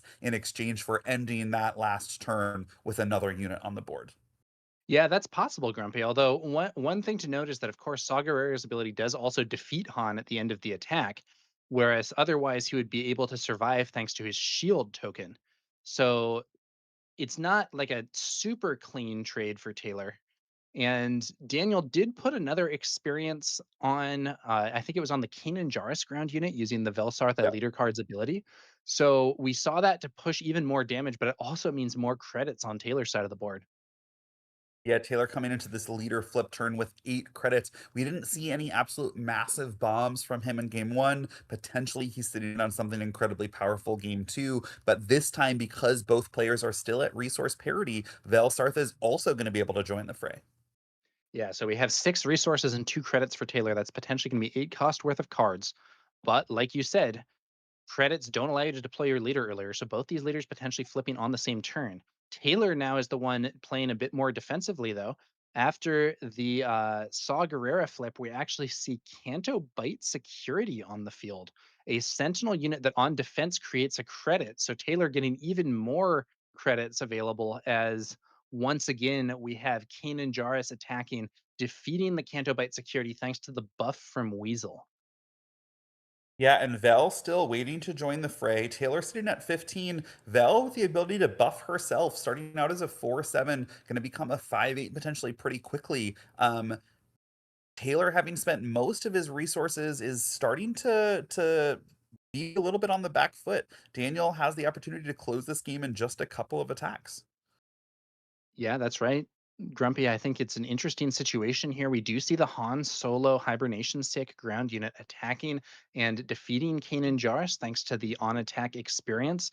The shield token on Han protecting him from the return damage. That Kanan Jarrus ground unit is defeated, but now Daniel deploys Vel Sartha to the ground. So that Vel Sartha leader unit presenting a major threat with the ability to potentially attack, use the on attack ability on herself, hit for 5, could be very dangerous for Taylor here if he doesn't find an answer fast. And of course, we're just talking about answering what Daniel has on the board. Daniel's still sitting on a full 6 resources, potentially going to add another threat to this board before this turn is done. Very good point. Oh, and look at that. It's mastery. We were talking earlier. This is one of the strongest cards in the set. And now Taylor is in even worse trouble. +3/+3 on Vel. Taylor spends his credits to play Arvel Skeen and defeats one of his own credits to deal 1 damage to Vel. But now we see the Staccato Lightning Repeater. Adding even more stats and doing 1 damage to, I believe, each of Taylor's units here. This Vel is heavily upgraded.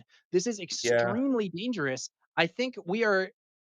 I don't think she could quite defeat the base in one No, attack, she's going to hit but for 11 if she gives herself an experience. That's going to bring Taylor to 26, leaving just 1 HP to play with. At that point, Vel will have a total of 8, 11, 12 total HP with 5 damage. So that'll be 7 HP remaining, which means Taylor is going to be in a position to have to clear both Vel and that Weasel in 1 action on his next turn. Saw Gerrera's ability to compress actions certainly helps with that. Something like an aggressive negotiations might allow the Saw Gerrera to finish off the Vel and then one of the Han Solo or the Arvel Skeen to finish off the Weasel. So there's certainly actions that Taylor can take that would answer both of these units, but with just 1 HP remaining and an absolute monster of a leader in that upgraded Velsartha, it is not looking good. And aggressive negotiations would be, I think, quite welcome, but unfortunately for Taylor, it's a Secrets of Power card. I think Oh, he would have to rely on, maybe some lesser attack pumps. There yeah. are a few. We could see a flash the vents maybe, or oh, but Or hey, how about he a he shielded has a sentinel? defensive card, a Sentinel with a shield, but it's not enough collateral damage on one Yeah. of Taylor's units, and Daniel does the extra 2 damage to base to win the game. Really, really cool stuff there.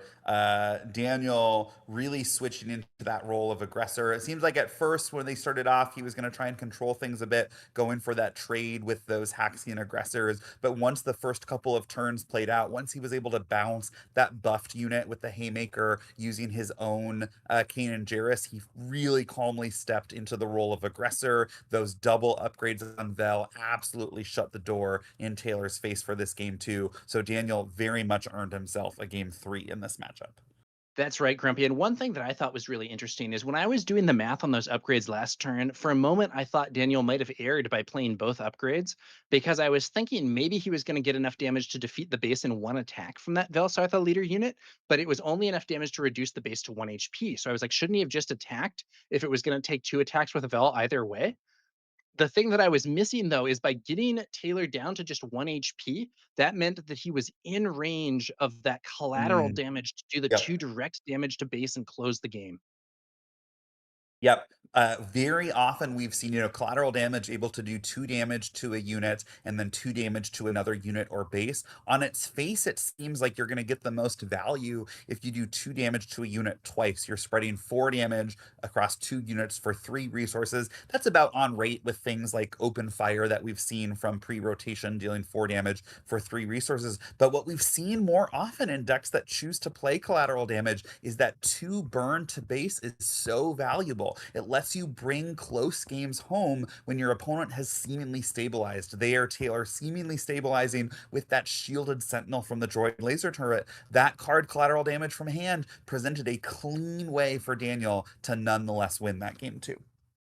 Yeah, very, very cool game. Daniel able to end up getting an advantage and actually being in the more aggressive role despite Saw Gerrera being very aggressive in game one. Now we're going to see what happens as we move on to our third game of this match. And these are some quick games, Grumpy. Yeah, both players really with quite explosive decks. This early start now, Taylor with initiative, he's the one who's going to get to choose to set a little bit of the pace.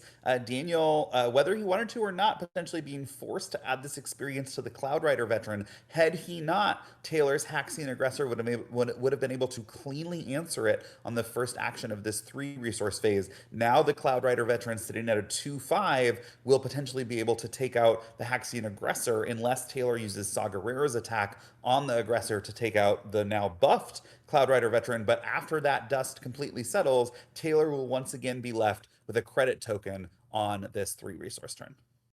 And it is going to be Saw Gerrera's ability used. So I think that trade ended up favorable for Taylor because the units end up trading anyway, but Taylor manages to land an overwhelm damage and also still has that credit token to work with. Now we see Weasel, who did some good work for Daniel Pimentel in the previous match, that Weasel ground unit potentially buffing others. On the other side, though, Taylor plays the Bith Brute, a 4/3 Sentinel with Saboteur. Daniel responds using Velsartha's ability so that Weasel doesn't line up as unfavorably against the Bith Brute, but in the process, giving Taylor another credit. Yeah, this is the same pattern that we just saw. I wouldn't be surprised to see Taylor throw that Bith Brute potentially with Saw Gerrera's ability into the Weasel with a couple of overwhelm damage. But that means that Taylor will be going into the 4 resource turn with access to 6 resources, and Daniel will still be stuck at 4. There, we've seen Velsartha's ability used not to add more aggression, but just to keep pace. But doing that to keep pace on board means that Daniel's falling behind on resources. Yeah, it's an interesting situation here for sure. The these trade, in a way you could say, well, Vel is using her ability to generate experience to turn unfavorable fights into trades, and that's true. But they're trades that come at the price of giving your opponent access to those credit tokens and giving them, it's not quite ramp. It's not going to allow Saw Gerrera to deploy faster, but it does mean Taylor has access to more virtual resources. Saw's ability used again, just like you predicted, Grumpy. Another trade, another bit of damage with Overwhelm. And now Daniel playing another Haxian aggressor. Daniel seems to be playing a bit behind his resources this game. Yeah, one question for Taylor is going to be, what is the right time for me to use these credits? We still haven't seen any kind of credit hate from Daniel, no Orville Skeens, no Conveyx security captains, but that doesn't mean they're not in the deck. And you know that if Daniel opened them in his pool, he absolutely was going to put them in his Veil build. So potentially you do want to use the credits sooner rather than later. You also want to take advantage of this advantage your opponent has given you by potentially trying to get some sort of board footing before the leader deploy. But Taylor, once again, potentially saying, I'm going to sit on these credits for another turn. An overcharged transport for Taylor, though, isn't necessarily the most efficient play. This is a unit that, when played and I believe when defeated, can defeat an upgrade attached to a space unit. But Daniel doesn't even have a space unit on the board, much less an upgrade attached to one. So this is kind of just 4 for a 4/3, not the most efficient play ever. No, but matched by the fact that Daniel just had a 2-drop on his 4 resource turn. So Fair. not the most impressive play from either player, both getting, 4 power into their respective arenas. Both players potentially still waiting for the other to make a significant, more explosive move. Now we're on the 5 resource turn, but once again, Taylor has access to those 2 credits, so we could see him potentially even play a 7 cost unit at this point. Now it could Both be players Tower attack. that Taylor, has the Sagarera leader, is looking to end games rather quickly, right? Using that additional damage from Sagarera plus the action compression. It could be that his deck doesn't have any high cost bombs that are worth cheating out. In which case, the question would be, what is Taylor waiting for? And would it have made sense to use those credits on an earlier turn to potentially play 2 cards so your opponent's one to try and get a little bit of board advantage? I'm really, really curious to see now because Taylor's kept us waiting so long. What exactly is he waiting for? Yeah, sometimes, like you were saying, Grumpy, you might want to use those credits not to play a more powerful unit earlier, but just to maybe develop an additional small unit and kind of flood the board. But Taylor has not opted to do so thus far. Oh, but there we go. There's a powerful unit. I believe that we have the Onaka Gang Bandits. This is a very threatening card. And it is a great use of those credits. A 6/7 Yeah. raid 3. Daniel cannot be too happy to see those guys hit the field. That is a massive 9 power swing. You add on the fact that Saw Gerrera could join that fray, and all of a sudden the Onaka Gang Bandits could hit for 11. Why would you want to do that, you ask? Wouldn't the Onaka Gang Bandits be defeated? They certainly would, but not before dealing 11 damage to a base that only starts with 28 HP. So all of a sudden, the clock got much, much shorter for Daniel to figure out how he's going to win this game. I believe a Sullustan Sapper is played here by Daniel, ambushing the Onaka Gang Bandits for 4 damage. But that Sullustan Sapper unit is defeated, and the Onaka Gang Bandits are still on the field with more damage to go. This does put them in a position where the Haxian aggressor can potentially attack and defeat them thanks to its raid 2. But is Taylor immediately attacking here, or is he still making a resource choice or something? Not entirely sure what's happening. It looks like it I'm might not just be an sure. immediate swing from those bandits, though, which I think would be quite a solid play. Notably, and it's a little riskier, but if Taylor chooses to use Saw Gerrera on those bandits to hit for 11, that would bring Daniel up to 18. All of a sudden, we're at the Saw Gerrera flip turn. A Saw Gerrera flip attack plus an attack from that overcharged transport for 6 would be lethal. So Taylor Yeah. potentially threatening lethal this turn if he wants. Looks like he wants to force Daniel to trade into those bandits, so is not going to use the Saw Gerrera ability to sacrifice it. That might give Daniel an extra action this phase or next to try and stop the bleeding. Yeah. And of course, the cost of that is that it will end up likely costing him an additional card or an additional unit or something because Taylor is going to make Daniel clean up the bandit unit rather than defeating it himself with Saw's ability to push a little extra damage through. Daniel deploys the Velsartha leader unit, and Taylor then makes an attack with the overcharged transport for 4 damage to base, which I believe was not immediately recorded there. Not entirely sure. Okay, they're getting it now. Oh, there it is. And Velsar Velsarth look is at this upgraded with tower. mastery, but a defiant hammerhead from Taylor means that the even if Velsartha with mastery and this Haxian aggressor clean up the ground arena completely, Saw Gerrera's ability on that defiant hammerhead would end the game in one attack. Daniel is in huge trouble. Yeah, that Defiant Hammerhead coming out just as a 6/6 for 6, a really bulky space unit at a time when Daniel has absolutely no presence. Buffed with Saw Gerrera, it doesn't even matter that it wouldn't get the +4/+0 from its unattack ability because it would be going straight into base. That combined 8 power enough to end the game on the spot. Daniel really thinking deep. Is there anything that he has in his deck that can stop that?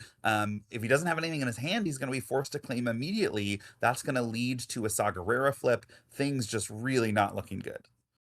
The staccato lightning repeater played there deals 1 damage to the Onaka Gang bandits and pumps up Velsartha further, but Taylor just takes the initiative, seeing that he has the win in one action, and Daniel concedes. No way to stop that defiant hammerhead, buffed by Saw's ability at the first action of the next turn. Solid win from Taylor. Yeah, Tower, we asked at the start of this match, does Taylor have a deck that works well with Saw Gerrera's ability? And we saw the answer is yes. He's got really powerful cards. We saw that Biff Brute on 3. We saw that Defiant Hammerhead. He just has chunky units that attack for a lot of damage, which turns what feels like might be an even race into a race that clearly favors Taylor once we get to the last phases of the game because of Saw's ability to accelerate the clock, both through the pump, the +2/+0 on the leader side, and through the action compression once the leader joins the battlefield as a unit. So Taylor really never letting his foot off the gas, forcing Daniel in that game 2 into some unfavorable trades via the Velsartha experience, giving Taylor some credits, and Taylor able to take this one home, winning our round 4. That's right, Grumpy. And I think we also saw this was really indicative of the downside of Velsartha's leader card ability. The experience that Daniel was giving to those units did enable some trades, but with each of those trades, Taylor got a little bit of damage thanks to Overwhelm and additionally got a credit. And we saw those credits ultimately really working to his advantage as they enabled that Onaka Gang bandit unit to hit the ground arena early thanks to those 2 credits and swing for extremely threatening damage. That's exactly right. Now, Tower, we're going to head to our backup match featuring one player we've already seen on stream, Justin Desai, our featured sealed builder from this morning. We saw him take down Alex Krez in round 1. Now is going to have some teammate on teammate action. Justin facing off against his friend Mike Gem, both of them playing a Harrison Dula paired with a Vigilance base. Yeah, this is a crazy situation. These players are teammates, and these players are running the exact same leader base combination, I believe. Both of them playing Harrison Dula, Vigilance Splash, and Mike Gem here on the left side is a very strong player, well known in the community, goes to a lot of events, and I believe is actually world number 1 on the Star Wars Unlimited qualifier point leaderboard, looking to add to his lead even more at this Palm Springs event. And Tower, those points for Mike Gem on that leaderboard, a huge portion of them come from a #1 finish at our regional limited championship in Milwaukee earlier this year, and a #1 finish at a former limited sector. So Mike Gem has taken down 2 very large limited tournaments. He's clearly adept at the format. We haven't seen him, of course, play this particular sealed format yet, but the fact that he's starting off 3-0 is a testament to his absolute strength at limited Star Wars Unlimited. Yeah, Mike Gem probably one of the best players in the game facing off against his own teammate relatively early in the event, not necessarily what you want. If you face off against your teammate in the finals, that feels good. But this early, you'd probably prefer that you guys get paired with people outside the group. We'll see how it goes, though. Two experienced tournament competitors here facing off with the same leader and the same base. One interesting thing about this, though, is this is the limited format. So that does mean that even though these players are on the same leader and same base, it is a virtual certainty that their decks will be quite different. And Well, a and notably, constructed Tower, the leader that they're playing, this Harrison Dula leader, allows you to play heroism units without an aspect penalty if you have multiple units on the board. So there's really no predicting how many different aspects we're going to see tossed around over the course of this game.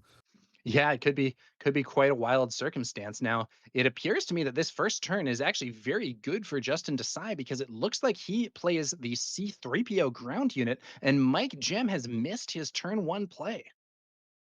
Yeah, the question for Justin is, can he follow this C3PO with a unit that shares a trait with Harrison Dula, something like another Rebel, something like a Spectre, so that he can start to throw experience around? C3PO a little bit understated, a 1/4 for a 2-drop, not what you want to see, but if it can get some experience thrown around to friendly units, all of a sudden it feels like a pretty good investment of just 2 resources.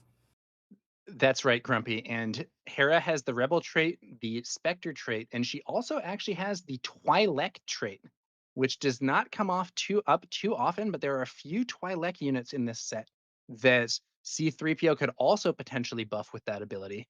We'll have to see whether Justin can find something here that lines up well. Mike Gem didn't have a turn one play, but has a strong turn two play with the Masasi Group Marines, a 3-cost 4/4, getting some nice efficient stats into that ground arena.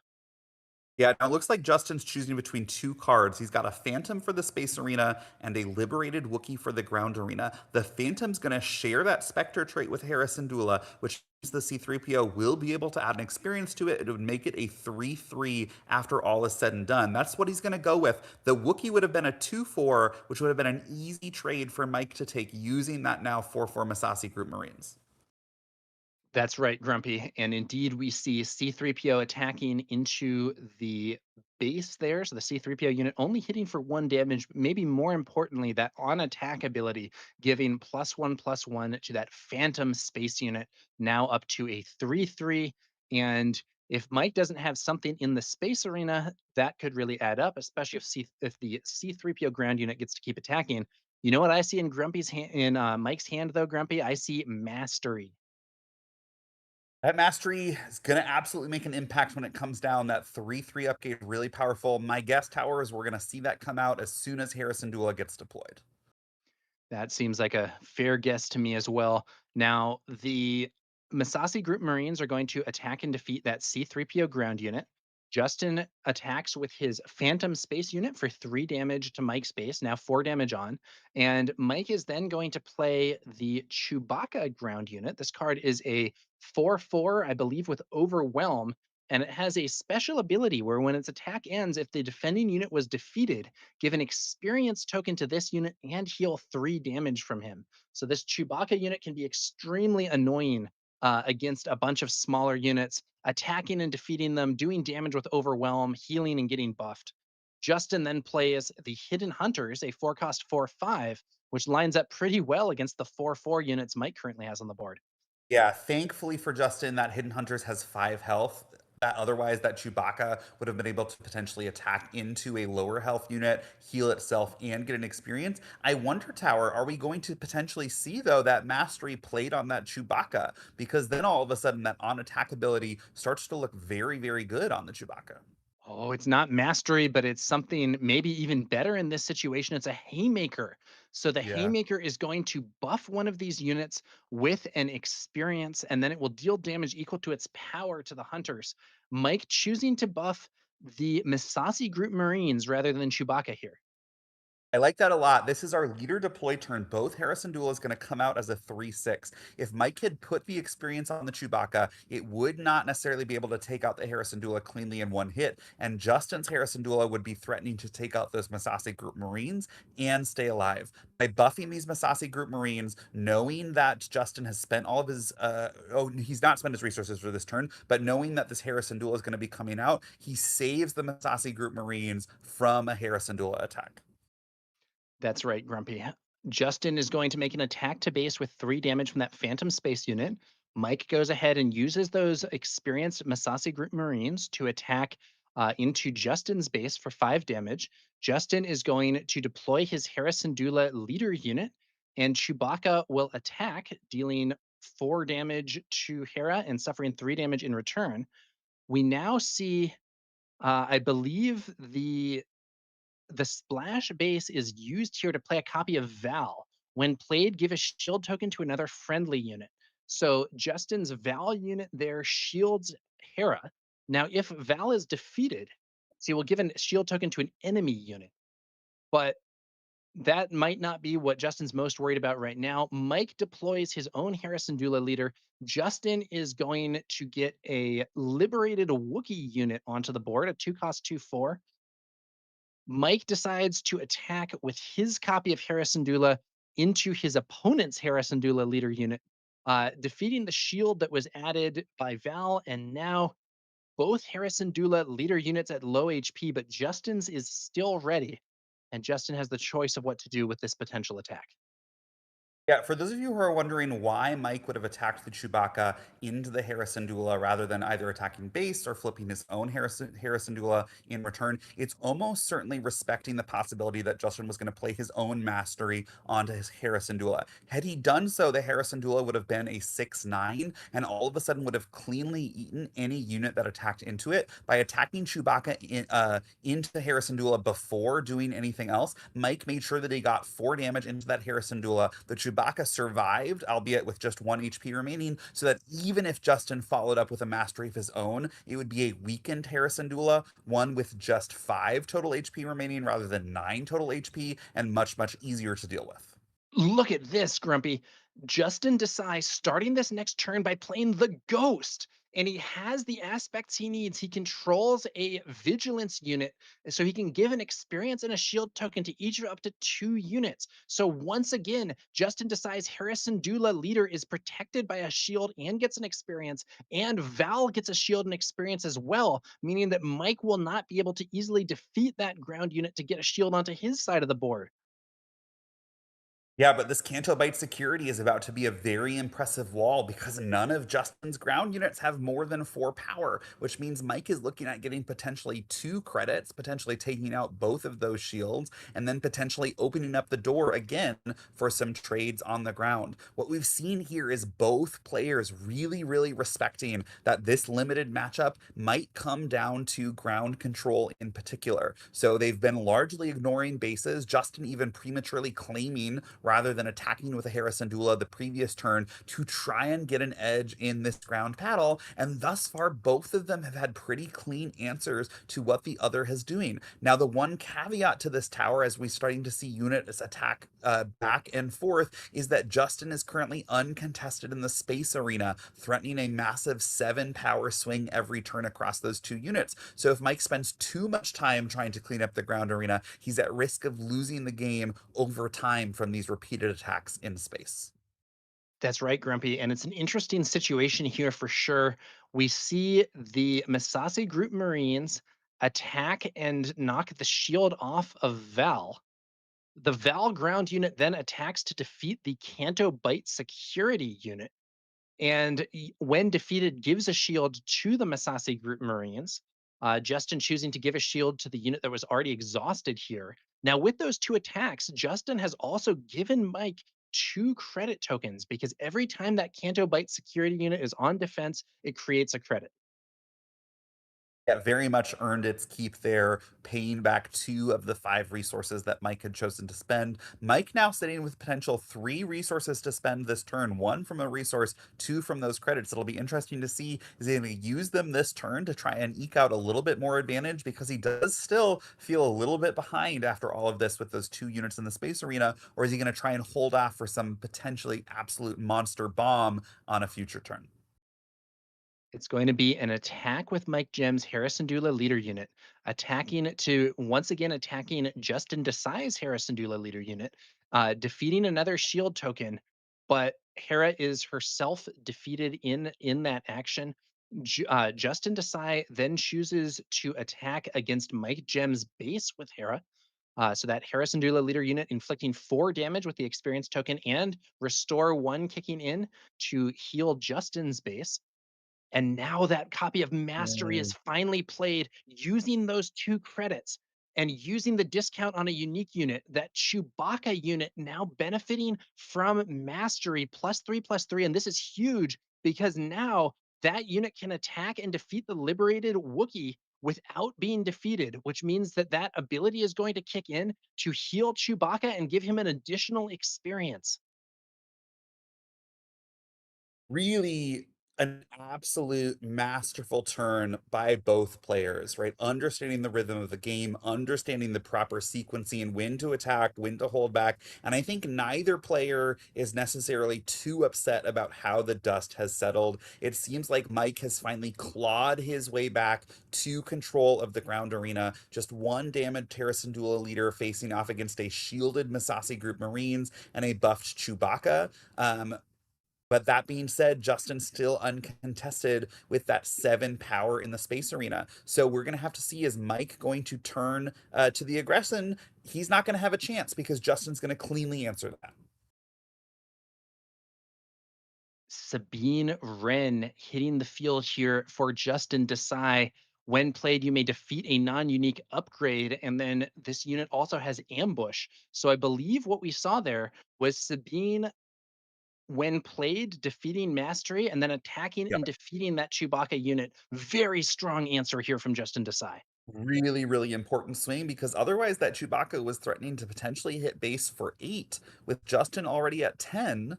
Um, that was potentially going to be a relatively short clock. But a huge play from Mike Gem as well with this copy of the Cunning Vigilance Finn unit. 6/5 with ambush, and on attack, you may give a shield token to a non-unique unit. Ambushes in and defeats Justin's Harrison Dula leader unit while giving another shield to those Masasi group Marines. And just like that tower, each player has claimed their respective lane. Mike with 2 large threats in the ground arena, getting Justin up to 15 this turn. Justin with 2 threats in the space arena, getting Mike to a total of 19 this turn. One way or another, this game is going to end very, very quickly.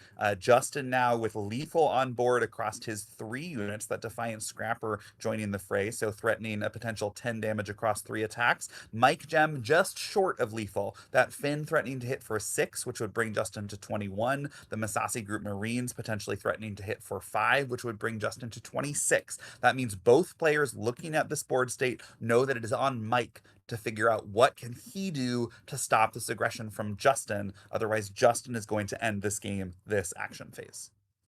Yes, I believe so. And it looked amusingly grumpy, like both players were off by 1 before that Defiant Scrapper hit the board. I think both players had just enough power to get the opponent to 1 HP remaining. But with that Defiant Scrapper, like you said, Justin Desai now threatening to win this game this turn if Mike doesn't find some method of interaction.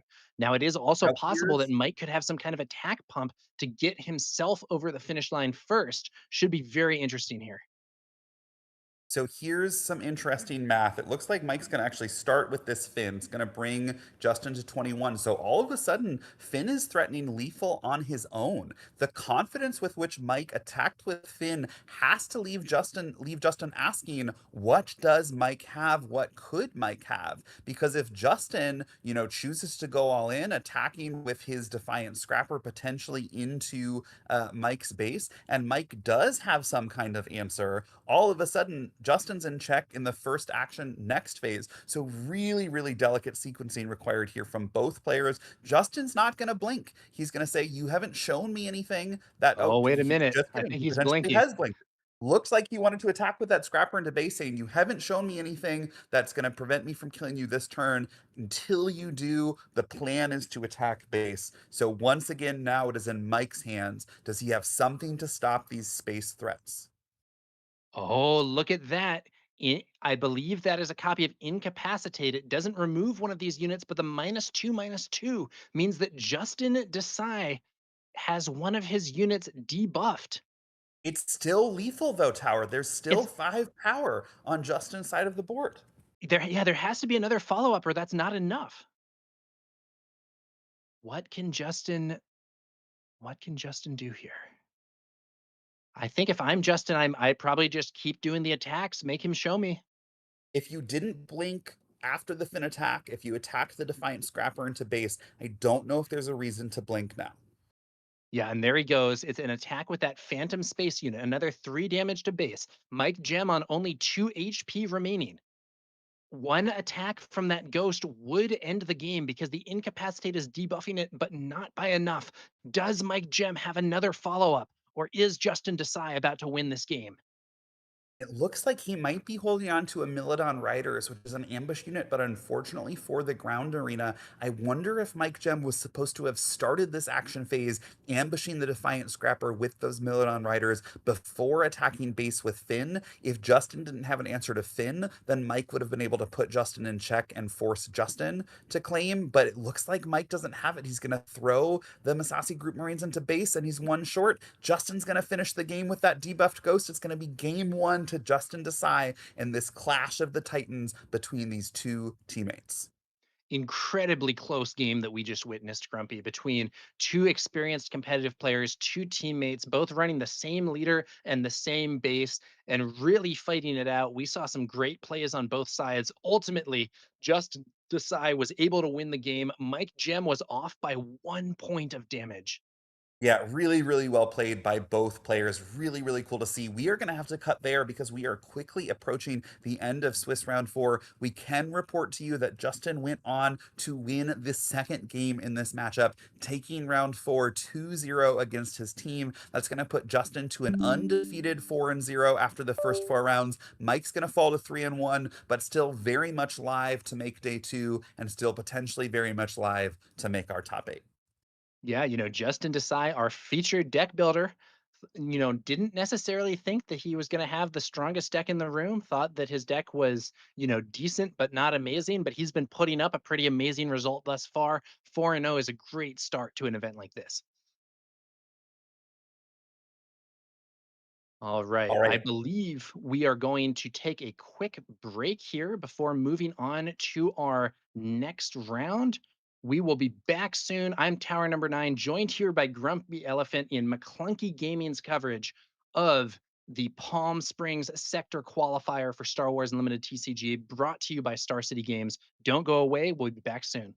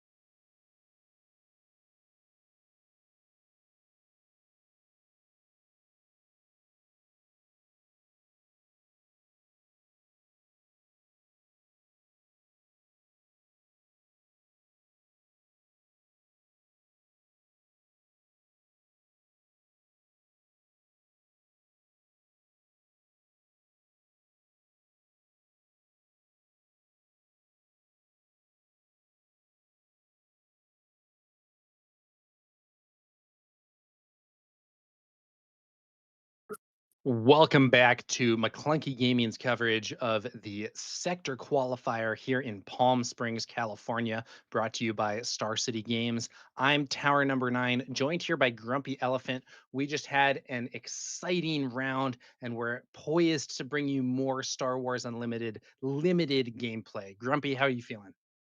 I'm feeling great, Tower. I think that that last game that we saw is what Limited is all about. On its face, right, it seemed like maybe the game wouldn't be too exciting. It was two Harrison Duo leaders, both of them paired with the Vigilant aspect. But because we had two top players piloting those decks, the back and forth dynamics, trying to wrest control of one arena, switching to another arena, made it for really, really exciting gameplay, even though the cards were cards that these players opened up just this morning.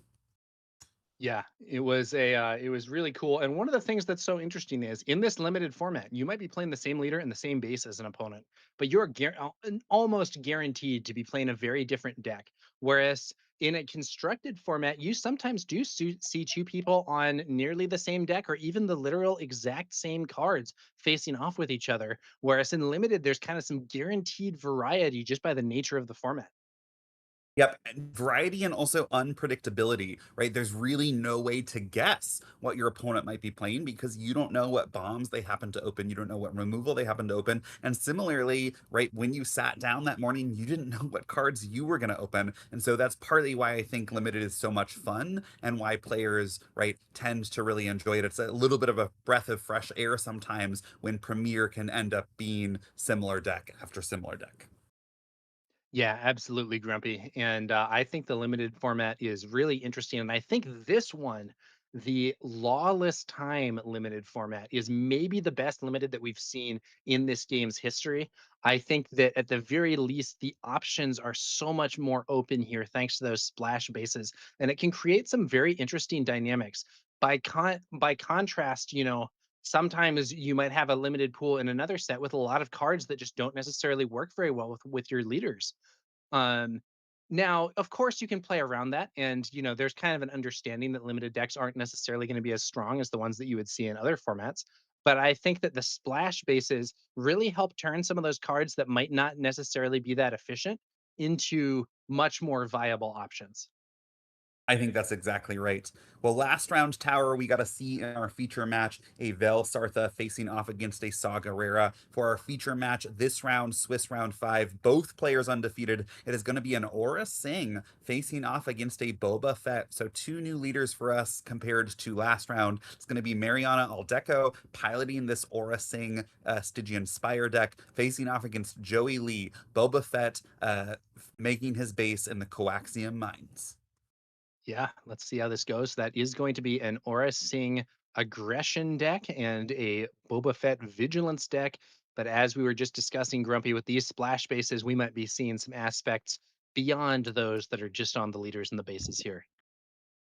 Yeah, no, I was wrong about this earlier in the tournament when I said because Aura Singh flips on 7 and the opposing leader, in this case Boba Fett, flips on 5, the Aura Singh is going to be forced into a little bit more of a control role. We'll have to see if Mariana agrees with that. Is she going to try and control Joey's board, or is she going to try and push damage? We're leading off with BT1 from Mariana and Joey Lee playing the follower of the code.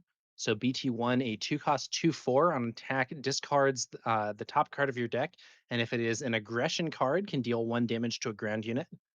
The follower of the code is a 2-cost 2/3 with restore 1. And helpfully for Joey, follower of the code is also a bounty hunter, which means if Joey can figure out a way to get it to trade cleanly into one of Mariana's units, potentially we'll be able to generate a credit token using his Boba Fett's leader ability. So something like a target tagger to attack with +2/+0 into that BT1 would create a trade. He's not going to have it, so it's just going to be the follower of the code into base. Mariana plays BT1's partner in crime 000. Um, and then we see the BT1 ground unit attack the follower of the code. Mariana defeats the top card of the deck, but it is not an aggression card, so we don't get that extra 1 damage. However, with just 1 HP left, the follower of the code is then defeated by Aura Singh's leader ability. Yeah, Aura Singh's leader ability already creating a favorable trade for Mariana, buying her valuable time to get to that 7 deploy leader flip.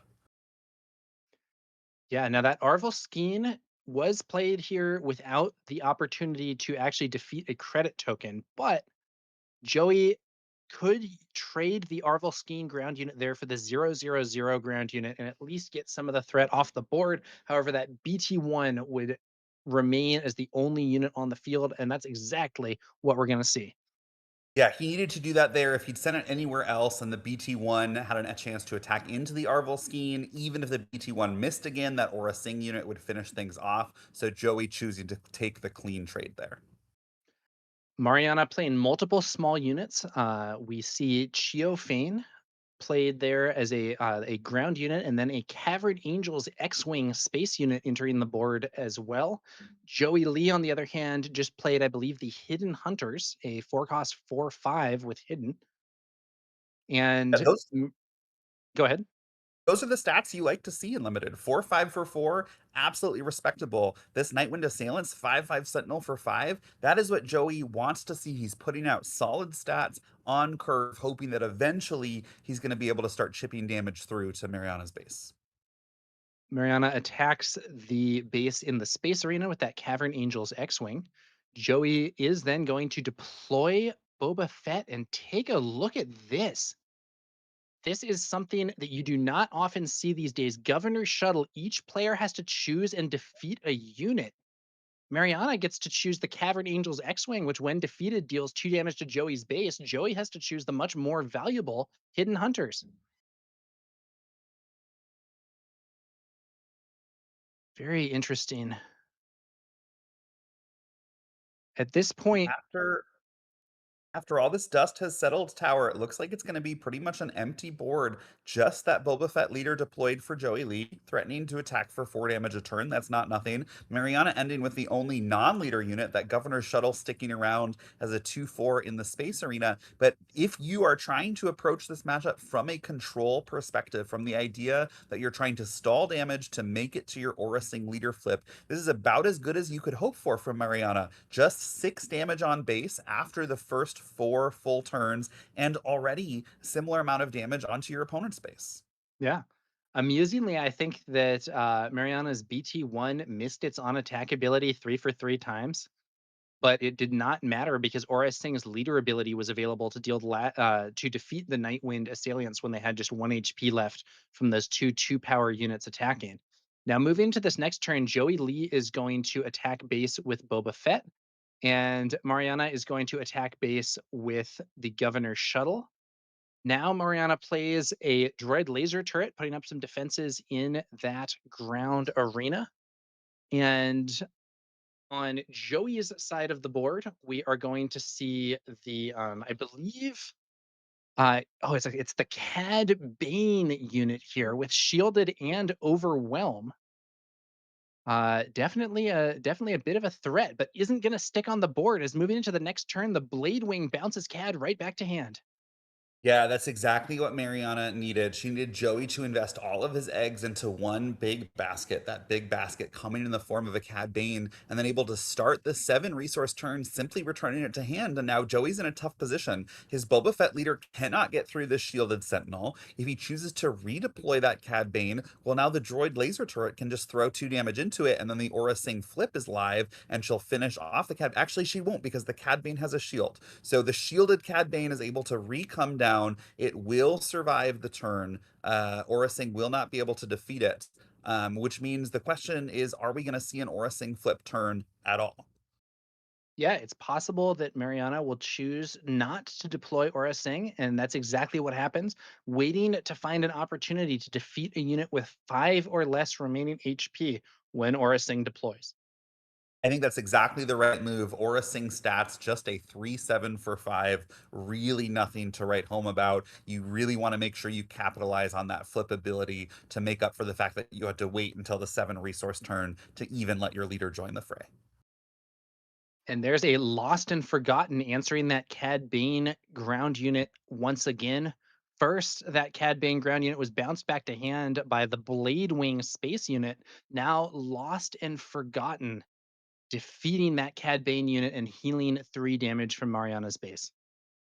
Yeah, Joey just unable to muster the kind of aggression that he needed to get through Mariana's defenses before she got to the point of the game where she can play removal spells, where she can use her leader flip, where she can play Blade Wing to bounce. It seems like she has not only stabilized, but started to creep ahead in the damage race. Joey's going to need something big if he wants to turn the tide. All right, now we're going. Oh, but look at this. That is a giant unit, the Mercenary Fleet 1010. Yeah, That is Tower, I a asked for giant something pile of big. stats. I Yeah, think this is the largest statted unit in this set. We've got, Ray Skywalker at a 9-9. Uh, this hanging out at a 10-10, but it's not going to matter. yeah, might have been a very powerful unit, but that is not actually going to make much of a difference here, despite the massive stats, as Mariana turns it into a display piece, defeating it, and it does become a resource. So that's some comfort for Joey Lee, but still not the outcome he was probably hoping for his 1010 mercenary fleet. No, and that's the danger when you face off against these vigilance decks. Vigilance, of course, the aspect that has the most sort of true removal, able to defeat units regardless of their stats. Other aspect colors might have had a very hard time dealing with that mercenary fleet, but Mariana following up her Lost and Forgotten from a previous turn with that display piece saying, doesn't matter how big your units are, I will defeat them all the same. Now, Joey plays an industrious team when played, defeating that Blade Wing space unit because it had 4 less remaining HP. At this point, Mariana decides, I'm just going to deploy Aura Singh. I don't have the ability to immediately remove anything, but Aura can attack and defeat Boba Fett. And then a Bith Brute is going to put up some defenses against that industrious team. Yeah, I think she felt like if she kept Boba Fett continuing to threaten that 4 damage every turn, eventually Joey would be able to find a window to bring the game to a close. So it was worth it to her to bring out those 3/7 stats just to clear that leader. Oh, Haymaker there, defeating the Bith Brute only for a kill switch to go onto that industrious team, giving it -1/-1 to counteract the experience, and maybe more importantly, exhausting it. So Joey Lee is not going to be able to attack with that powerful unit this turn. Okay. It looks like we're going to see more damage being pushed to base here by Aura Singh herself, the leader unit. Joey plays a ruthless duo, and I believe it is the Santul Berserkers who now take the field here for Mariana.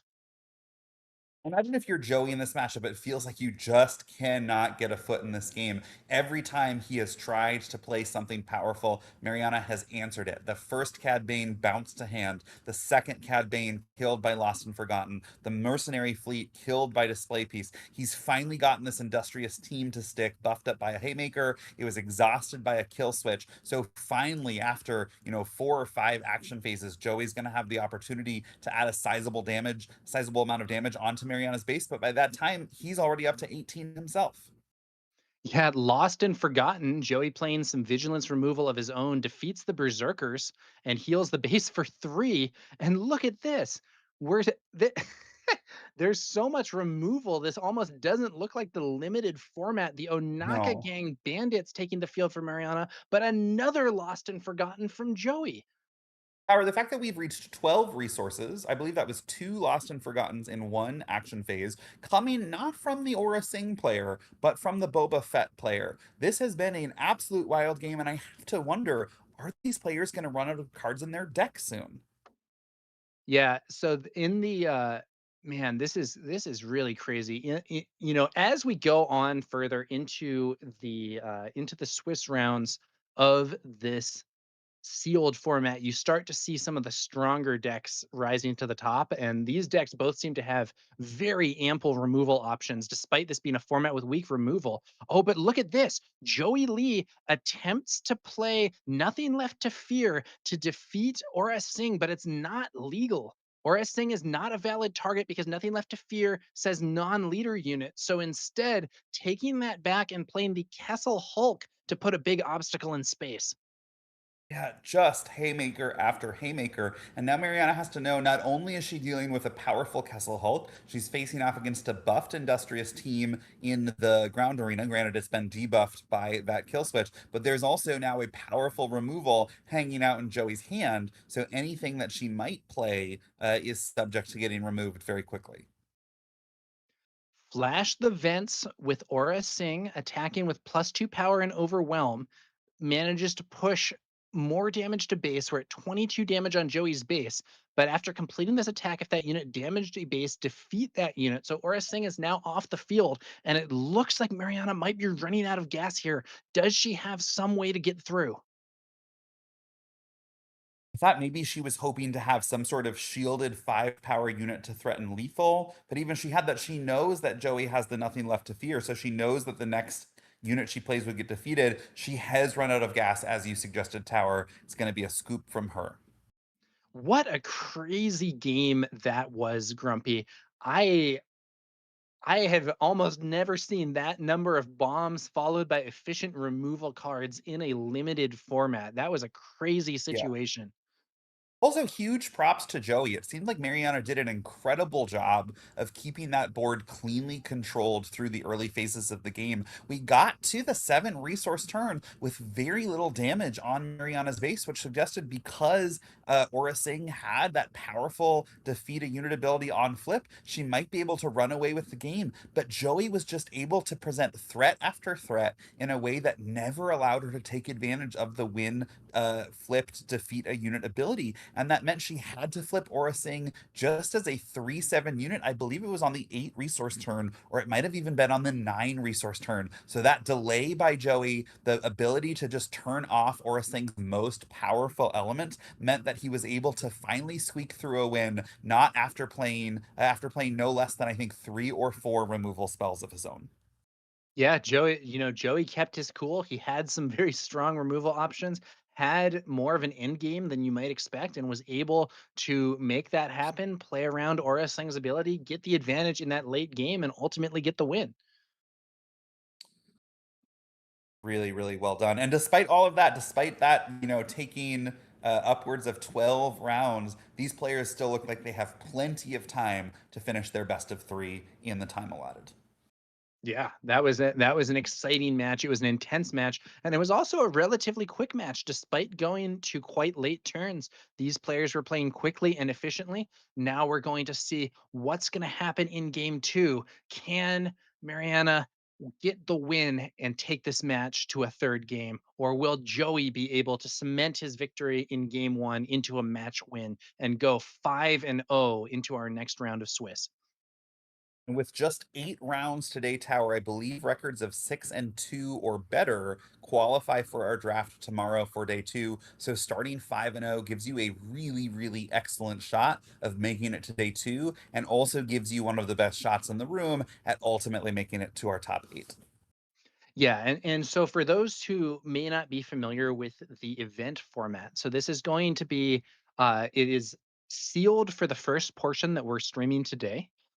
And then if you go at least 6-2, as we were just discussing, you'll make day 2 where there's going to be a draft followed by 3 games. So that draft followed by 3 games are essentially rounds 9 through 11 of Swiss play. And following that first draft, the event will then cut to top 8, and there will be a second draft for the top 8 players. So if you make the top 8, you're going to be drafting twice tomorrow. Definitely these players hoping to make both of those drafts. Sealed is fun. Draft presents an entirely different angle of how to approach limited. Super dynamic. 8 people all fighting for the same pool of cards. So definitely everyone here trying to make it to that day 2 draft, and if they can, to that top 8. All right, we are about to get game 2 underway. We are looking at the board. Looks like Mariana's already resourced those cards. I'm not A judge is pointing something out, not entirely sure what. Oh, Looks like maybe there's a it's a, small sleeve bubble needs to be switched in the out. sleeve. I think Mariana showing, hey, I can remove it. Am I good to go? Judge says sure. Yeah, it looks like able to just press on the sleeve, remove the air bubble or whatever it was. The judge is gonna call it good, and Joey now looking at these cards, deciding how he's gonna run this first turn. Resource decisions, as always, very important in Star Wars Unlimited, Grumpy. Absolutely. So if you're Mariana, you now know that you're facing up against multiple Lost and Forgottens. You're facing up against at least a Nothing Left to Fear. There was a Haymaker. And if you're Joey, you're facing up against the same thing. So it'll be interesting to see how these players navigate this game too, knowing that their first, second, third, and even fourth bomb may not stick to the board. Yeah, very, very good point. We're going to lead things off with a Haxian Aggressor from Mariana. Very good card starting off, and it looks like Joey Lee may have missed his turn one play. That's great news for Mariana, especially because this Haxian aggressor, low health, just two, but able to swing for four on offense because of that raid two, means combined with Aura Singh, potentially going to be able to take out whatever turn two play Joey has. And that's exactly what we see. Mariana plays Chio Fane.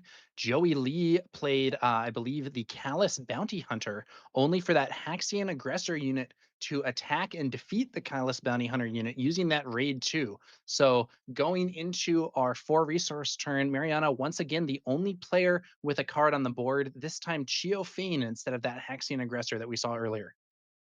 Now, Chiofei and Mariana, it looks like, chose to have both players draw a card. As you reminded me, Tower, aggressive negotiations is not in this limited format. So I do have to wonder, does Mariana really want both players to have more cards? I'm not sure whether huge card hands favor the Aura Singh player here or give the Boba Fett player the additional outs to keep playing threats to get Aura Singh to 27. Yeah, that is an interesting point. I'm not entirely sure myself. Joey Lee played Arvel Skeen with no credit token to defeat. Mariana attacks with Chio Fane. Both players draw a card. The Chio Fane ground unit is defeated while Arvel remains on the board, but Arvel remains on the board at 1 HP and is then defeated by Aura Singh's leader ability. Mariana then plays BT1 as a ground unit there. So that is going to be once again board totally empty for Joey, but both this turn and last, Mariana has not had maximum resource utilization. On the previous turn, we saw the 2-cost Chio Fane played when there were 3 resources available, and now it's the 2-cost BT1 with 4 resources available. So Mariana not getting as much of an advantage as you might expect given these efficient trades. Joey Lee playing the Canto Bite security unit. And Mariana replies with the Syndicate security. Both of them are security forces, but they do rather different things. The Syndicate security is a grit unit with a high stat line, while the Canto Bite security is a sentinel that gains credits when attacked.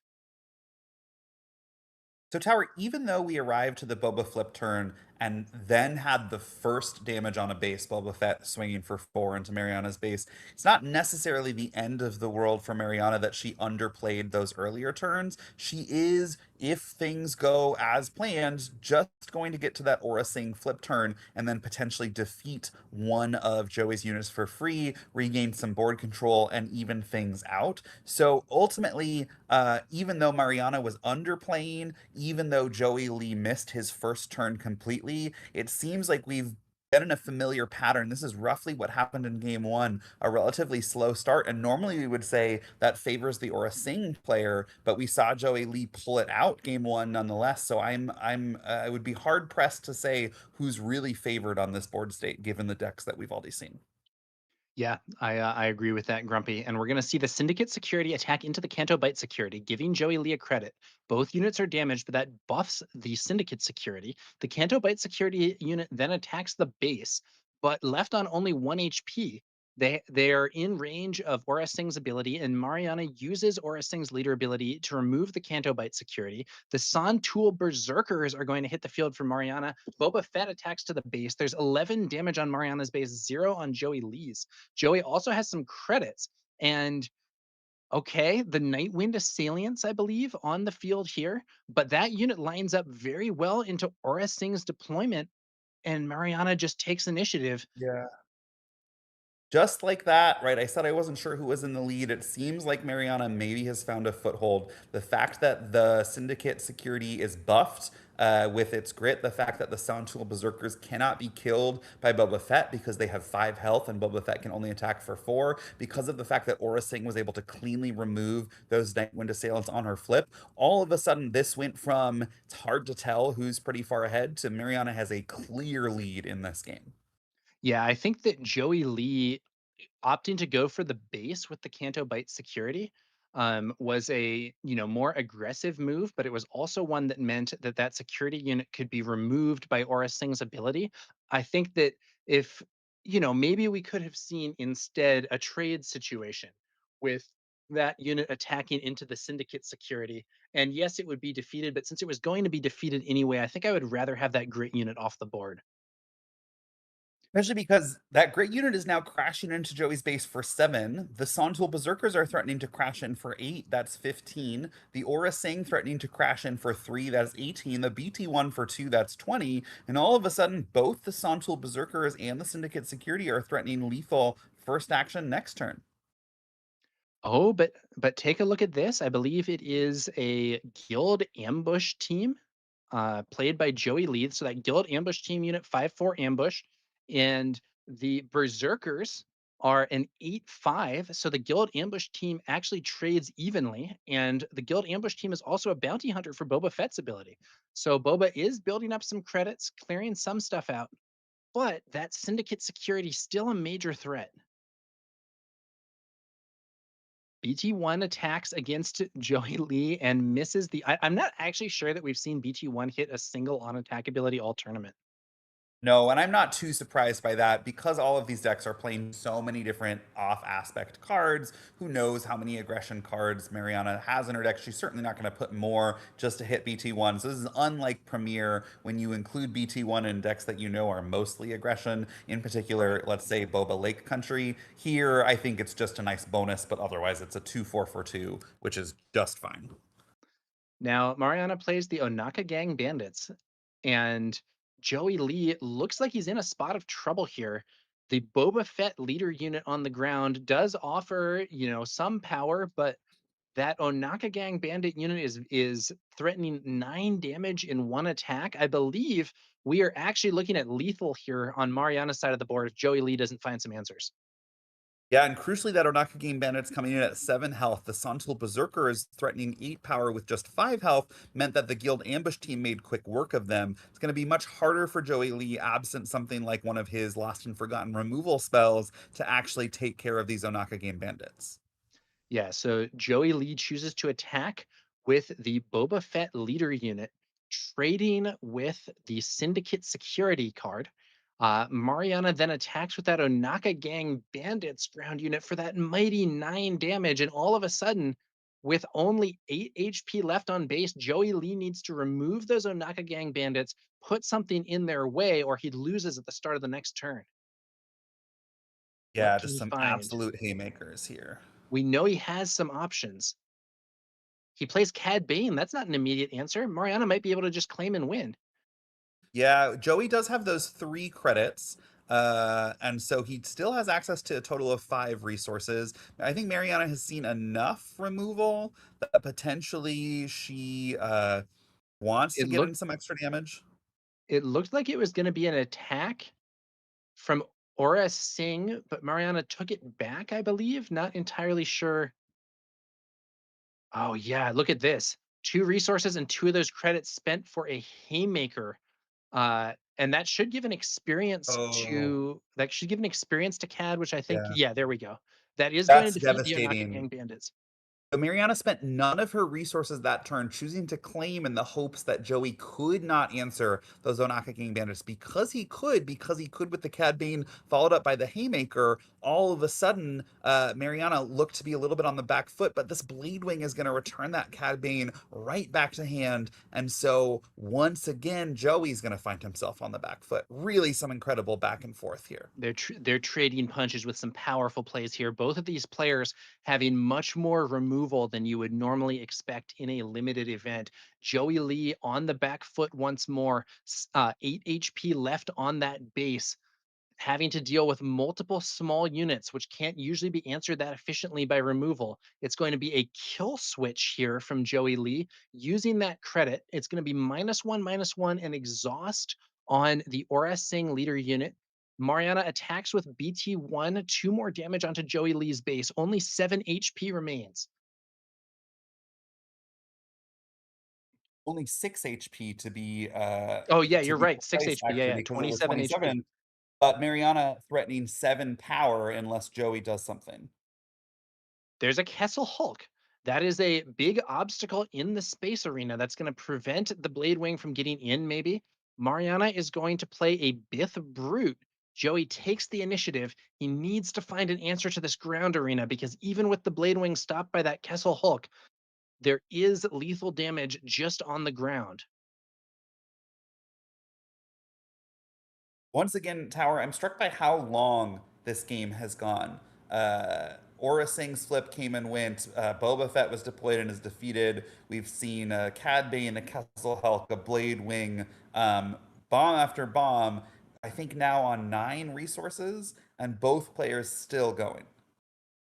Lost and Forgotten from Joey Lee defeats the Bith Brute and heals Joey's base. But now it's a Kessel Hulk on Mariana's side of the board. Joey's Kessel Hulk is stopped by Mariana's Kessel Hulk, so Joey will not be able to attack the base here unless he has some way to deal with the other Kessel Hulk. Meanwhile, Joey, Mariana still with 4 damage in the ground arena, uncontested, able to bring Joey to 22, but that still gives Joey at least another action phase of breathing room. looks like there was a judge call. I believe it was that BT1's ability is mandatory, so Mariana had to discard a card on the previous turn or something, and they just mill the top card there. Oh, but it's another Haymaker. Haymaker on Joey Lee's Kessel Hulk defeats that copy of the Blade Wing. Mariana plays 0/0/0. Joey Lee is going to swing against the opposing Kessel Hulk, does not defeat it in one attack. His Kessel Hulk should take damage as well. They only put it Yeah. on Mariana's side for some reason. But Mariana with the pressure in the ground arena, once again threatening lethal with the ground alone. And I believe Joey Lee's Kessel Hulk should have 5 damage here. It should, and crucially, Tower, Mariana's 0/0/0 threatening lethal on its own because of the ability to do 1 damage by putting an aggression card from the discard onto the bottom of your deck. That would add the crucial 5th damage for Mariana. So Joey, very much in check, needs to answer that 0/0/0 in his first action of this turn. Otherwise, game 2 will go to Mariana. Joey needs to do something in that ground arena, put up a sentinel, defeat 0/0/0. If Joey can defeat 0/0/0, the 4 damage there is not enough. Joey has, but no, Lots Razi there is answering BT1, but it doesn't answer Yeah. 0/0/0. The on attack ends the game. Joey Lee not able to do it. We're going to be going on to game 3 of this intense match. Wow, really, really well done by Mariana. The huge difference potentially between our games 1 and game 2 is that in game 2, Aura Singh on flip was able to cleanly defeat one of Joey Lee's units. It's possible that that edge gave Mariana just enough oomph to carry this game through to a win. But despite that powerful flip, Joey nonetheless clawed on and brought that game through another 3 or 4 action phases because of how powerful both of these players' decks are. I think from what we've seen in Tower, it is no surprise that both of these players are currently sitting at 4-0. Absolutely. And I do have to wonder if that game might have gone the other way if we had seen the Canto Byte security trade with that Hmm. syndicate security unit, because the syndicate security ended up being able to push a bunch of damage thanks to grit. Joey did eventually deal with it, but at the cost of some other stuff. And I don't know. I think, you know, Yeah. maybe Joey thought he was going to be able to pour on the aggression and the 3 damage on base was going to be crucial, but Mariana had a lot more stabilization power than that, and I think the trade might have ended up going better for Joey. I think that's right, Tower. The 4-6 becoming a 7-3 all of a sudden turns a well-statted unit into an absolute aggressive monster. We saw Joey eventually having to throw his own Boba Fett leader into that 7-3 just to defeat it and get it off the battlefield. But by that time, Mariana was playing things like the Onaka Gang Bandits, like the Sontul Berserkers, and the aggression just never stopped coming. Yeah, it's also like you were saying, Grumpy. It's a tough turn when you play the Nightwind Assailants. You're like, yeah, 5/5 Sentinel, and your opponent just claims, flips Aura Sing, and defeats your unit immediately with that when deployed ability on the Aura Sing leader unit. It's a tough spot to be in. Now, I do think, am I remembering correctly, in game two, Joey did not have a turn one play? I think, yeah, I think that's right. Yeah. I think Joey did So, not have a turn one play. Mariana did, but then Mariana was under-resourced on turns 2 and yeah, 3, which allowed Joey to kinda, get back into a plow pretty back good in. spot. Yeah. I do think, right, it's hard to say how that sort of set of debuffs pans out. Like, would you rather miss turn one but play on curve turns 2 and 3, or would you rather play turn one and then have an under curve play turns 2 and 3? Not sure which is truly better, but for Joey, you can at least have the asterisk in your mind. Like, yes, I did lose game two, but I won game one so that I know my deck can actually beat Mariana's deck, and I know especially that I can go long against her deck because I have enough bombs and removal. So if in this game three I can have a stronger start, right? I'm going to start with initiative because I lost game two. If I can at least start with a powerful turn one play, if I can present a stronger clock early, maybe I can have a repeat of game one rather than falling into the game two plot again. Yeah, absolutely. And so now we're going to be moving into that 3rd game. This time, Joey Lee, I believe, will have the initiative, and we'll see what he can do with it here. Should be, if those first 2 games were anything to go off of, should be an exciting game 3 as well to determine which of these players will move on with a 5-0 record in this, after this round of Swiss play. Yeah, absolutely where you want to be if you've traveled to a big tournament like this. Most players coming from outside of Palm Springs. So traveling and then starting your day 5-0 is as good as you could hope for. Okay.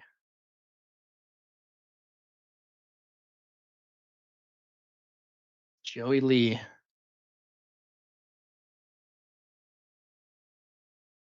Going to lead us off here. It's the Black Sun Patroller, a 2/2 shielded unit in the space arena, and Mariana with a very strong play. Lepi Lookout, one of the best starting units in the ground arena there for Mariana. And funnily enough, 3/1 shielded. both players using the epic actions on their splash bases on their first turn of the game, which means going forward, everything's going to have to pay the aspect penalty if they want to play those off aspect inclusions. That's a very good point, Grumpy. I didn't realize that at first, but you're absolutely right. Both players using their splash bases to play better turn one plays than they might otherwise have had access to. Joey's going to attack with the Black Sun Patroller. The Lepi Lookout, still 3/1 shielded in the ground arena. Mariana chooses to play 0/0/0 as a ground unit before doing anything with that Lepi Lookout. This means that if Joey were to play a 3 HP ground unit, the Lepi Lookout would be poised to remove it. Instead, it's the Getaway Freighter, not the most efficient card here because that unit needs stuff on the ground to get its credit creation going. And Mariana attacks base with that Lepi Lookout for 3. I love that sequencing from Mariana, right? Holding up the Lepi Lookout to, as you say, take out a 3 health, a 3 drop, or even a 4 health 3 drop from Joey because that Aura Sing ability waiting in reserve. Very good point. And look at this. I believe this is going to be the Vigilant Scouts, which is a great unit to have in a race. This unit here is a 4-cost 3/5 with Restore 2, and that Restore is really helpful in these sort of racing environments. Now we're going to see the Callous Bounty Hunter from Joey Lee. Mariana goes for the setup that you just mentioned, Grumpy, attacking in there for 3. Now Aura Sing's ability can be used to remove the Callous Bounty Hunter. But because that took 2 actions, there was a window where Joey Lee could attack base with that Getaway Freighter and create a credit token since he still had a ground unit at that time. Yeah, an interesting choice there from Mariana. Seems like she probably made the right one. She could have attacked with that 000 into the Callous Bounty Hunter. That would have defeated it before the Getaway Freighter had a chance to attack. It would have deprived Joey Lee of her credit, of his credit, but it would have meant that the 000 would be left at 1 HP. Instead, Mariana saying, "I'd rather keep my 4/4 at full health. I'm willing to give you the single credit at the expense of just losing my Leppy Lookout's shields." This has turned into a ground versus space race, it would seem, but Joey with just 3 power in the space arena compared to Mariana with a total of 10 power in the ground arena and that restore from those Vigilant Scouts. That's right. If this is going to be a space versus ground race, it is a race that Mariana is very much poised to win. Joey Lee at a disadvantage here needs to find something to turn things around a bit. There are the Night Wind Assailants. That is going to be a nice 5/5 Sentinel. But the problem with this is 000 could attack in and then have Aura Singh's ability remove them. That's not what we even see though. It's going to be the display piece event played there, clearing out the Nightwind assailants, and Mariana continuing to put pressure on Joey Lee's base there with an attack from the Leppy Lookout. Boba Fett attacks and defeats 000 thanks to his raid one and creates a credit when doing so, only to be himself defeated. The Boba Fett ground leader unit did not stick around very long, with the Vigilant Scouts attacking to defeat him and restoring 2 damage from Mariana's base. Yeah, I have to wonder. So usually we see cards like Display Piece played much later in the game to bring an opponent from 8 to 9 or 9 to 10 when every marginal resource has a little bit less of an impact. Mariana chose to ramp Joey from 5 resources to 6, which means he's going to go up to 7 now with those 2 credit tokens he's generated. He's going to have access to 9 resources. That's potentially a huge bomb that he could drop. So Mariana hopefully is holding on to at least another answer, more removal beyond just that Display Piece. Otherwise, Joey may be able to use that additional resource plus the credits to drop something that could finish the game on its own. Yeah, that's a good point, Grumpy. But Joey's going to need to have some strong plays because Mariana, with the help of the Restore 2 on those Vigilant Scouts, is pulling very far ahead of this on this race. After that attack from the Vigilant Scouts this turn, we're looking at 13 damage on Joey's base, 14 HP remaining. Mariana with only 4 damage on that Stygian Spire. And of course, Boba Fett has come and gone. He's been deployed. He's now off the field. Aura Singh has yet to be deployed. And so, despite all of that, Mariana still with more pressure on the ground than Joey Lee has in space. So, Joey's really going to have to use that extra resource for all it's worth if he wants to find his way back into this game. Okay. Now, okay, so I believe this is going to be the Ruthless Duo. And Joey does control another villainy unit, so can deal 2 damage to a ground unit. Uses that ability when played to defeat the Leppy Lookout. So that is something good. But now it's the Sontool Berserkers on the field here for Mariana, presenting a massive threat if they get a chance to attack. Can Joey Lee Yeah. find an answer? He still has some resources and some credit tokens. Let's see what he can find. Nothing left to fear. Buffs It's going to buff the Black Sun Patroller and defeat the Vigilant Scouts. But those Berserkers are untouched, and they are going to get a chance to attack Joey Lee's base. Yeah, Mariana just with so many high power cards. Joey sitting at just 14 HP. The 8 attack from the Berserkers is going to bring him down to just 6. We've also, Tower, reached the Orasing flip turn, which means Joey potentially is going to go from 6 to 3 if he can't deal with Orasing. And then all of a sudden, pretty much anything from Mariana's side of the board is going to be lethal, while she's still sitting at just a total of 9 damage. I think we see a Lost and Forgotten in Joey Lee's hand. So that could defeat the Sontool Berserkers and heal 3 damage to buy more time from Aura Singh. That's exactly what Joey is going to do. So, now 18 damage on the base, 9 HP remaining, but Mariana's not done. There is a copy of the Onaka Gang Bandits there in the ground arena, another unit that threatens massive damage. That is exactly what we saw in game two, I believe, Tower. Mariana had a Santul Berserkers. Joey Lee spent most of his resources to remove it, and Mariana responded with these Onakaging bandits, all of a sudden with more health, hitting for more damage, threatening immediate lethal first action next turn, just presenting threat after threat after threat, while chipping in incremental damage from her other units. Joey Lee, despite having a much earlier leader deploy, really has been on the back foot every phase of this game. Yeah, Joey forced to take the initiative early, and Aura Singh deploys, defeating the Ruthless duo with the when deployed ability on that Aura Singh leader card. And now Joey has to find an out for the Onaka Gang bandits or it's over. It's a guild hunting team, but that's not enough damage. The Onaka Gang bandits swing in and Mariana wins. Really, really cool stuff. Well done by Mariana, putting together this absolute banger of an Aura Sing deck. So many top end threats, so much removal, able to just grind Joey Lee down. Now, granted, remember, Mariana lost game one, so she had to come back from a game one deficit to claw her way back into game two, and then ultimately to win game three in what I would say is pretty commanding fashion to end round five at 5-0. Yeah, very strong showing after, to be honest, in that first game, Joey Lee looked way behind, but he just played, strong removal card after strong removal card. I was shocked by the quality of the removal available to Joey Lee. So, very interesting situation there. But Mariana did not get demoralized, kept it up, got the comeback win, games 2 and 3, going into that next round 5-0.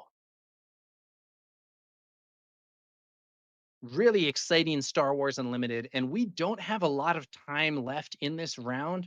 So I believe we are going to go straight to a break rather than the backup match this time.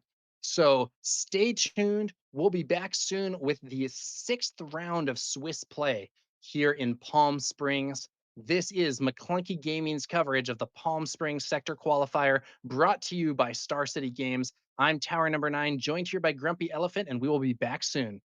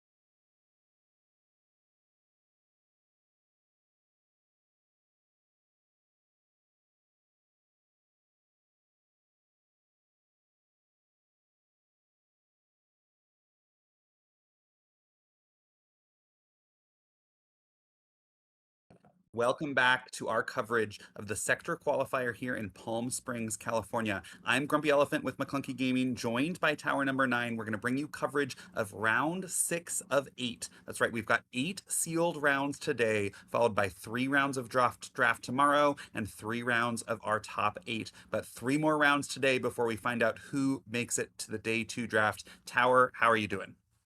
I'm doing well, Grumpy. It's been an exciting day of limited gameplay here. I think we've seen some really cool games, and I'm excited to see what happens as we move into this next round as well. I totally agree. And one thing that I think we've definitely been seeing is most of the games have been great, but as we creep into these later rounds and see the decks that are still undefeated, the card quality is only going to be higher and higher. We're going to be seeing players who are both strong players and who pulled very strong decks filled with bombs, filled with removal. And I think that'll make our top games incredibly dynamic between now and the rest of the day. That's right, Grumpy. I was shocked by how much premium removal was in the Boba Fett deck that we saw last round, and that deck didn't even win. We are really dealing with the higher level both of gameplay and of deck quality as we move into these final rounds of Swiss play. I believe we're going to have 8 total rounds, and so there should be 3 more today, followed by a draft tomorrow morning, 3 more rounds of Swiss from the draft, and then the final cut to top 8 and another draft for those top 8 competitors.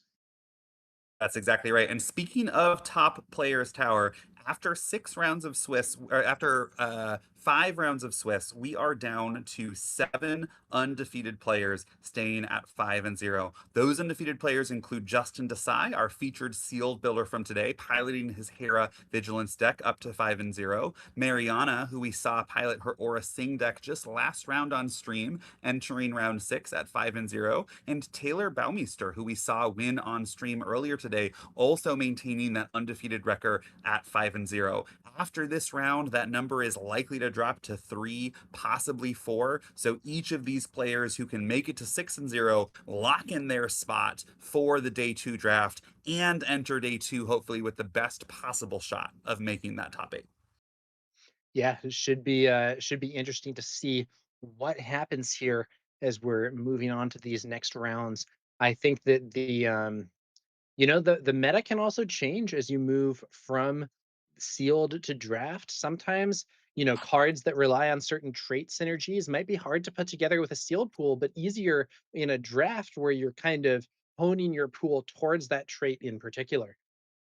I think that's exactly right. Draft is certainly going to reward both card knowledge. What are the synergies to look for? What are the cards that you might prioritize more in draft than in sealed? A little bit of reading the room. Can you tell what your opponents around you are picking? Obviously, complicated by the fact that you've mentioned a couple times we're in a splash based format, so people are going to be choosing the strongest card often, regardless of aspect. But all of those skills coming into play to try and bring players the best possible draft deck to make it through our 3 rounds tomorrow. Yeah, and should be interesting to see it. I'll also be interested to see what ends up at the top of the sealed just today. We'll have those few extra rounds, but it's a whole new ball game. If you end up going and making it to day 2 on the strength of a really strong sealed pool, you won't have that pool to carry you as you move into the draft phase of the event. Conversely, if you have a weaker pool but manage to really play your heart out and get in there on the basis of good play decisions and so on, well, you might be breathing a sigh of relief as you move to day 2 and get to use a new deck that doesn't rely on those same cards that you had just drafted or that you had Yep. just pulled and sealed. Day 2 is the grand reset in these limited tournaments. But before day 2, we've got Swiss round 6 showing you 2 players who are both 4-1. So both very much live to make it into day 2. We've also got 2 familiar leaders. It's going to be Vel Sartha, that experience giving leader, facing off against Boba Fett, our bounty hunter leader who likes to make credits. All right. So we are going to see what happens here. Frank on the left versus Caleb on the right. Vel Sartha versus Boba Fett. both paired with an aggression aspect base, but as we know by now in this sealed format, we can expect to see cards of pretty much any aspect coming out of either one of these players' hands.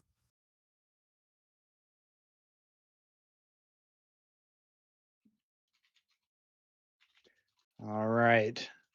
They're shuffling on up. And yeah, like you were saying, the splash bases make a big impact. Now, this set does have some non-splash bases. There are some rare bases in this set, but I believe we have not seen one on stream yet today. And I'm thinking I might be surprised if we were to see them. They do some powerful effects, and we have seen them played in Premiere. Chewbacca, for example, is a leader that I think is sometimes played with the blue rare base that allows you to turn a token into another kind of token. But giving up the splash base in a limited format feels like a huge loss for something that, without the exact right deck synergy, might be hard to make a lot of use of.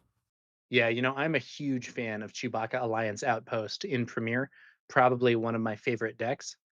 But the Alliance Outpost, not only does it have less HP compared to one of these splash bases, like you were saying, Grumpy, giving up a splash base in a format where that might allow you to play a bomb that would otherwise be inefficient.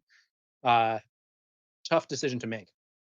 Okay, Caleb leads us off with the C3PO ground unit, and it is, I believe, the Rhodian Bondsman for Frank. Which suggests, Tower, between the credit from that Rhodian bondsman when defeated, possible credits from the Boba Fett leader, and possible credits from the Vel Sartha leader ability, it's safe to say that credits might be flowing towards Caleb in this game. That's a very good point, and I think we see yet another unit that could get those credits flowing with Dengar entering the board here for Caleb Pace. We do have an experience granted with Vel Sartha that C3PO attacks and gives an experience to Dengar because Dengar shares the bounty hunter keyword there with Boba Fett. But then take a look at this. Frank plays Arvel Skeen, defeats the credit he just gave Caleb, and uses the 1 damage from that ability to defeat that C3PO unit. Super efficient play. Yeah, these players really blitzing through these early turns, both of them knowing exactly what they want to do, and particularly for Frank, having that Arvel Skeen is the perfect complement to his Vel Sartha leader ability. Not only did it allow him to defeat that credit when played and deal a damage, but now every time it can attack, it'll do the same thing, and that's why it is enemy number 1 for Caleb. Now, Caleb responds by attacking Arvel Skeen with Dengar. The Dengar and Arvel Skeen units each defeat one another, and that actually is an opportunity for Caleb to get some credits going again. Even though Arvel was there to defeat that first credit, we see a credit given there, I believe, with Boba, and I think it may actually be 2 credits, one with the Boba Fett leader ability and one with Dengar's text with respect to the highest cost enemy unit being defeated. Then it's going to be a defiant scrapper from Frank defeating one of those credits, and Caleb plays Urk to put a powerful unit into that ground arena. Frank definitely has the anti-credit tech to synergize with Vel Sartha here. Yeah, the Arvel Skeen into Defiant Scrapper, really, really powerful, but that double credit there from the Dengar means that after all of that, Caleb is still left with a full credit going into his leader flip turn. The Rhodian Bondsman attacks against Urk there, each unit suffering 3 damage, but both units remaining on the field. The experience on that Rhodian Bondsman, keeping it alive, Urk just having more HP. Now Caleb deciding what to do here. Can swing for 6 and chooses to do so, attacking into Frank's base. Feels like the first pivotal choice of this game. Both players have sort of made their best action available to them, but that choice to go into base meant that the Urk could be killed by the Defiant Scrapper, which is ultimately a favorable trade for Frank because he still has his 2 units on the board to Caleb's none. Caleb may be saying, I have to get the aggression going somehow, and I'm going to try and win this game quickly, but does leave him a little bit behind on board as a result. Frank deploys the Boba Fett leader unit there, only to be immediately met by a kill switch upgrade card from Frank, exhausting that Boba Fett and giving -1/-1. Caleb then plays the Sontul Berserkers, a unit that we certainly saw a lot of in the previous match. And Frank plays collateral damage to deal 2 damage to both Boba Fett and that Sontul Berserkers unit. Yeah, that Suntal Berserker is going to follow up the damage from Urk with a potential massive 8 to base. But again, getting potentially a lot of early damage at the expense of board control. Now that we've arrived at the Velsartha flip turn, it's possible Frank is going to grind things to a halt after this turn, and Caleb is really going to have to work to get any additional damage. At minimum, we could see the Sontul Berserkers swing there for 8 damage to base, up to 15. That would leave Frank with just 12 HP left, but Frank's board is looking pretty good. Now, those Sontul Berserkers do have Overwhelm. We could also see them attack and trade with one of these units while still doing a big chunk of damage to the base, and it looks like that's just what's going to happen. Caleb attacks with the Sontul Berserkers, defeats the Rhodian Bondsman, does a lot of damage to base with Overwhelm, and each player gets a credit token from the when defeated ability on the Rhodian Bondsman. Then Frank is going to be the one making the next attack. I believe that Defiant Scrapper trades with the Boba Fett leader unit. Caleb plays the Onaka Gang Bandits, but they are immediately defeated themselves by a copy of Lost and Forgotten, healing Frank's base to boot. Then Frank deploys Velsartha, attacks the base, and buffs herself with the on attack ability on that Velsartha leader unit, giving an experience. Does give Caleb a credit, but Caleb now looks to be in some trouble. After all of that, Frank is left with the only unit on the board, his Velsartha leader unit, who's going to threaten to buff herself turn after turn. Look at this, though. Caleb has another big unit. It is the Beach Patrol AT-ACT, but it's met by the shadow of Stygion Prime, played double out of aspect. That is a card that I don't think Caleb was expecting to see, but it is very powerful here. It's going to keep that Beach Patrol AT-ACT exhausted, and at the start of each regroup phase, that's going to be 2 damage to Caleb's base. Caleb cannot be happy to see that. No, absolutely answering another huge bomb. Frank more than happy to pay 8 for that, double out of aspect, as you say, not even using his splash base to discount it, because it is effectively removing an 8 cost unit from Caleb's side of the board with the additional impact of that 2 damage per turn, as you mentioned. And I do not think that there's going to be any upgrade removal for Caleb to rely on. Probably not running something like a Sabine Wren out of aspect in his deck. And so it's very possible that that Walker is going to stick on the board and deal 2 damage to Caleb every turn between now and the end of the game. Caleb plays a Cavern Angels X-Wing. It's a decent card, but I don't think what he needs right now. Frank keeps the pressure on. Another attack from Velsartha, once again buffing herself, and now 20 damage on Caleb's base, and Velsartha is swinging for 7 next turn. If Caleb can't stop it, that's it, and he picks up his cards. Frank winning game 1 of this match.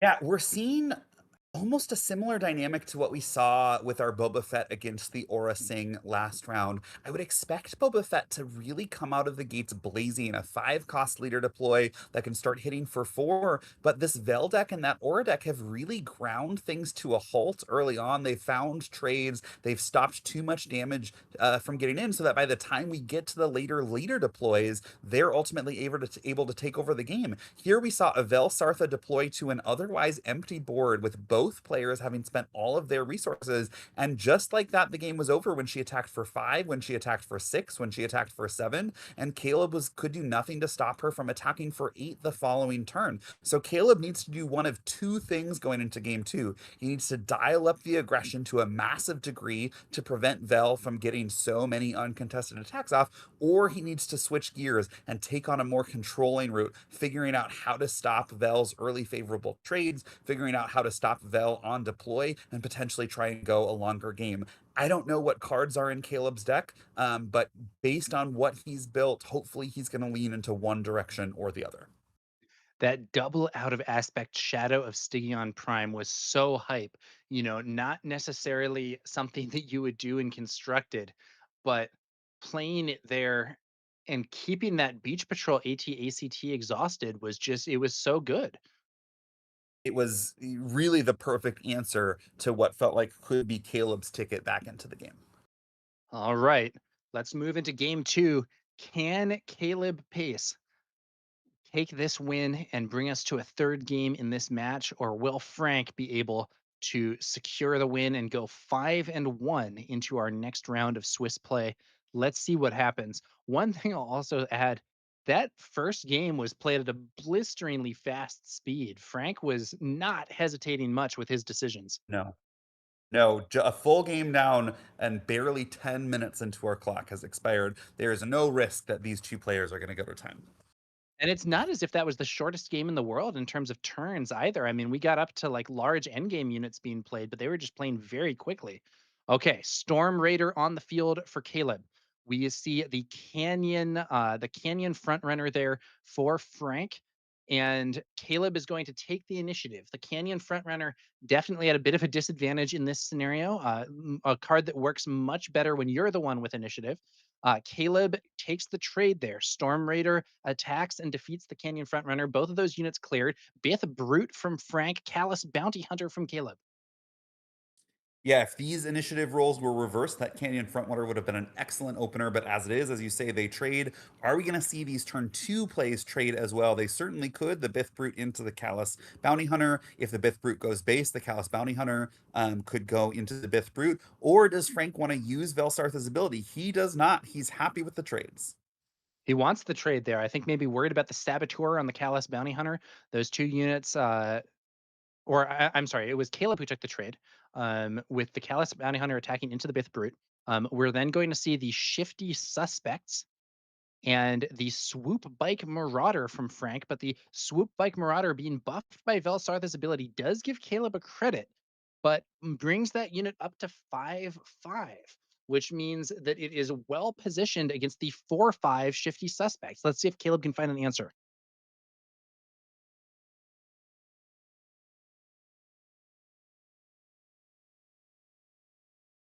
First pause really of both games so far. Caleb thinking, how do I want to navigate this turn? This is his Boba flip turn. This is his one turn to have his leader on the board before Vale Sartha joins the fray. So he's going to want to use the additional stats of those leaders to claw some kind of advantage. There isn't an immediate answer to the Swoop Bike Marauder. The Shifty Suspect unit from Caleb attacks to Frank's base, and that means that Frank is free to attack with the Swoop Bike Marauder, defeat the Shifty Suspects, and draw a card. This does seem like not only the first pause in the gameplay, but also the first opportunity at which either player has clearly secured some kind of advantage, with Frank making a very efficient trade there with the Swoop Bike Marauder. He then plays a Cavern Angels X-Wing. Caleb has deployed the Boba Fett leader unit there and now spending a lot of resources and the credit token to play the Boba Fett ground unit. And he had enough with that credit to pay the extra cost. When played, you may pay one if you do deal 3 to a ground unit, uses that ability, deals the 3 damage he needs to remove the Swoop Bike Marauder. But Frank throws a droid laser turret in Caleb's way. Boba Fett leader unit attacking into the droid laser turret, taking 2 damage and removing that shield.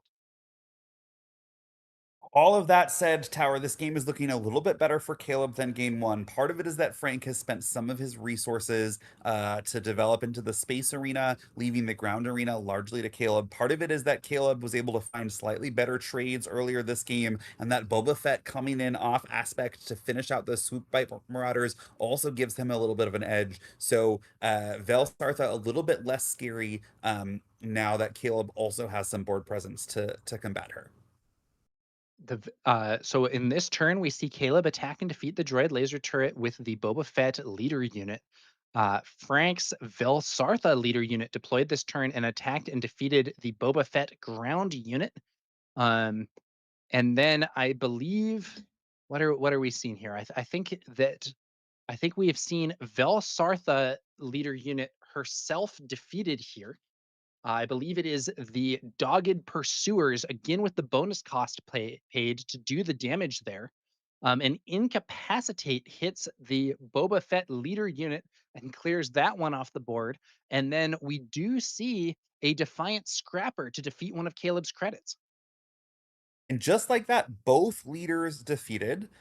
Relative board strength, I would say, is pretty even. Frank with a unit in each arena, but both of them weaker than those dogged pursuers that Caleb has. Caleb left with a credit, so potentially able to start playing some larger haymakers if he has them. Here comes one.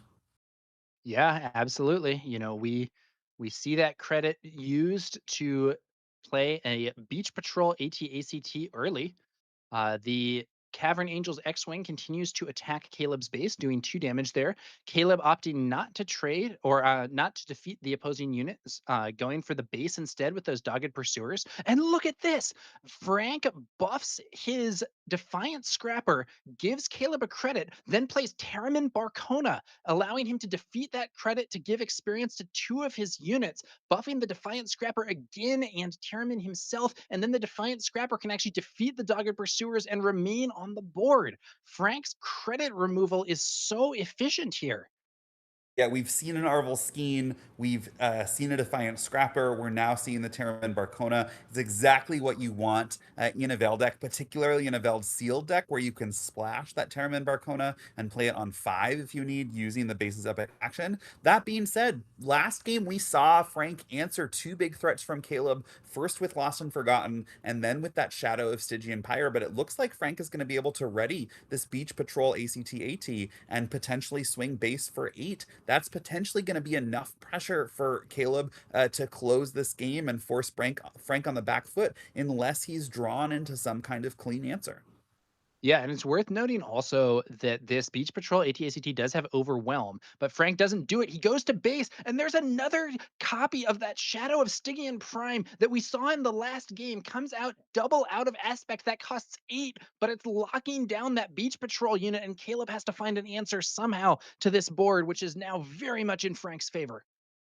Yeah, Shadow of Stygian Prime, notably a rare in this format, and so not one you should ever expect to see. Certainly not out of aspects, villainy, and cunning in an otherwise vigilance, aggression, heroism build. So a great include for Frank, a great answer for some of these absolute monster units that these top decks have been running.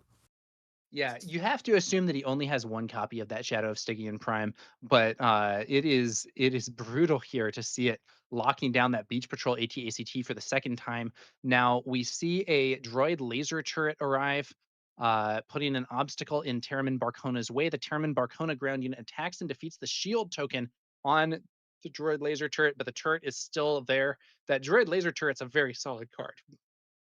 Yeah, absolutely a great wall whenever needed, buy yourself a little bit of time. Bought Caleb the time to get to another full action phase. He'll have an opportunity to deploy some new threats. Just 8 damage left on Frank's base. Caleb certainly can feel like he's so close. And with just 8 damage on Caleb's base, yes, that 2 damage every turn from the Shadow of Stygian Prime is going to add up, but Caleb has at least a couple action phases of breathing room to try and piece together what is now just 6 damage remaining for Frank's base.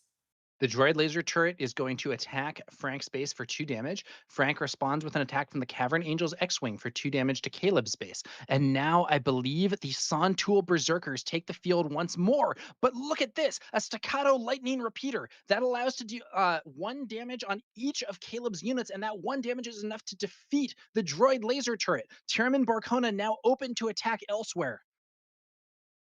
Caleb plays Yes, 0-0-0. What will Frank do? this Terriman Barcona likely needs to go into those Berserkers unless Frank has another answer. He's got a Sentinel, which puts Frank in the choice. Does he want to try and kill these units, or is he going to try and push for lethal while he can? I think it is a trade. It looks like Frank played the Canto Bite security, but then decides to take the trade anyway, play it a little safe. Terriman Barcona attacking and defeating those Sontool Berserkers, and the Terriman Barcona ground unit himself being defeated in that combat. So what we are now looking at is the exhausted Beach Patrol AT-ACT, thanks to Shadow of Stygian Prime, dealing 2 damage to Caleb's base every turn. The Cavern Angels X-Wing and the buffed Canto Bite security versus 000, the unit there as the only really active piece that Caleb has access to. Frank is probably ahead right now, even though his base is at critical levels. Now, a copy of Commence the Festivities could end the game here if Caleb has fewer resources than Frank, but he doesn't have it. It's going to be Flash the Vents. That is going to be enough to buff 000, and so that 000 unit trades with the Canto Bite security, does do 1 damage to base with the on attack ability, returning an aggression card to the bottom of the deck, and we do see a credit token created on Frank's side from that. 5 HP left for Frank. Now, Caleb has been able to sneak through 1 or 2 damage each of the past couple turns. He's gotten Frank up to 22. That means Frank just has 5 HP remaining. If Caleb can start deploying 5 power threats, that's going to force Frank to claim every time he doesn't have an answer. This Hana, technically, while it only has 3 power, is a 5 power threat because of the raid 2. And so now Frank is going to have to choose, right? He can't necessarily send his Onaka Gang Bandits into base because then that Hana will be lethal. So he now has to figure out how to deal with every single threat that Caleb plays. But Caleb didn't have another threat that turn. It was just Hana. So Frank takes the initiative, leads things off with a kill switch, -1/-1 damage to that Hana ground unit, and she's exhausted. And that means that the Onaka Gang bandits now poised to deal massive damage to Caleb's base. Caleb can't stop it. He plays Urk, but that doesn't do anything to help this immediate situation. And now, if that Cavern Angel's X-Wing gets to attack, Caleb will be defeated at the end of the phase by Shadows of Stygian Prime. He takes initiative, but there's a collateral damage plus the Cavern Angel's X-Wing attack. That is enough to close out this game. Wow, some really explosive stuff. And Frank definitely had multiple options there, an attack with the X-Wing followed by the ping from Shadow of Stygian Prime. It could have attacked with the X-Wing and then used the collateral damage on base. Chose to be a little bit flashy, did 2 damage to his X-Wing and the other 2 damage to the base. The X-Wing then finally did the final 2 damage to the base, making that lethal for a clean 2-0 for Frank. A really explosive Vel deck paired with absolutely every piece of credit removal you could ask for in this sealed format, paired with some great removal. We saw that Lost and Forgotten. We saw that Shadow of Stygian Prime. No surprise to see Frank doing well at this tournament.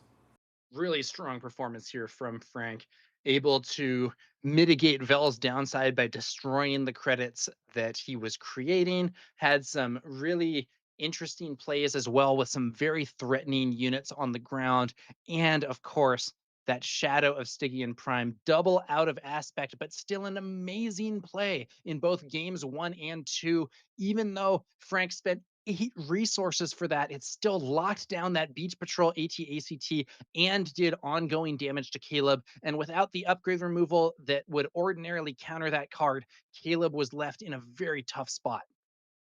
Yeah, one common theme I've been noticing, Tower, about sealed games in this format, particularly sealed games between 2 powerful decks, is that even though both players are starting off the game at an HP disadvantage relative to Premier, these splash bases starting with just 27 health, we've been seeing these games go incredibly long. We've been seeing players win off the backs of powerful 6 drops, 7 drops, 8 drops, and that means that Frank made exactly the right call to include that Shadow of Stygian Prime. You would normally never want to spend 8 resources on an upgrade that's going to keep an opponent's unit exhausted if you're going to play it on something like a 3 or 4 or 5 cost, right? The card costs 4, so it's meant to be played on the 4 resource turn by an in aspect deck. But Frank, having a sense of how these games go, holds onto that removal, and inevitably his opponents play a huge haymaker, and he's able to play it to devastating effect. That's right, Grumpy. Really, really strong use of that double out of aspect Shadow of Stygian Prime there. And now we're going to go to our backup match. This is Chris versus Emily.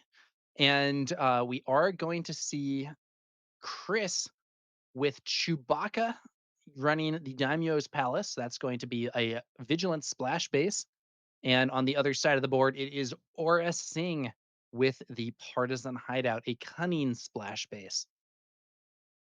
Now, We we've will seen lead. Aura Singh able to fend off 5 deploy leaders. Particularly, she was able to fend off Boba Fett earlier in this tournament. We'll see how she does against a theoretically 4 deploy leader. Chewbacca able to come out even earlier and start crashing for 5, although Chris giving Emily a little bit of help in this game by not having a turn 1 play. Yeah, absolutely. So on that turn one, it is going to be a Black Sun Patroller for Emily, and it is going to be nothing for Chris. Chris does play the Bith Brute on turn 2, but we see an Incapacitate for -2/-2, and then Aura Sing's ability to defeat the Bith Brute. Grumpy, I'm a big Chewie player in Constructed, and I can tell you this is not where you want to be as Chewie going into your deployment turn. No, Chris now going to be forced to choose. Do I want to spend all 4 of my resources to deploy my leader? If I spend anything else, my leader has to wait. Chris saying the leader is the most important thing. I made a decision to play this leader in sealed. I'm going to try and win off the back of this overstated leader on 4. Let's get him to join the fray. Okay, so Chewbacca is going to just directly deploy. Emily attacks against that Chewbacca leader unit with the Imperial Door Technician, dealing 2 damage to Chewie. But the Door Technician is defeated. The Chewbacca leader unit then attacks base for 5. Emily plays, I believe that is Bix Colleen. And when played an on attack, you may discard a card from your hand if you do create a credit token, but Emily opts not to do that. And then Chris is going to be the one taking the initiative here. Emily swings in for 2 damage with the Black Sun Patroller. And just like that, Emily's got a clean way to clear Chewbacca if she wants. She can just attack that Bix Colleen, deal the last 4 damage. Chewbacca will have an opportunity to crash through for 5 more, but Chris will have then spent essentially the first 3 turns of the game dealing 10 damage to Emily's base, but having nothing left behind to show for it. Yeah, and as a Chewbacca player, one thing Chris might have done is used used Chewbacca's leader ability before the deployment on the previous turn to clear the Imperial Door Technician, which would then allow deployment onto a clean board. That's of course not what we saw, and now Bix Clean ground unit trades with that Chewbacca leader unit, but Chris isn't done yet. Still got some aggressive damage onto the base, and now plays a Bith Brute and a Haxian Aggressor, developing even more threats. Emily swings for 2 damage to base in the space arena with that Black Sun Patroller, and now has about, I think it's 5 resources here with which to potentially put something together to slow Chris down on the ground. Yeah, getting 8 power across 2 units is definitely something you're happy to see on the 5 resource turn. I think it's an attack from all sides event there, played to defeat the Bith Brute, and the Axe Forgets bounces the Haxian Aggressor. So despite Chris being able to develop 2 threatening units, Emily has the answers. And just like that, Chewbacca's been dealt with, and we are creeping closer towards the Aura Sing flip turn. Emily was able to stabilize, took no damage the turn after Chewie attacked for the second time. Just one more turn, and she'll be able to flip Aura Sing and immediately deal with a 5 HP or less unit from Chris. Emily looks like she's done a good job of stabilizing. Okay. Chris left with an empty board. Emily doesn't exactly have a really powerful board. It's just that Black Sun Patroller, but with Chris trying to be the aggressor, this is not where you want to be. And now there's another big obstacle in Chris's way with the Night Wind Assailants played by Emily after Chris develops a Haxian Aggressor ground unit. And Chris plays a Cavern Angels X-Wing. Emily opting to attack the base instead of attacking that X-Wing directly because at 1 HP, that X-Wing is easily defeated by Aura Singh's leader ability. Now, this should be 2 damage to Aura's base when defeated, but I think Chris may have forgotten that when defeated ability here. Now, it's not written as a May ability. It is a requirement to deal 2 damage to a base, so we will need to correct for that at some point. But it also looks like Emily has comfortably reached the point in the game where Chris is going to have very limited options. That Nightwind Assailants will do a great job of blocking that Haxian Aggressor, which can only attack for 4. Any other unit that Chris plays that has 5 HP or less can be defeated by Aura Sing on flip. So really, Chris with very few options to deploy a threat and have it stick. That's right, Grumpy. We do see Chris playing a copy of Lost and Forgotten to defeat the Nightwind assailants and heal. And it is worth noting that this is a recording of the backup match from a game that's already happened. So we cannot really do any judge intervention or anything here. Hopefully, the two missed damage from the Cavern Angels X Wing will not end up mattering, or they'll catch it themselves. And I think I see them catching it themselves now. So two damage on the base does end up getting resolved, but Emily has once again answered Chris's units here with a guild ambush team, ambushing and defeating that Haxian aggressor. Chris uses Chewbacca's leader ability to spend one and defeat a resource to deal 2 damage and defeat the guild ambush team unit and create a credit. But that does not leave Chris in a position to start pushing damage to Emily's base. Meanwhile, Emily develops a rookie rocket jumper, spending the additional one when played to give a shield, and attacks base once again with the Black Sun Patroller. Now, this obviously comes with a caveat that Chris did not have a turn one play this game, but we have seen so many times where an Aura Sing has not had to flip on the 7 resource turn because there has been nothing to defeat. I think that's a testament to how strong the Aura Sing ability is on the leader side, the ability to defeat opposing units with just 1 HP remaining, that they're able to control the board to such a degree that they have the luxury of waiting until potentially the 8 resource turn or the 9 resource turn to flip if need be. Yeah, good point. So this turn, we lead things off with Chewbacca using that leader ability, exhausting and defeating a resource, and creating a credit to deal 2 damage to the rookie rocket jumper. But the rookie rocket jumper saved there by the shield token. And now we see a ton of resources and credits and the splash base, and it's Kersantin remo- attacking with ambush, defeating the rookie rocket jumper, and it is a lot of damage being inflicted with overwhelm as well. But the problem is Kersantin reduced to just 5 HP, and that means a perfect target for Aura Sing's when deployed ability.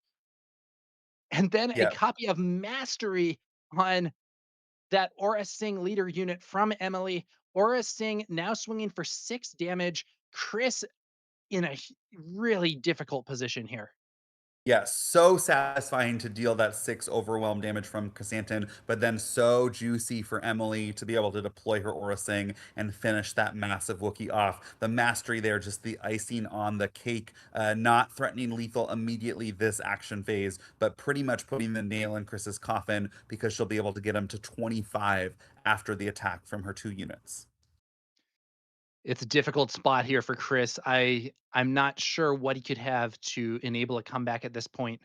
We are looking Emily is a little off lethal this turn unless there's some other buff, but Chris, maybe play the mercenary fleet and just hope, but it doesn't look like that's an option. We do have I believe that is the Onaka Gang Bandits. Emily opting to attack to the base with Aura Sing for another 6 damage. And then the Stranger Oh, ambushing the Onaka Gang Bandits takes a bunch of damage with this ability while attacking. You may have the defending unit deal combat damage before this unit, and then Chris is just going to scoop it up at this point. It's a win for Emily, who really did an excellent job of holding back the aggression from Chewbacca that game. yeah, the Onaka Gang Bandits, they are definitely a potential out for Chris. If he could have paired them with something like a Flash the Vents or something like a the Festivities, they would have been able to swing in for 11 and end the game if Emily didn't have an answer. But unfortunately for Chris, the Stranger does an absolutely perfect 5 cost answer to Chris's units because of that special ability and because the Onaka Gang Bandits are statted at that normally great 6-7, but here, unfortunately, the 6 made the Stranger then hit back for a total of 7 with that grit. Really well done by Emily. Yeah, the Stranger is a weird unit where normally allowing the opponent to deal damage before you deal damage in combat would be very disadvantageous. But with the Stranger, because you have grit, you can take that damage and use it to empower your own strike back to remove units that would otherwise be out of range. That's exactly what we saw. And Chris not able to get it done that game. Let's see. I don't know though. It wasn't the most aggressive start from Chris. Missing that turn one play has got to hurt. We'll see whether or not he can really put the pressure on. And I will say, even with that slow start, even with some hurdles and some strong plays from Emily, Chris still added a lot of damage onto that base. Absolutely. If Chris can start out game two with a little bit of a stronger start, potentially a turn one play that can stick, potentially finagle a way to get his Chewbacca leader to attack not just twice, but three times, he's very much live for this game and could definitely take game two and potentially game three. All right.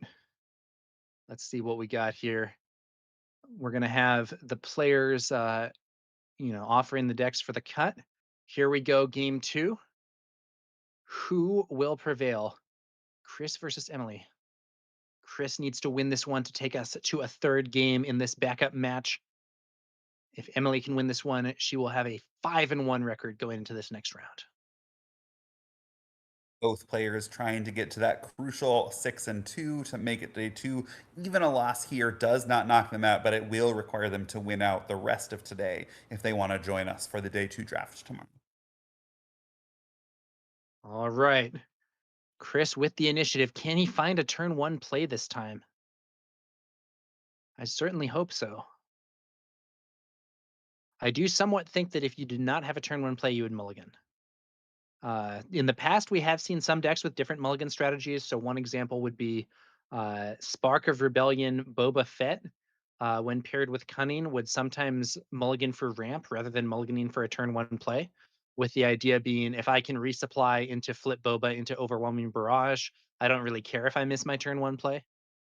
Sure. But I don't think that's likely to be the strategy being employed here in the limited format. Yeah, rare to see that power level of a combo happen in limited. The power in limited really comes from, can I play powerful statted units on curve and get through enough damage, particularly in this Chewbacca deck. All right. This time, Chris does have a turn one play with the Rhodian Bondsman, a 2/3 unit, and when defeated, both players create a credit token. Emily is going to have an immediate answer, though. It's a copy of Incapacitate, followed by Aura Singh's ability to defeat that unit since it now has only 1 HP. But that does create a credit for both sides, and that means we could actually see Chewbacca deploy on turn two. Emily gave Chris an alliance outpost by defeating that Rhodian bondsman. The credit is now live. Chewbacca could come out on turn two, which means Chewbacca alone could potentially end this game. It's hard to imagine Chris would find more value from any other card in his hand as opposed to developing this 5/6 threat and starting to crash in. And that's exactly what he does, using that credit, turn two leader deployment. Like you said, Grumpy, the Alliance Outpost base is often used to enable this in constructed, but Chris was able to pull it off in limited. And Emily has to find an answer fast because Chewbacca can end the game pretty quickly on his own. She does also have a credit, so she's playing with one more resource as well. Two-faced Troig on the field. So the two-faced Troig is a relatively weaker Sentinel unit that can, when played, go to your opponent's side of the board to give you some credits. In this case, though, Emily does not opt to use that ability. Instead, just saying, hey, I want this on my side of the board that's going to absorb a 5 damage attack from Chewbacca. Yeah, that two-faced Troig essentially read heal 5 damage from your base, deal 2 damage to an opponent's leader unit for 3 resources. Feels like a perfectly fine use of resources. Yeah, absolutely. And also, that did not spend Emily's credit from the Rhodian Bondsman. So we could see a 5 cost unit played. Oh, and look at that. The Oh, stranger played a turn early, and the same interaction that happened last game. Very relevant here. While attacking, you may have the defending unit deal combat damage before this unit. Chewie deals 5 damage to the stranger, but then it takes 6 damage back and is defeated. Great answer from Emily to this Chewbacca. yeah, even if that Chewbacca had taken no damage from the two-faced Troig, the Stranger really just Chewbacca's worst enemy because of that 5/6 stat line, able to ambush in and defeat the leader. The perfect answer for Emily, and now entering the 5 resource turn with still 0 damage on her base, and the opponent's Chewbacca already dealt with, looking really, really good for Emily in this game too. Emily attacks base for 6 with the stranger. Now, the downside of this is that it does mean that Chris can use Chewie's leader ability to deal 2 damage to the stranger and get him off the board. But it looks like Emily had another card already poised to answer that Sintakaz ground unit with a guild ambush team.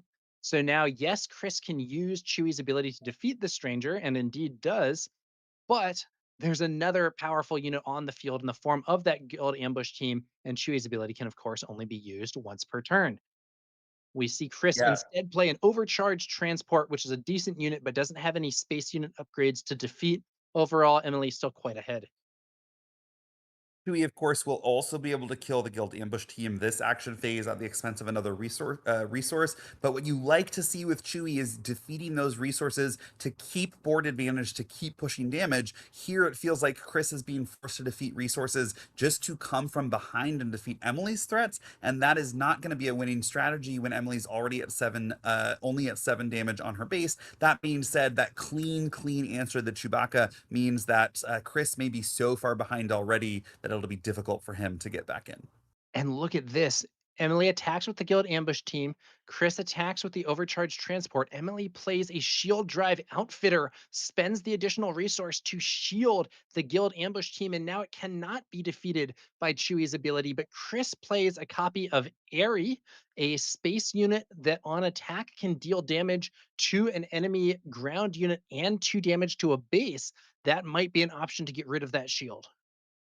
Yeah, area familiar effect. We saw it with Ruthless Raider from set 1, but this time instead of the when played and when defeated, it's on attack. But that being said, this collateral damage from Emily is going to reduce the area to 5 health. Previously, it was safe from the Aura Sing flip because the 7 health was greater than the 5 that Aura could target. But the collateral damage bringing the area down to 5 means that it is now a prime target for Aura to defeat on her flip turn, which is this turn. Great setup there from Emily with the out of aspect collateral damage played via that splash base, allowing one unit to be defeated by Aura Singh's leader side ability, and now setting up this Eerie, like you said, Grumpy, to be defeated by the when deployed ability on Aura Singh's leader unit side. Emily's playing this very well. Chris is struggling to maintain aggression here. We do see, though, I think that's a copy of Dogged Pursuers with the extra 1 cost played that is going to finally get the Guild Ambush team off the field, but I don't think it's necessarily going to be enough. Aura Singh can still deploy and defeat one of these units with the when deployed ability, and Emily still hasn't spent any of those 7 resources this turn.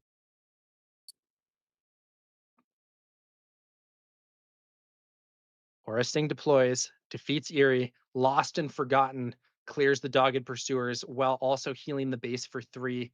Aura Singh attacks to Chris's base. We have just 7 HP left for Chris.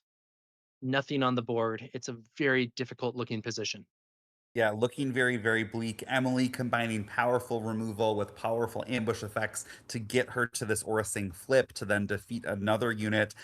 This Aura Sing deck really shining as Emily's been able to build it with her pool. Chris plays a droid laser turret, no longer has to worry about Aura Singh's leader side ability, which would otherwise be able to defeat that. But Emily plays a Kessel Hulk, massive threat in the space arena. Chris then plays a Bith Brute. So we have 2 Sentinels on the field for Chris. We'll probably stave off the damage here in the ground arena, at least for this turn. Don't know if it'll be enough. Yeah, really a masterclass by Emily in how to press your advantage. When you command firm advantage in one arena, you force your opponent to respond in that arena. So Chris deploying multiple Sentinels in the ground arena. And if you can pivot and then present a huge threat in the other arena, in this case, the Kessel Hulk, Chris all of a sudden forced to stretch across both arenas, and likely very difficult for him to do so. So Emily going to be able to push through damage now in one arena or the other. Chris does have a copy of Kill Switch there, giving -1/-1 to the Kessel Hulk and exhausting it. So that does stave off the most dangerous threat. But Emily attacks with the Shield Drive Outfitter unit and defeats that droid laser turret unit. Chris now attempting to recover a bit with the Vigilant Scouts, a unit that offers a nice 2 points of restore, which might come in handy here. But Emily puts more damage on the base with that Aura Sing leader unit and still has a ton of resources. Let's see what she does. Yep, and crucially, that Kessel Hulk now threatening lethal. Chris is going to have to attack with those Vigilant Scouts to restore the 2, but Emily with more than enough power across these both arenas to nonetheless finish Chris off unless he has some sort of miraculous answer. And I believe it is the IGV-55 listener adding another threat to the space arena. Chris uses that Vigilant Scouts unit to attack and defeat Aura Singh while also healing the base for 2 with Restore. The IGV-55 listener swings in for 5, and Chris has a unit to play, I believe a copy of the Mandalorian, but it isn't relevant. Emily attacks with the Kessel Hulk, defeats Chris's base, and cruises to a 2-0 victory in this match. Yeah, really a convincing performance by this Aura Singh Cunning. Just so many powerful cards. The Stranger, that Guild Ambush team, the Kessel Hulk, that IGV-55 Listener. Really, really powerful cards. Emily did a great job of navigating her way to the later phases of the game when she was able to absolutely take over off the back of that Aura Singh flip ability. Well, that was some high speed Star Wars Unlimited gameplay that we just brought you guys, because we just did 2 full matches, the full main match and the full backup match, and we're still left with more than 10 minutes on the clock. Grumpy, I don't think we always see people playing at quite that pace. No, these are strong players with strong decks playing at a brisk pace of play, which let us get so much quality Star Wars Unlimited. Really, really fun to see. Really, really fun to cast.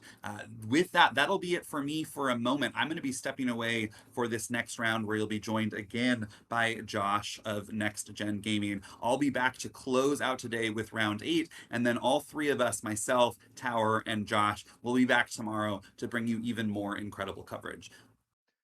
That's right, Grumpy. Great casting with you, and I will catch you tomorrow. But don't go anywhere, viewers, because we have some more. We have some more Star Wars Unlimited on the way today with those last 2 rounds of sealed Swiss play here at the Sector Qualifier in Palm Springs, California, brought to you by Star City Games.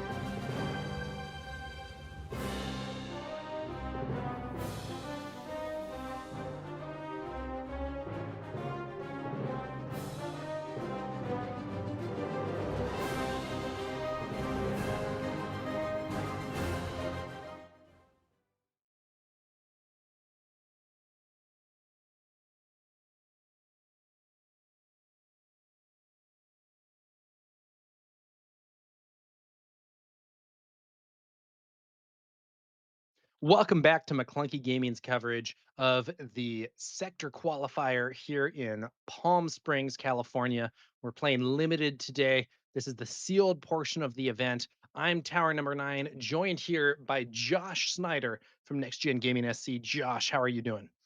I am doing well. Rested up over the last few rounds. You guys called some great action, great casting from you and Grumpy. And boy, oh boy, did we see some fantastic matches on stream. I mean, you got to see two of the best players in the world, the two teammates, Justin and Mike, battling it out. That was really cool to see. We got to see, how about the Taco Kid, Frank on stream, Tower, with that 8 cost double out of aspect Stygian Prime. That was insane. The Shadow of Stygian Prime locking down the big 8 cost unit. The Beach Patrol 2 games in a row. That was wild to see. So many crazy actions taken over the last few rounds, and my goodness, it's been a fun day here in California.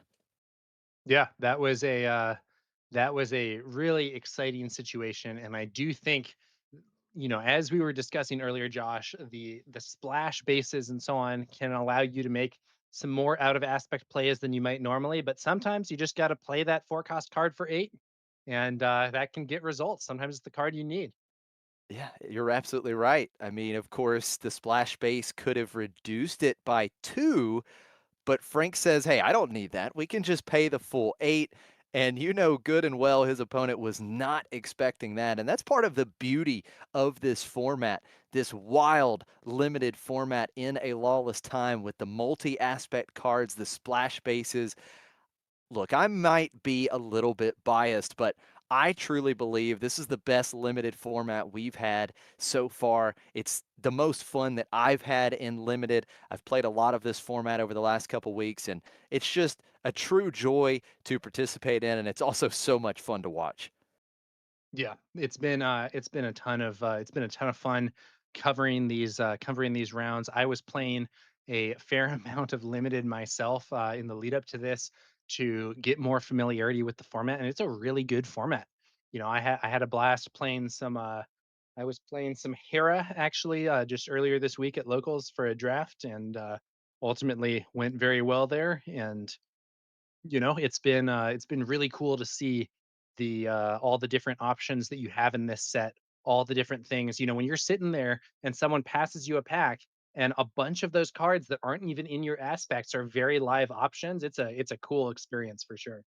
Yeah, absolutely. And there's one other thing I want to point out too, Tower, is you guys got to witness the turn 2 Chewbacca being deployed in that last match. That was crazy.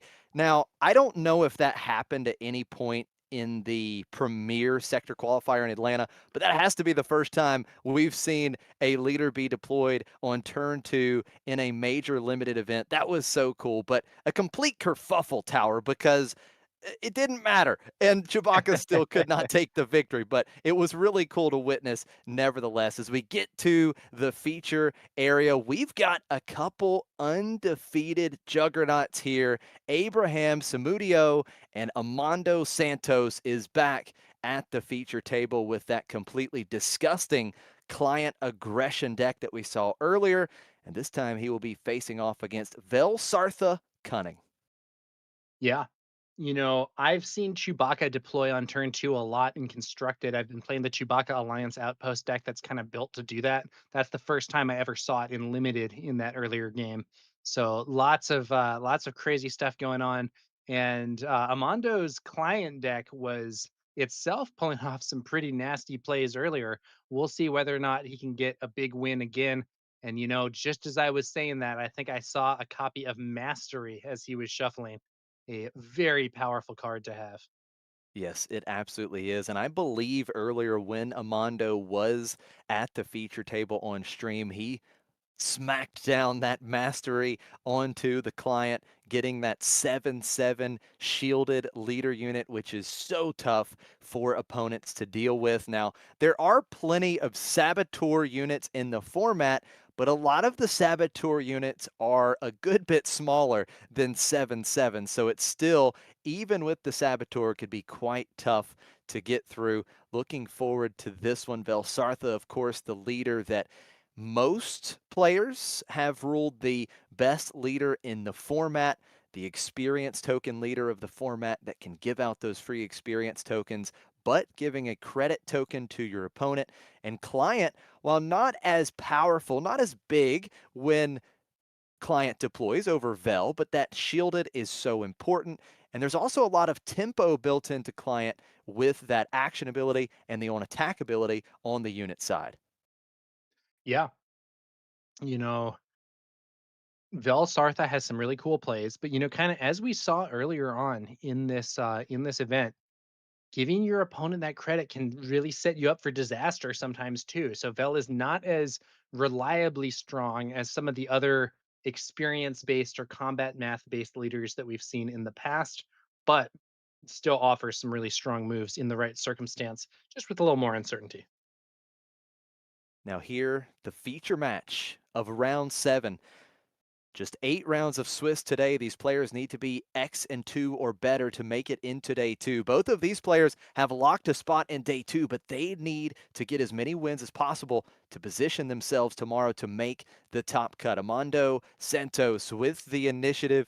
It's the Black Sun Patroller coming out as the opening play. And we go back over to Abraham Zamudio. Black Sun Patroller, very solid card. 2/2 shielded in the space arena. Not much to complain about there. Matches up well with some of the other early space units that we have in this format, like the Alkenzi Patrollers or the Cavern Angels X-Wing. But here, it's going to be a ground unit instead for Abraham. Yeah, the Toydarian Technician for Abraham and that Vel action ability, giving it an experience token. A credit token goes to Armando, so we could see a 4-cost unit on turn 2 for Armando. That would be an option. Armando with Abraham the is initiative. essentially beginning with a 3/4 unit with Raid 1 and Restore 1, which is a very good place to be if we're looking at a potential space versus ground race. Now here comes the seasoned tracker, and Armando does indeed have a 4-cost unit to play out here on turn 2, and it has hidden, so Abraham cannot buff up the Toydarian Technician with the experience token or cannot attack into and take out that season tracker because it has hidden. So it will be 4 damage to base with the raid. And here comes 2 damage into Abraham's base with the Black Sun Patroller. Millennium Falcon dodging patrols. That's the play for Abraham. So now That we is out have, of aspect, I believe. So the epic action on that base is being used for this. yeah, it's a great point. Early use of the epic action. And it does appear as though the Vel action ability is used again. So Abraham being very aggressive with that Vel action ability, buffing up the Toydarian Technician with another experience token. That's now a 4 or 5 that will attack for 5 with Raid 1 and Restore 1. Another credit token for Armando. Armando needs to find an answer here for that Toydarian Technician. Does he have one? Here comes an epic Oh, action. I think it's an out of aspect Haymaker. Oh, it is. Look at that. That's +1/+1 with the experience token on the season tracker. 5 damage to the Technician. It's defeated. And Armando, a big tempo play there. Haymaker, one of the best removal options in the format. And it swings momentum heavy in the ground arena as the Millennium Falcon will attack Armando's base for 2. -2 power to the Black Sun Patroller as the season tracker crashes in for 5. 7-6 the damage totals in favor of Armando. Great opportunity there by Armando to use the Haymaker in conjunction with that splash base and really get a lot of momentum back. But you know what I just saw in Abraham's hand? I believe it was a copy of Mastery, which we have discussed earlier as one of the best cards in this format. Could it be a mastery standoff here between these two players? Because we know Armando has one as well. Abraham following up more pressure in the space arena, the Rebel Blockade Runner, as Armando will be able to retain the initiative. This Rebel Blockade Runner is a really solid card in this format. When I was playing earlier this week, I actually had 3 copies of it in my deck, and I was very happy to have them. 4 for a 4/5 and limited is solid, and Saboteur lets you get past some of those Sentinel options like the Kessel Hulk. Really, just a very efficient card. Now here's the early deploy with the client from Amando. The shield token created there onto the client. So this means that on attack ability would be able to exhaust one of Abraham's units. Abraham has to be very mindful of that.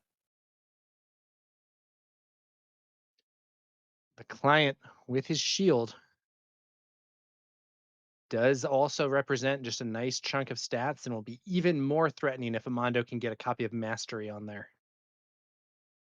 Here comes the droid laser turret. So putting down a blockade in the ground arena with the 2/1 Sentinel unit that has a shield as well. Action back over to Amando. That droid laser turret, I think we've seen it in several different decks across the course of this event, and honestly, I think it's a very, very solid card. You know, previously the Village Protectors were a 3-cost 2/2 Sentinel shielded with the same aspect, but add heroism onto that. And the droid laser turret may have lost 1 HP, but when you have a shield token, that does not always matter. And so the 2/1 version has made quite a splash, both in limited and also to some degree in constructed play. Yeah, that's absolutely right. Now we have the client attacking in, shield for shield. Taken off of the droid laser turret and the client. Both units now a little more vulnerable. That on attack ability exhausting the Rebel Blockade Runner. And Millennium Falcon attacking in for 2. Once again, the -2 on the Black Sun Patroller and +2 power now onto the droid laser turret. So that's a 4 power Sentinel for Abraham. Yeah, the both sides of that on attack ability for the Falcon getting value here, debuffing one of Amando's units, buffing that droid laser turret. Great answer for Amando. Here comes the Sullustan Sapper with Ambush and Overwhelm, dealing some Overwhelm damage, 10 damage on Abraham's base, and now the Seasoned Tracker is poised to bring in some more damage. Action back over to Abraham, only has 2 resources ready, and it is going to be Incapacitate, -2/-2 on the 2-cost space unit. That Black Sun Patroller is defeated, but now Seasoned Tracker dealing another 5. That's 15 damage on Abraham's base, 12 HP remaining. Earlier, it looked like we might see ground versus space with Abraham on the ground and Amando in space, but now the positions have flipped. Amando is the one with the ground arena under control, while Abraham's space units are now uncontested. But Amando has more damage on Abraham's base than Abraham has on Amando's. Oh man, a credit token given to Amando as Abraham aggressively once again using that Veil action ability, an experience token to the Falcon, but it gave a total of 2 credits to Amando. He had 2 ready resources. He spends the 2 credits. A Yerk comes down, and this is lethal being threatened in the ground arena for Amando. This is that double-edged nature of Velsarth's ability that we were discussing earlier. Abraham was able to buff his unit, but it allowed Amando to play another significantly powerful unit of his own. I'm not sure that was ultimately a good trade for Abraham, but when you use Vel's ability, you don't know what your opponent might have. That is absolutely right. It truly is the definition of a double-edged sword. Here comes a strong play for Abraham. It is Finn. He will ambush into one of these ground units. It will be Yerk. That is the one that can threaten the most damage. The on attack trigger, a shield token to the Rebel Blockade Runner.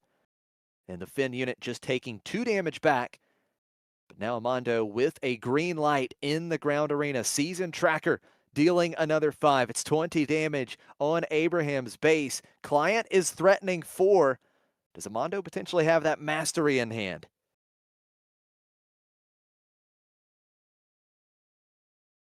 Here See what comes Amando has. Belsartha. Leader unit out for Abraham. The interrogation droid played by Amando, exhausting Velsartha. And now Armando continues to be in a very good position. Abraham thinking through an attack here in the space arena. He does attack with the blockade runner. 12 damage on Amando's base, but 4 back the other way with the client. 24-12 in Amando's favor, and Shadow of Stygian Prime onto Finn. It will not ready. 2 more damage onto Abraham's base. 1 action for Armando with any of these units. Game 1 in the books. Abraham is in desperate trouble here. He needs to stop all 3 of these units from attacking the base in the ground arena and defeat that upgrade or do something to get it off his side of the board because he'll lose just to that regroup phase damage. That is going to do it. We are packing up for game 1. Armando Santos taking it.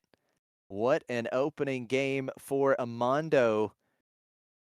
Abraham was very aggressive with the experience tokens, and Armando was really able to make use of those in a couple moments in that opening game. I think the real turning point in that game was when Armando used that splash base to play the out of aspect Haymaker and deal with that heavily buffed unit that Abraham was using to put the pressure on early. And again, that was a play that was enabled because Abraham gave Armando that credit. We saw the 4-cost 4/4 unit there played by Armando on what would normally be the 3-resource turn because the credit from Velsartha's ability enabled that play. Later, we saw the credit from Velsartha's ability enabling Urk. So, Abraham was able to put a lot of pressure on with those experience tokens, but also handed Armando some very strong plays. Yeah, that's absolutely right. That Toydarian Technician was massive, threatening pretty much everything that Armando was putting in the ground arena, and we've seen it many times throughout the day. That Haymaker is such a valuable piece of removal because not only does it take out that big opposing threat, but it makes your own threat bigger, and that Season Tracker is then able to swing for that extra point of damage multiple times. It really added up, and I think you're absolutely right. The Haymaker really the hook, line, and sinker for Armando in game 1 as both players getting ready for game 2. And look at this tower. Abraham going into the rest of his pool, and he's going to bring out Han Solo going into game 2. Now, I love to see this. Yeah, Abraham deciding, I don't know, maybe that Vel deck doesn't have what it takes. It seemed like I was enabling Armando with those credit tokens. I'm going to switch angles. I'm going to play this Han deck that doesn't give the opponent credit tokens. So we'll see what happens here. Yeah, this is going to be interesting for sure. Now, what you have to keep in mind is Abraham losing that first game will have the initiative. So maybe going first, he feels as though his deck can be super aggressive, and having a leader that deploys 1 turn earlier with Saboteur in case there's any kind of Sentinel shenanigans in the ground arena could put on that extra pressure anyway. So maybe that's the thought process for Abraham. Han could be a bit more aggressive with that earlier deploy. But again, both of these players 6-0 so far, an incredible run here in day 1 in Palm Springs at this limited sector qualifier. Both players will be seen in day 2 just trying to better their record and give themselves the best chance going into day 2 to make that top cut. Yeah, so it was Vel Sartha in game 1. Now it's going to be Han Solo in game 2, and I believe the overall aspects, I think are remaining the same. Is that right, Josh? I think we're seeing a base swap as well. So instead of being a vigilance leader with a cunning base, now it's a cunning leader with a vigilance base. That is absolutely right. And I believe we saw this earlier in the day as well. I believe it was the opening round. It was Justin Desai versus Alex Krez, and Alex took the game 1. He lost game 2 and then did the same exact thing. He went from Lando Calrissian paired up with Command and swapped into the same aspect pairings, but Harris and Dula with a cunning base. So we see a very similar thing here. We keep the same aspects. We just swap around the leader and base. And I'm very, very curious to see how this plays out for Abraham in game 2. Yeah, will he be able to find more success with the Han Solo leader card than he did with the Vel Sartha card in game 1? Let's see what happens here. It is worth noting both of these players had great success at the Milwaukee Regional, both making day 2 at the Milwaukee Regional back in February, looking to continue their strong runs at major events. Abraham with the initiative. It is going to be Anakin Skywalker, the pod racer, coming out. And it is the Onaka Gang Starhopper for Amando. So ground versus space, both players threatening 2 damage at the moment. And again, there's no more Velsartha, so no more potential experience tokens being given to these ground units for Abraham. That's right, Josh. And we'll have to see how this one pans out here. The Onaka Gang Starhopper at only 2/2 doesn't have the best stats, but Saboteur means even if the opponent develops a Sentinel in space later on, that Starhopper can keep attacking directly to the base. 2 damage into Amando's base and 000 unit, the follow-up for Amando, and now the Defiant Scrapper unit coming out for Abraham. And the question for Amando is, does he want to get to the base or does he claim the initiative and take advantage of 000 outmatching these units in Abraham's ground arena? Yeah, he's really thinking about it. He would have the opportunity to defeat one of those opposing ground units while keeping his own 000s on the field. And it looks like that's what Amando wants to do here. Yeah, I really like this call. Lines up very well. The 000 does into both of these ground units for Abraham. You've got the 2/4 and Anakin, And the 3/4 in the Scrapper. I think in Abraham's hand there, I think I see a copy of Liberty. Oh, This yes, you're is absolutely one right. of the strongest cards in the set and a star even in premier constructed play. So here in the limited arena, I think that the that copy of Liberty could end up being very big for Abraham if he can get there. That is absolutely right. I believe Liberty is the strongest legendary in the set. We're going to see 000 coming into the Defiant Scrapper, the more threatening unit, defeated on Abraham's side of the board. Action back over Yeah, to Abraham. yeah. In terms of the strongest legendaries in the set, I think that it's probably either Liberty or Single Reactor Ignition, and I personally think that Liberty is probably a stronger card. And I think in limited too, if you can slam down the Liberty and your opponent doesn't have a quick answer, my goodness, that is game over very fast. Now we have 2 damage coming into Amando's base with Anakin as Amando follows up with the Relentless Hunters, so getting some solid stats in the ground arena. And now Abraham will do the same with Qui-Gon Jinn. I don't know if we've seen this unit yet on stream today, Tower, that 4-cost 3/5 Sentinel, and he gets to look at the top 3 and discard one of them, so the Wookiee Gorilla is discarded, putting the rest back on top. Yeah, now the problem with this is that it lines up pretty unfavorably with the Relentless Hunters because Qui-Gon is a 3/5 Sentinel, but Amando has a 5/4 Saboteur, so can either just attack past the Sentinel and attack the base, or could attack with that Relentless Hunters unit, defeat the Qui-Gon Jinn ground unit, and remain on the board. That is an excellent point, and that is what Amando will do. Relentless Hunters attacking into the Qui-Gon Jinn unit. Qui-Gon Jinn is defeated. Another very favorable trade lined up for Amando. He has 2 units with 1 HP remaining. But sometimes that is all you need. And this is one of those spots, Tower, where that Vel Sartha being able to give an experience token to Qui-Gon Jinn may have been very impactful. We see the Anakin Skywalker attacking and trading with 000. And now the client is deployed. That shield, of course, being generated. So the on attack very live for Amando. Yeah, I think you raise a good point, Josh, with respect to Velsartha's ability potentially being really handy there. Oh, and look at He's this. done it again. Oh, the splash base comes in big for Armando. The haymaker being played for just 4 resources off of the epic action. And Han is defeated as the client is now a 5-5. We see the guild ambush team that is going to ambush and trade with the Relentless Hunters. Both units defeated, but now it is go, go, go for Amando.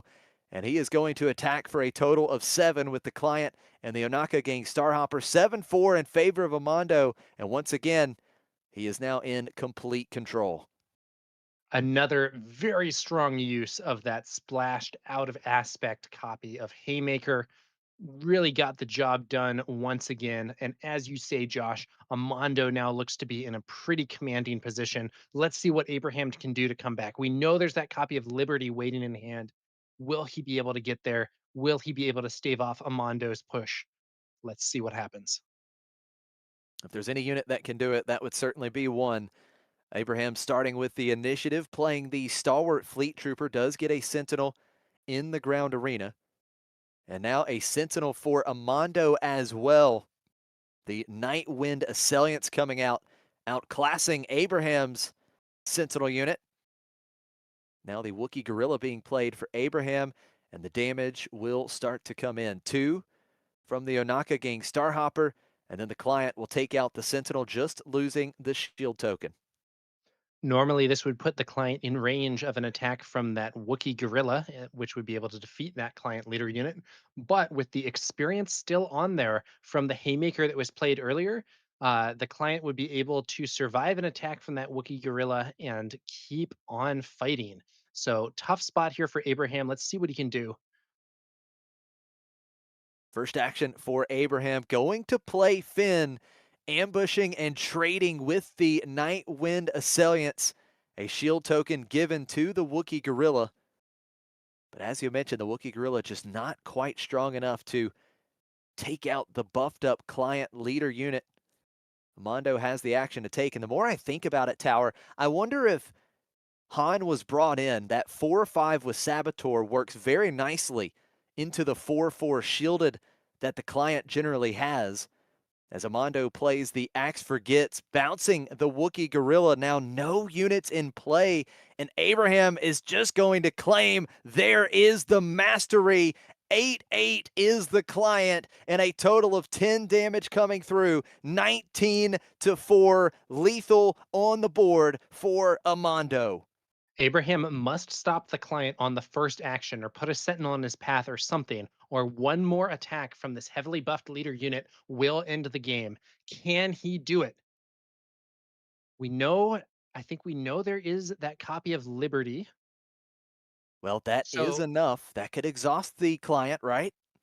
yeah, so Liberty would exhaust the client and would bounce those upgrades. So the client would no longer be strong enough to win in one action.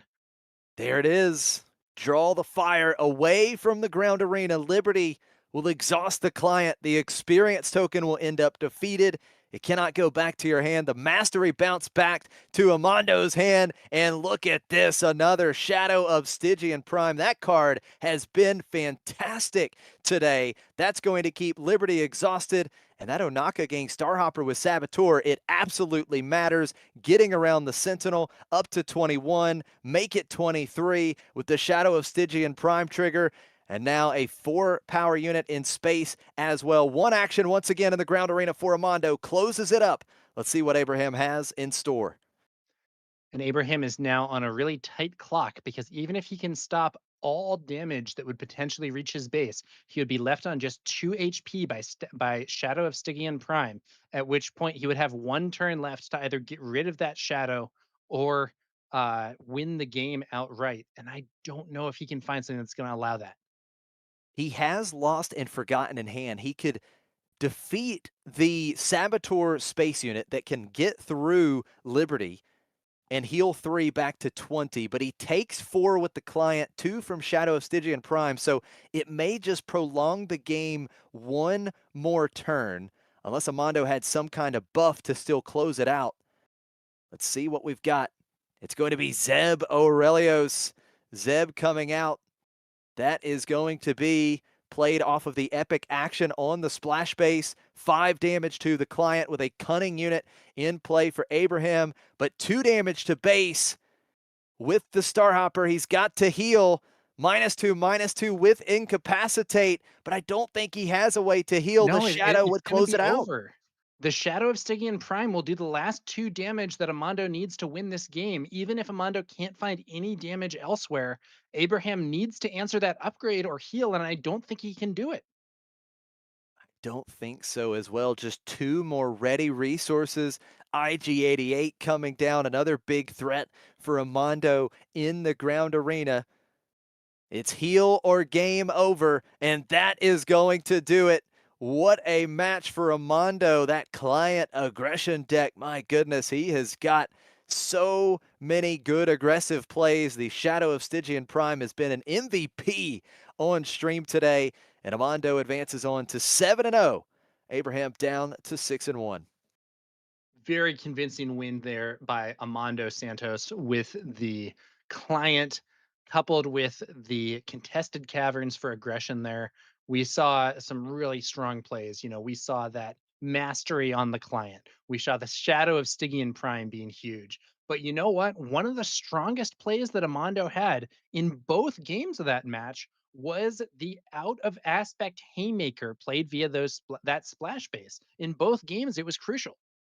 It really was. It turned everything around both times. We're going to jump over to our backup match.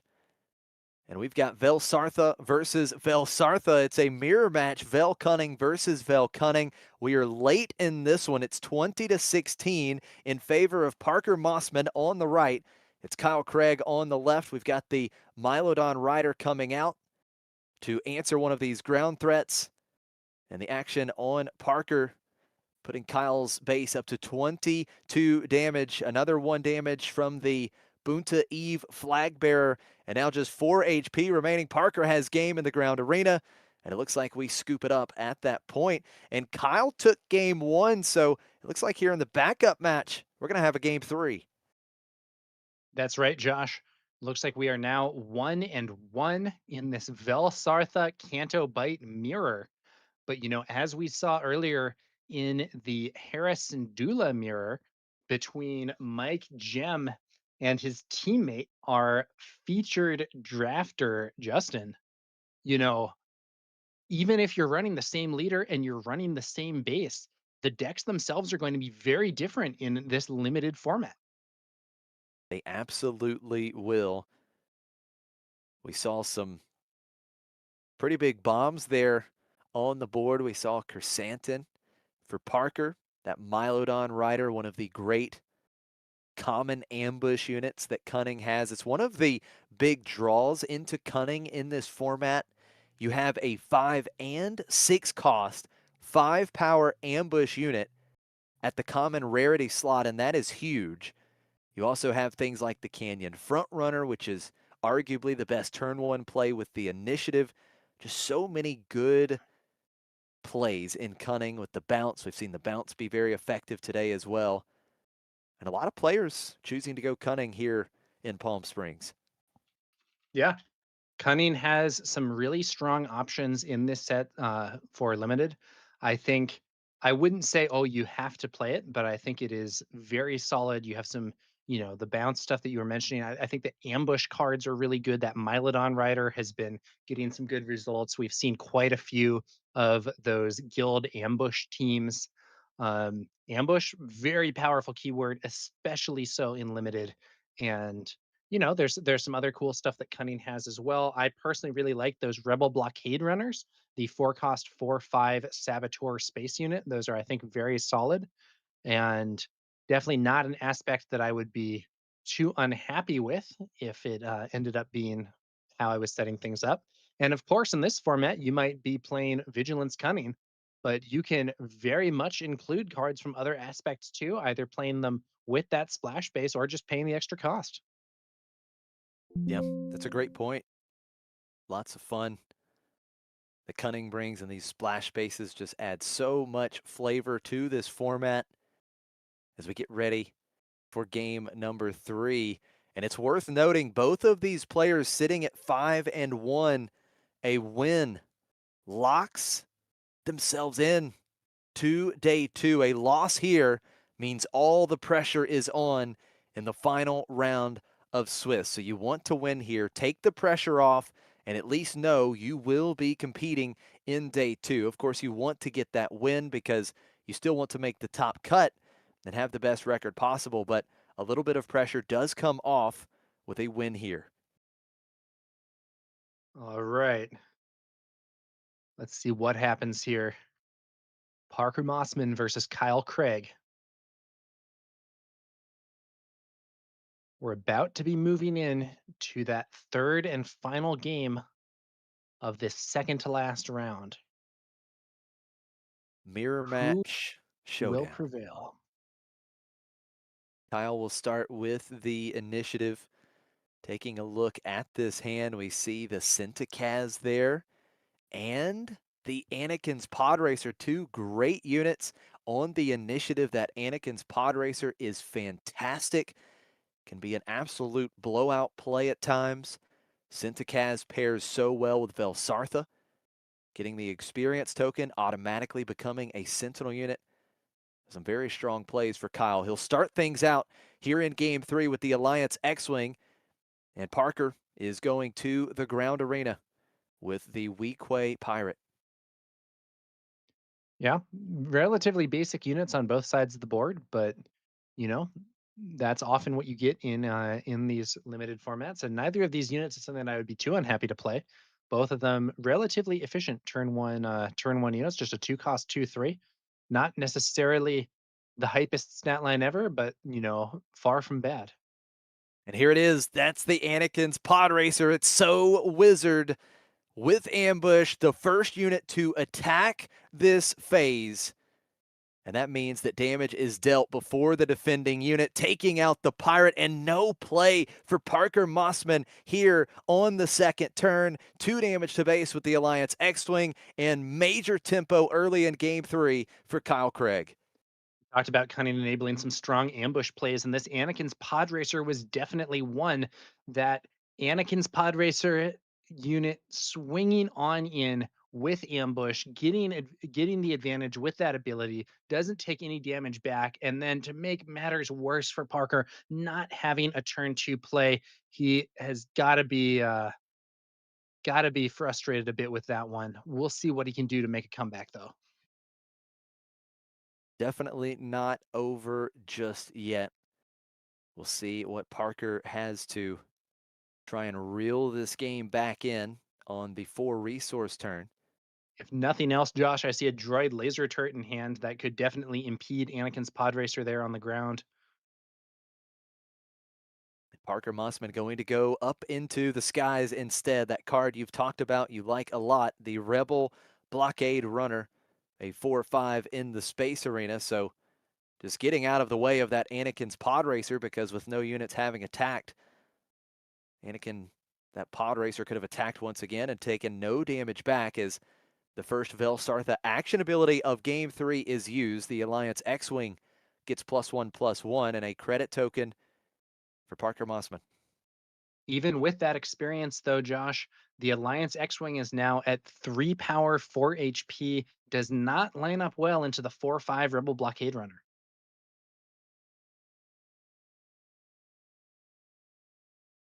Parker Mossman says, I'll call your Velsarth ability with my own, an experience token onto the Blockade Runner, but now that credit token is able to be used right away for Kyle Craig, and he is going to use the epic action on his splash base, ignoring the aspect penalties on Arvel Skeen to defeat that credit token that he just gave his opponent, and 1 damage to the Rebel Blockade Runner in the process. And here comes the damage pouring through.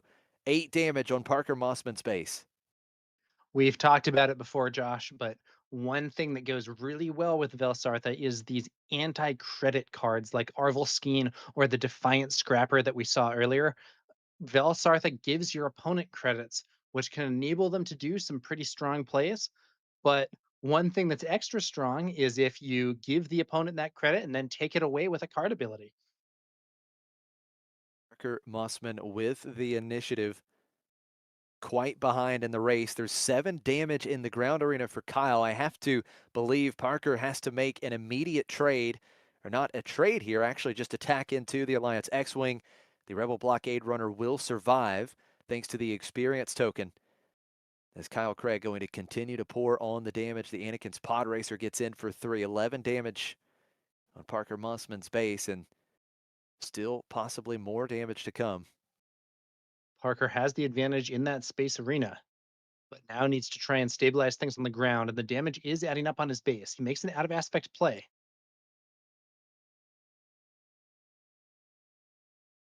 It's going to It be is going to be Zeb the Zeb. That's Aurelius. huge.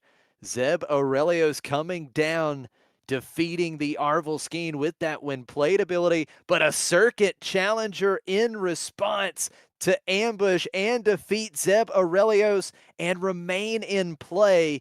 Kyle Craig just has it all here in game 3. 2 different ambushing pod racer units there in the ground arena for Kyle Craig, and that is going to maintain his control of the ground. Parker Mossman's experienced Rebel Blockade Runner is a threat in space, but at this point, Kyle does seem to be a fair bit ahead with those powerful ground units and the 11 damage he's already managed to inflict on Parker Mossman's base. Been a great game 3 so far for Kyle Craig. Parker Mossman has just not had a time of it here in this deciding game. It is going to be the droid laser turret for the first action, getting a sentinel in play, trying to stop some of this damage pouring in. And Desperately that needs is to not slow just down. a sentinel, but a shielded sentinel as well. So that could potentially prove quite an obstacle for Kyle Craig.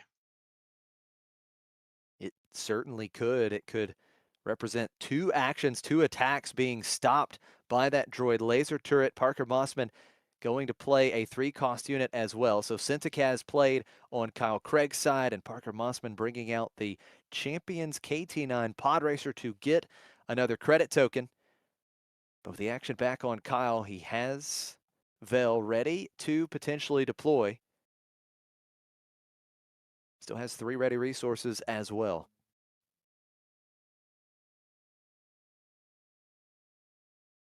Tough spot here. All that damage. Experience token Cat given to Centicaz, and that's big. It's +1/+1 and Sentinel for the 3-cost unit. A 4/6 Sentinel now. Both units, or both players representing Sentinel in the ground arena. Yeah. Parker now could not quite defeat that Sintakaz with 1 attack. He would be off by 1 if he attacked with Vel here, even if he uses the on attack ability to buff his Vel Sartha leader unit that only gets up to 5, not enough to defeat the 6 HP buffed Sinta. But then, of course, Kyle Craig will probably need to spend 2 attacks breaking through that droid laser turret with its shield token. We see the first damage coming through to Kyle Craig's base with that Rebel Blockade Runner. 11-5 the damage count now in favor of Kyle, as he then attacks with his Vel Sartha leader unit, removing the shield token on the droid laser turret. 2 damage back on the Vel Sartha leader unit. And it That droid appears laser turret could defeat either of these remaining units for Kyle. Either of these ready ground pod racers, if they attack in against that droid laser turret, will end up trading with it. But Kyle does still have a few resources up, might have some other kind of answer. Parker Mossman claiming the initiative, will not be attacking with his Vel Sartha. And what else does Kyle have with those 3 resources? We see a Swoop Bike Marauder in Kyle's hand. That is not playable right now. There's no credit tokens on Kyle's side. Yeah, and one interesting thing about this is that I would say Parker's a bit behind with this board, but one thing that Parker does have going for him is 2 credit tokens. And that might mean if he has any powerful endgame units, he may be able to get those onto the field sooner than Kyle will be able to. And that could end up being big. That is a great point. We have seen at least one big bomb on Parker Mossman's side at the end of that game, too, with Chrysanthemum. So we know they are there in the deck. Anakin's Pod Racer will attack and trade with the droid laser turret. And now the Sentinel unit, the roadblock has been removed. Kyle Craig dealing another 4 damage into Parker Mossman's base. 15-5, a 10 damage lead for Kyle Craig here as we get into the later stages of Game 3 of Round 7 in this Palm Springs Sector Qualifier. And Josh, one other thing that Kyle has going for him is that his Sentinel is still on the field in the ground arena while Parker's has now been removed. I think that, not only the 10 HP lead, but also the fact that Kyle can freely attack Parker's base while Parker cannot does make this an awkward position for Parker Mossman. He needs to find an answer to that Sintakaz ground unit. Awkward indeed, because Kyle is actually showing lethal in play with the 3 units in the ground arena. So Parker Mossman has to change the math. He has to do something about these threats. Looking in his hand, the only unit that had an immediate impact or would have an immediate impact on the board is the Blade Wing. So we'll see if he goes for that, potentially bouncing back one of these units.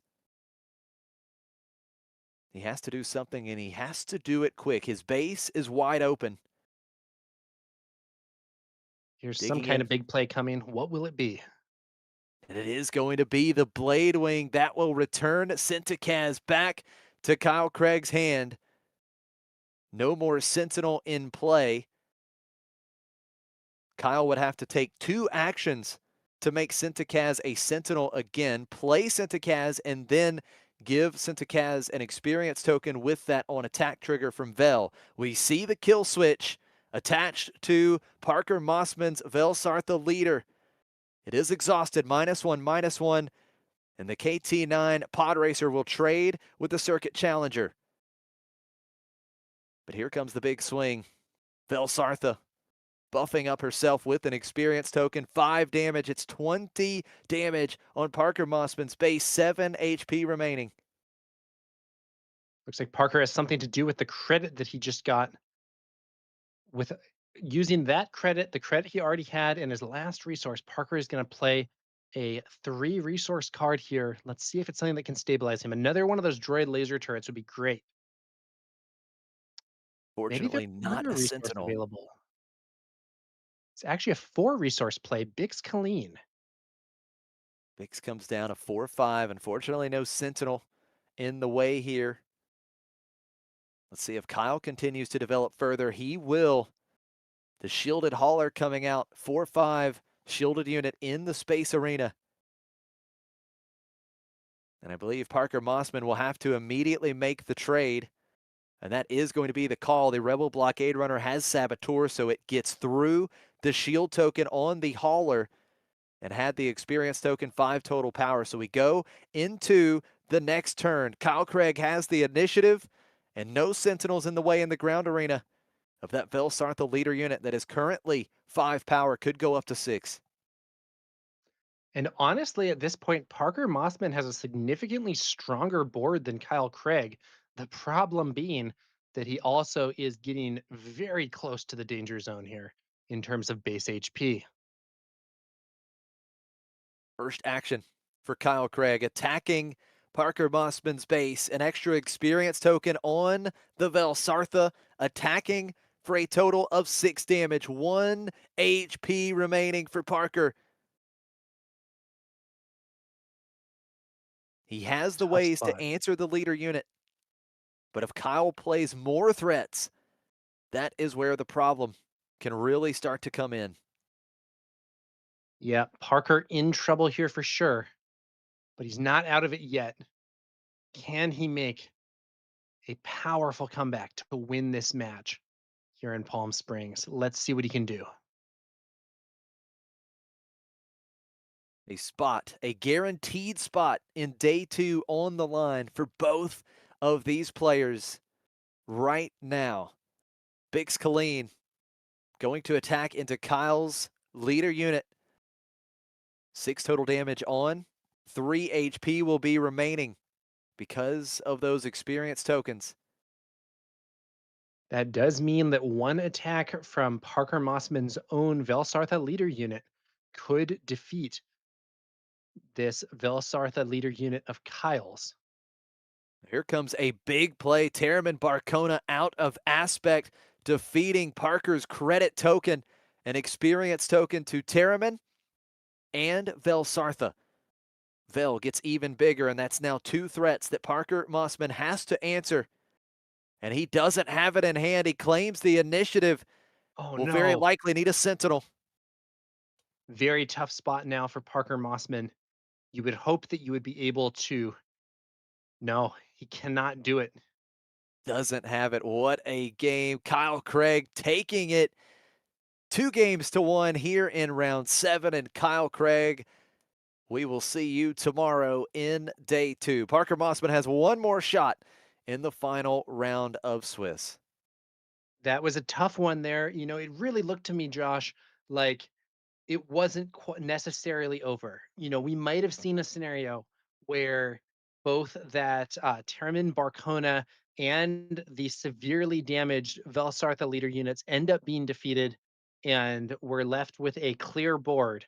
But it wasn't the case. He had to just take the initiative with nothing, no resources spent, hope to draw something to get him out of that scenario, and couldn't find it. Yeah, what a game. It was just difficult, right? It wasn't a great start. He was on the back foot. But you're right, he never gave up. He fought valiantly all the way to the end, just couldn't quite pull it back. And again, he's got another shot. Just has to win in round 8. Players have to finish at X and 2 or better to advance on to day 2. 8 rounds of Swiss today. Tomorrow, we will have a draft to start things out with the players that make day 2.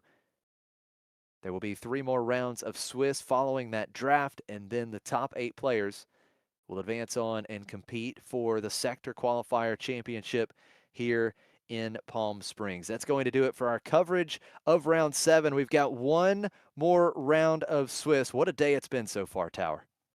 Yeah, it's been exciting stuff, Josh. And, I think this is going to do it for my own presence on the stream here today. I'm going to be hopping off, but don't go anywhere, viewers, because Josh and Grumpy Elephant will be with you guys to take it home with the 8th and final Swiss round of today's sealed play.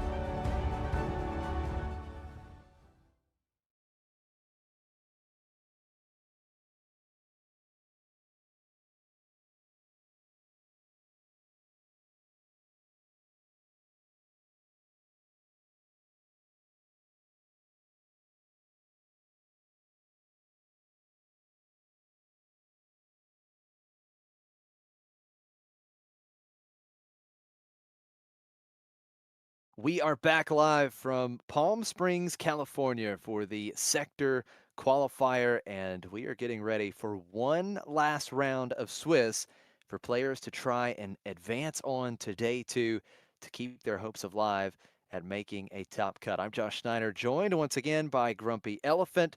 Grumpy, it's been an amazing day of Star Wars Unlimited, and we've got one more round for all the marbles in day 2.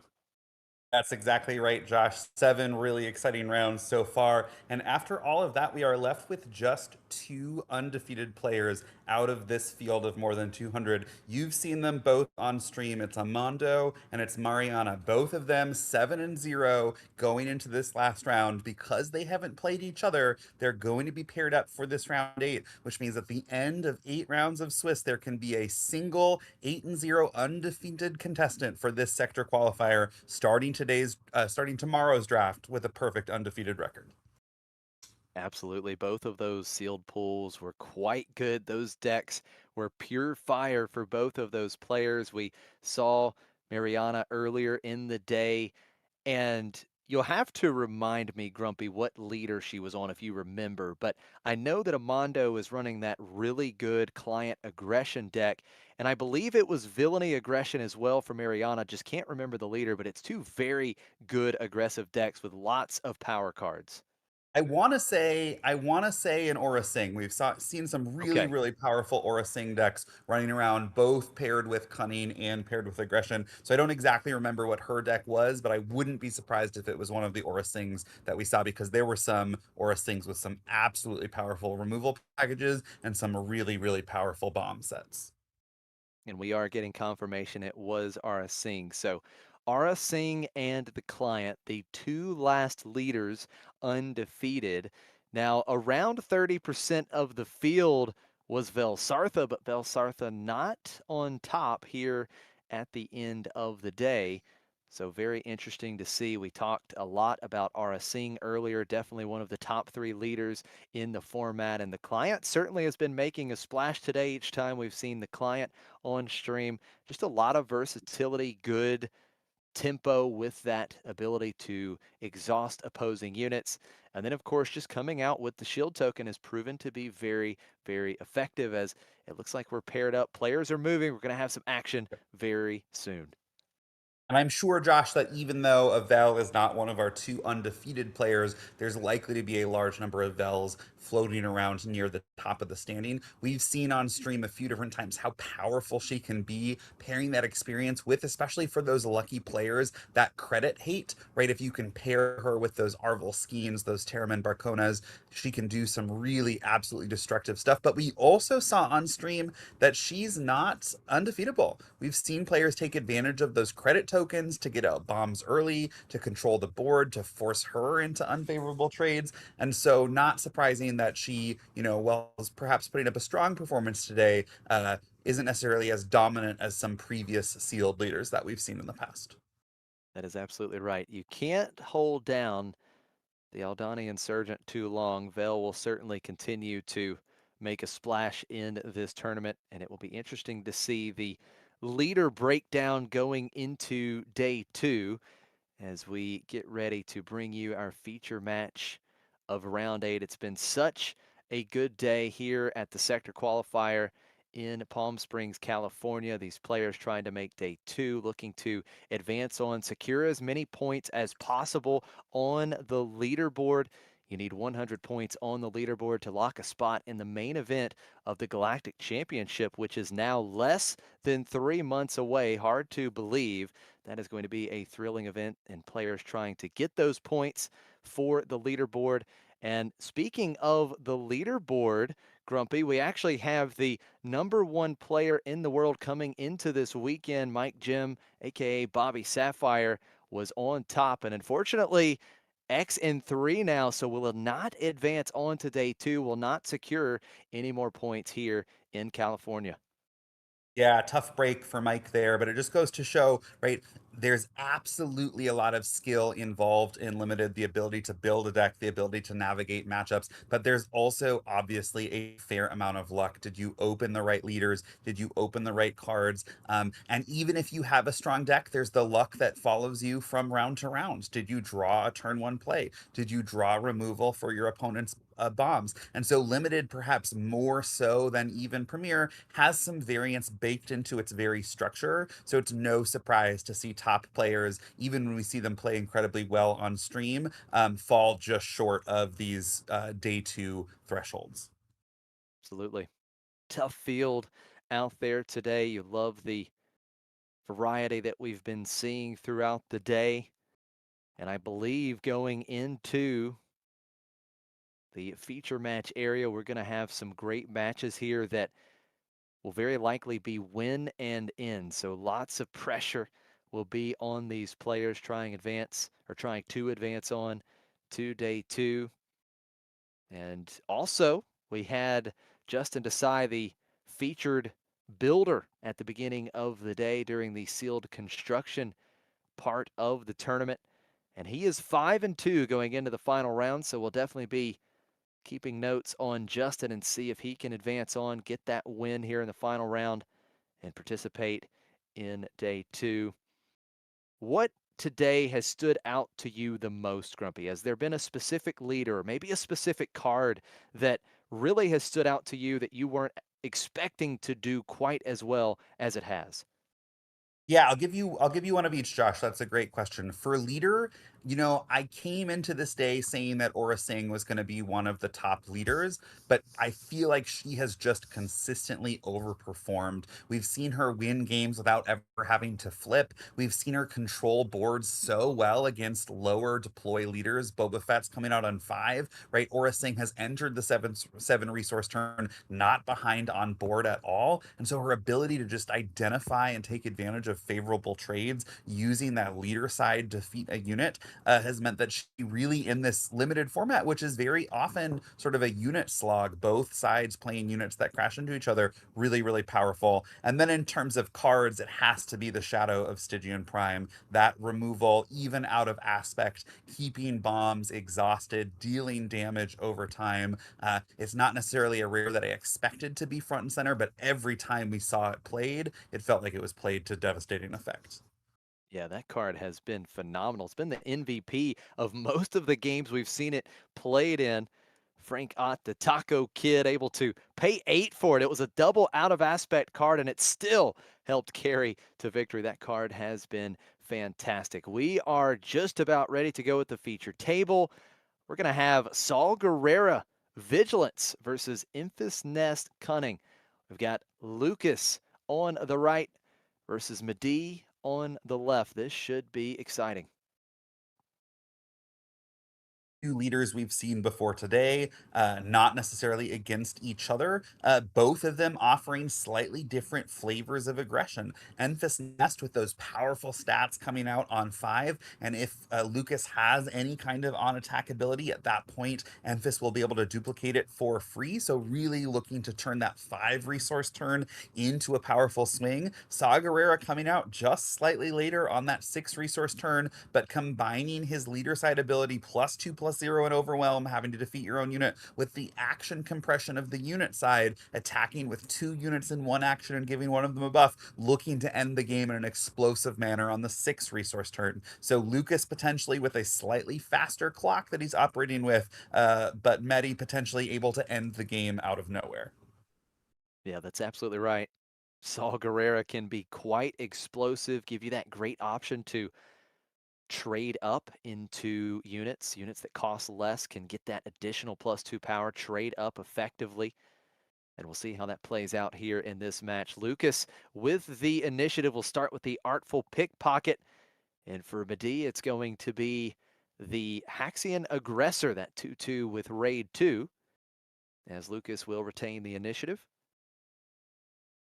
One way or another, I would expect to see these two units crash into each other, whether it's the Artful Pickpocket preventing the damage to base, or Lucas trying to get 3 damage in. Medi saying, well, these units are going to trade. Let me give 2 more power to my 4/2 Haxian Aggressor and let me throw 4 damage on your base. Lucas says, I want nothing to do with the Raid 2 from that Haxian Aggressor. So the Artful Pit Pocket and Haxian Aggressor will both be defeated, and we are going to mirror one another here on the second turn of the game. Both players playing the Cartel Heavy Fighter into the Space Arena, the 3-2 with Overwhelm, and that's Mehdi, which is going to allow him to get the initiative here. Interesting opening plays. Now, Lucas chose to trade their 2 drops. Mehdi's now the one who gets to decide whether or not to trade. The answer is going to be a yes. There you go.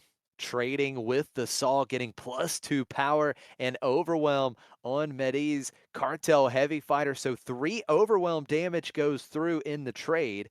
You have to like that exchange for Mehdi every single time. Yerk being played for Lucas, a very aggressive 4-cost unit with Raid 4. And the Expendable Mercenary for Mehdi could potentially get Saw out a little quicker here if the Mercenary is able to be defeated. Yeah, now Lucas knows that Mehdi wants to use Saw Gerrera's ability on that Expendable Mercenary to trade into the Urk, deal 1 Overwhelm and Ramp. So Lucas has the opportunity now with Initiative to throw the Urk into the Expendable Mercenary. Of course, it would still ramp Mehdi, but it means that the Urk would survive with 1 remaining HP. That would be our first favorable trade of this game so far. We've seen turn 1 and turn 2, these units just crashing into each other. But now Lucas, with that decision to make, Saul has the ability to force the Expendable Mercenary to be defeated at the conclusion of an attack with that own attack ability. So Lucas really thinking this one through. It looks as though we will see the epic action on the Partisan Hideout base, playing the Mastery down onto Yerk. That is going to be +3/+3, a 5/7 with Raid 4. It's going to attack for 9, Grumpy. Yeah, that's just 3 swings away from ending this game. So all of a sudden, Mehdi has to be a little bit careful, and it looks like he's going to have a clean answer for now. That kill switch is extremely valuable for Mehdi, exhausting the Yerk, giving it -1/-1. Now Infest Nest is deployed.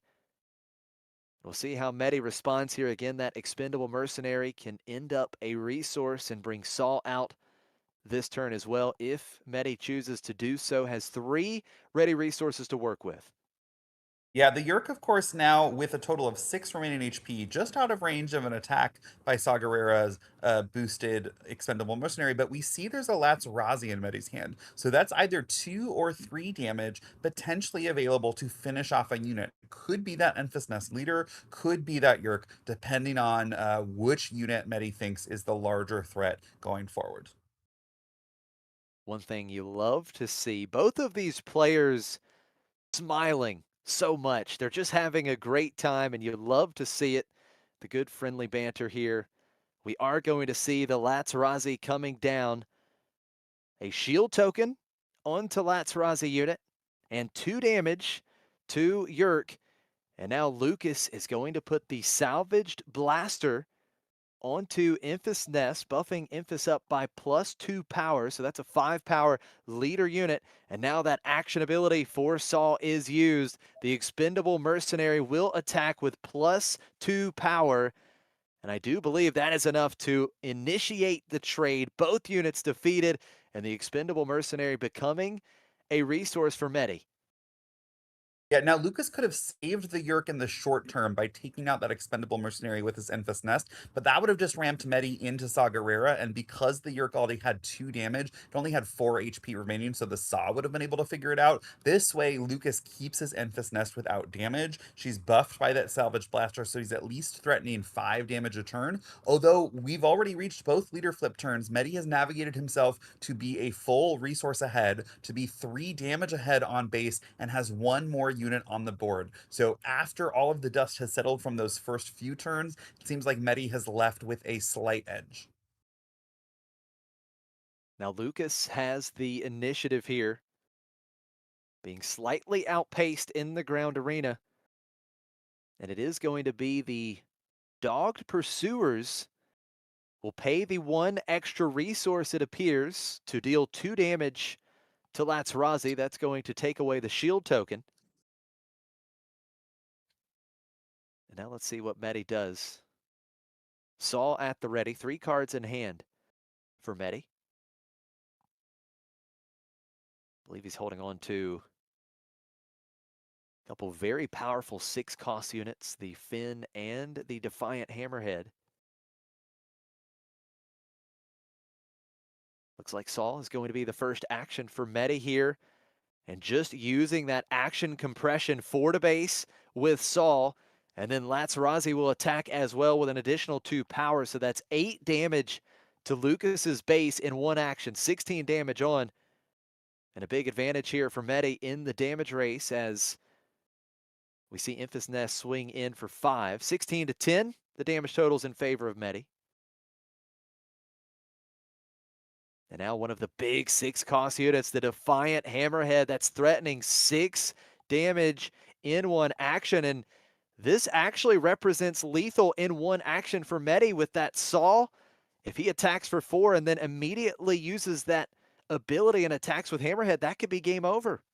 Yeah, we see now why Medi was willing to go so aggressive, sacrificing that Latz-Razi to deal 4 additional damage. And it potentially seems like Lucas might have needed to play this a little bit more defensively. He could have potentially done that 2 damage, not to take off the Latz-Razi shield, but instead to deal 2 damage to the Sagarera, which would have let then the Enfys Nest leader finish off the Sagarera and stay alive with 2 HP. But by trading damage like they did, Lucas left himself open to this absolutely monster combined attack, and Lucas realizes he doesn't have a way to stop the Saw going off. He doesn't have a way to stop the Defiant Hammerhead. He does not have a way to stay in this game 1, so we are going to move to a game 2. A super fast game 1. Medi takes it here, now just 1 win away from locking a spot in day 2. Still 45 minutes left on the clock, so a blazing game 1. Lucas will be able to start with the initiative, but it's just crazy the amount of pressure that Saw allows you to put on. Yeah, Medi showing us that that leader ability, even if you have to sacrifice your own unit, is nothing to be scoffed at. And one thing I'm realizing, thinking back about this game 1, is for Lucas, that Enfys Nest ended up being just a 3/7 leader deploy on 5. I don't think he ended up duplicating any on-attack ability over the course of the game, either by paying 2 on the Enfys Nest leader side or for free when the Enfys Nest has joined the battlefield as a unit. And so I have to wonder, he's doing well in this tournament so far. He's 5-2. There's likely to be some kind of on-attack synergy in his deck. Potentially he just didn't draw it. He'll definitely be looking to take more advantage of that extra ability that Enfys Nest provides if he wants to keep up with that reliable value engine that Saw created in terms of +2, +2, +2.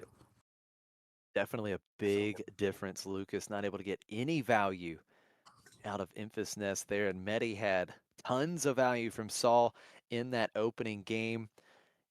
It's so good what Saul brings to the table, because you not only have the super aggressive lines that you can take that we saw Medi do, where you're just putting on big pressure with the damage directly to base, but just having that flexibility of taking those cheaper units and trading up sometimes can be exactly what you need if you're behind.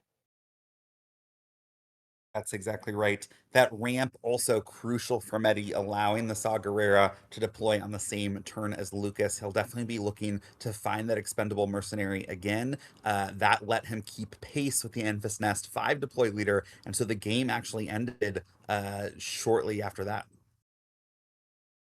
Now we get ready for game 2. Both players are set. It's the Artful Pickpocket for Lucas. Now we go back over to Medi. It looks like that turn 1 play is going to be the Cavern Angels X-Wing.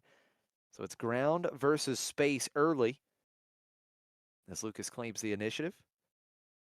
Yeah, now I do know Medi had previously had a Lepi Lookout in his hand. He would have been able to play that on the ground, matching Lucas's ground, potentially offering some sort of trade with that Thrifty Pickpocket Saboteur ability, and instead choosing to create a little bit of a race here. That Cavern Angels X-Wing not matching Lucas's ground unit, instead going to space, potentially hitting for 6 damage in a future turn if Medi chooses to use the Sagarera ability, 4 from the attack, 2 from the when defeated. So Medi saying saying, you know, it worked for me to essentially race you in game one. I can kill you faster than you can kill me. Let's just dodge arenas this time and do the same thing. And Lucas going to take care of the Cavern Angels X-Wing with attack from all sides, dealing 3 to it. But the when defeated trigger will be dealing 2 damage back to Lucas's base. And now that's going to leave Medi with an empty board. And it looks like he's got the same exact play as the opening game, the Cartel Heavy Fighter. So it's all space early for Medi. The Artful Pickpocket will get in for 3. 3-2, the damage totals early in favor of Lucas. Now the question will be, this is the turn where the Expendable Mercenary would come down. That is the card that would make these leaders deploy at the same time. As it stands right now, we're in a racing situation, but Enfys Nest coming out a full turn early, getting that 3 damage before Saw Gerrera has a chance to deploy the battlefield, paired with something like potentially an Enfys Nest helmet, the ability to throw out buffs to teammates on attack, could potentially mean a race is going to favor Lucas if Medi doesn't do something to disrupt this presence on the ground. I don't believe we've seen any of those good on attack triggers just yet from Lucas. Does he have any in store for us? Now on the 4 resource turn, don't believe the Expendable Mercenary is an option for Medi. He has the initiative, and it's going to be the Quarren Contractor coming out. 3/4 Sentinel. Now, the Artful Pickpocket can dodge it with Saboteur, but nevertheless, it has Sentinel and Grit, which could line up well into the Enfys Nest without a buff. Yeah, definitely a nice roadblock for Medi on the ground arena as he's going to continue to push damage in the space, except Lucas says, let's slow that down a little bit. Absolutely. Continuing to deal effectively with the space units with these events in back-to-back turns. The Axe forgets, putting Cartel Heavy Fighter back in Medi's hand. And Medi has used up his resources here, so we'll just claim the initiative as we see the Inspired Recruit coming out for Lucas, and the Saboteur getting around the Quarren Contractor. Artful Pickpocket putting Medi up to 6 damage on base.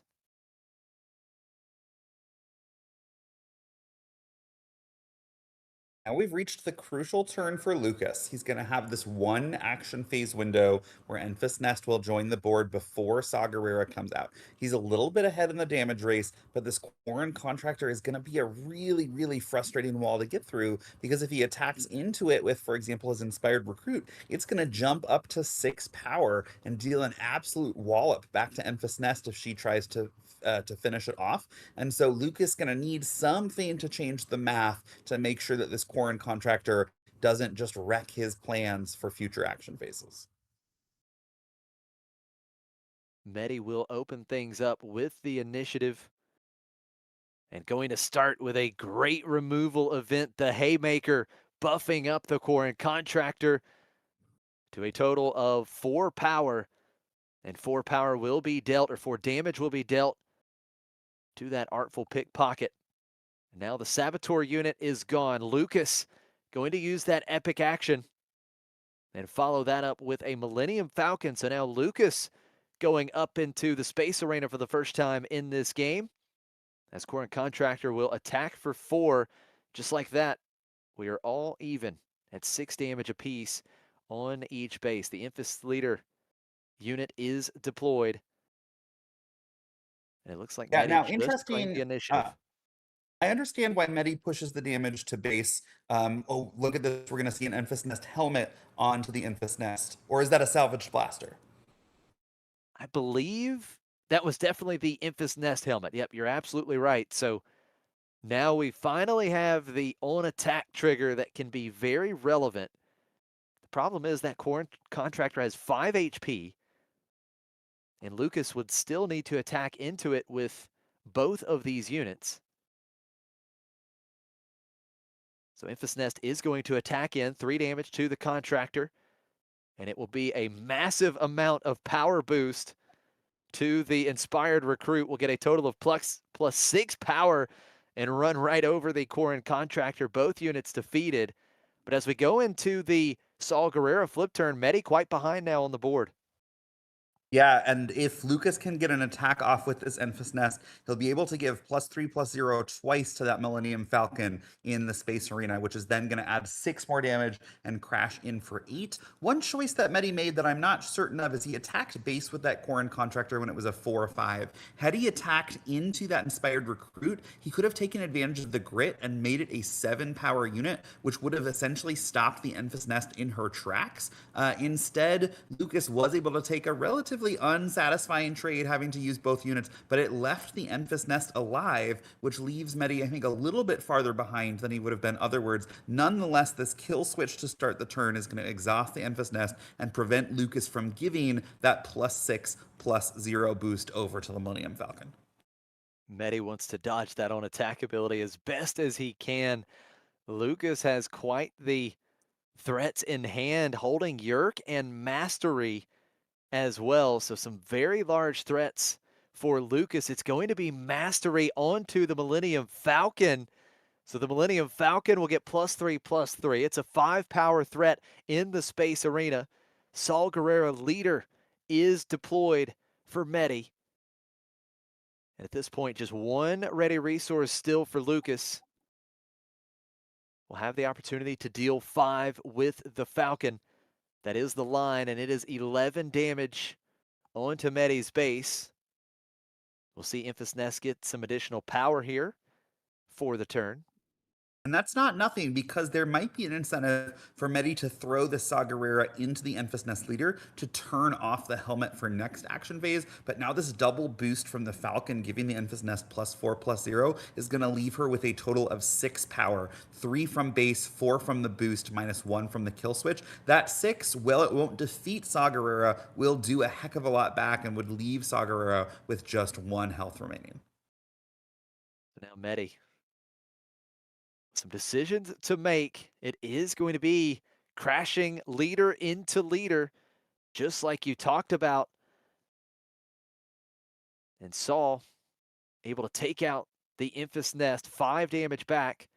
And now we see the Hidden Hunters coming out. So it's ground versus space. And at this point, Medi is outpacing that Millennium Falcon just a bit. Now, correct me if I'm wrong, Josh, but I believe it should be 6. Is it not 3 from the Enfys, 4 from the Falcon? That makes 7 -1 from the kill switch. That makes 6, or is kill switch -2 -2?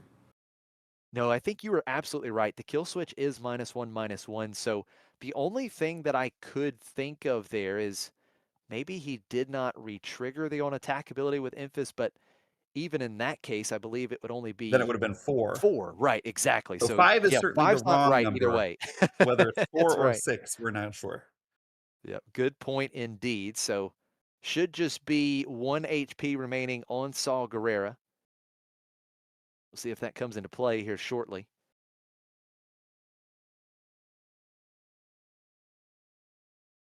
I think that is what they are correcting now. So it And looks it like looks the like, Millennium Falcon trigger was not doubled by the Enfys yeah, Nest. there you go. Yeah, was not doubled, just gave Enfys +2. And Lucas is going, oh man, come on. Missed out on a couple damage there. Now, that could have consequences, because it looks like he's got an Urk in his hand who comes out with just 2 power. If Sagarera had just 1 or 2 health remaining, that would be a trade. But now Sagarera, if it ever has the opportunity to attack into an Urk, would survive with just 1 health remaining. So it's those tiny, tiny decisions that can end up affecting you a future action phase, where you go back and you say, ugh, I wish I had done something a little bit differently. Every decision, especially at this stage in the tournament, can have major consequences. As we close in on just about the 30-minute mark here in round 8. Yerk is the play for Lucas. Has hidden, has raid 4, so can hit like a truck next round. But now Medi has that ground arena. Has a total of 8 damage showing currently. Plenty of cards in hand. That hidden doing a lot of work because it seems like Lucas is going to be able to end this action phase with the initiative. He has fewer actions remaining unless Medi wants to leave an attack or two on the table. And so being able to hit with 5 for that Millennium Falcon, bringing Medi up to 16, and then potentially starting next action phase with 6 from the Yerk, bringing up to 22, all of a sudden another attack from the Millennium Falcon becomes lethal. And so Medi does have to be a little bit careful. You are absolutely right. The action economy right now in Lucas's favor as we see the Defiant Hammerhead coming out once again. That does present a possible big damage swing next turn for Medi, and potentially an answer into the Falcon with that on attack ability on the Defiant Hammerhead. But here comes the 5 damage from the Millennium Falcon into Medi's base. 16 to 6, the damage totals in favor of Lucas. Still has 2 ready resources to work with. Does he have anything else here on this turn? We do have to remember also, though, that Sagarera plus Defiant Hammerhead is potentially a 12 damage swing. So Medi looking at potentially getting Lucas up to could be 14 this turn. Is he currently at 6? Which means, or is that no? That's a 9. No, it's a 6. So Yeah, I 14 believe it's this a turn. 6, yeah.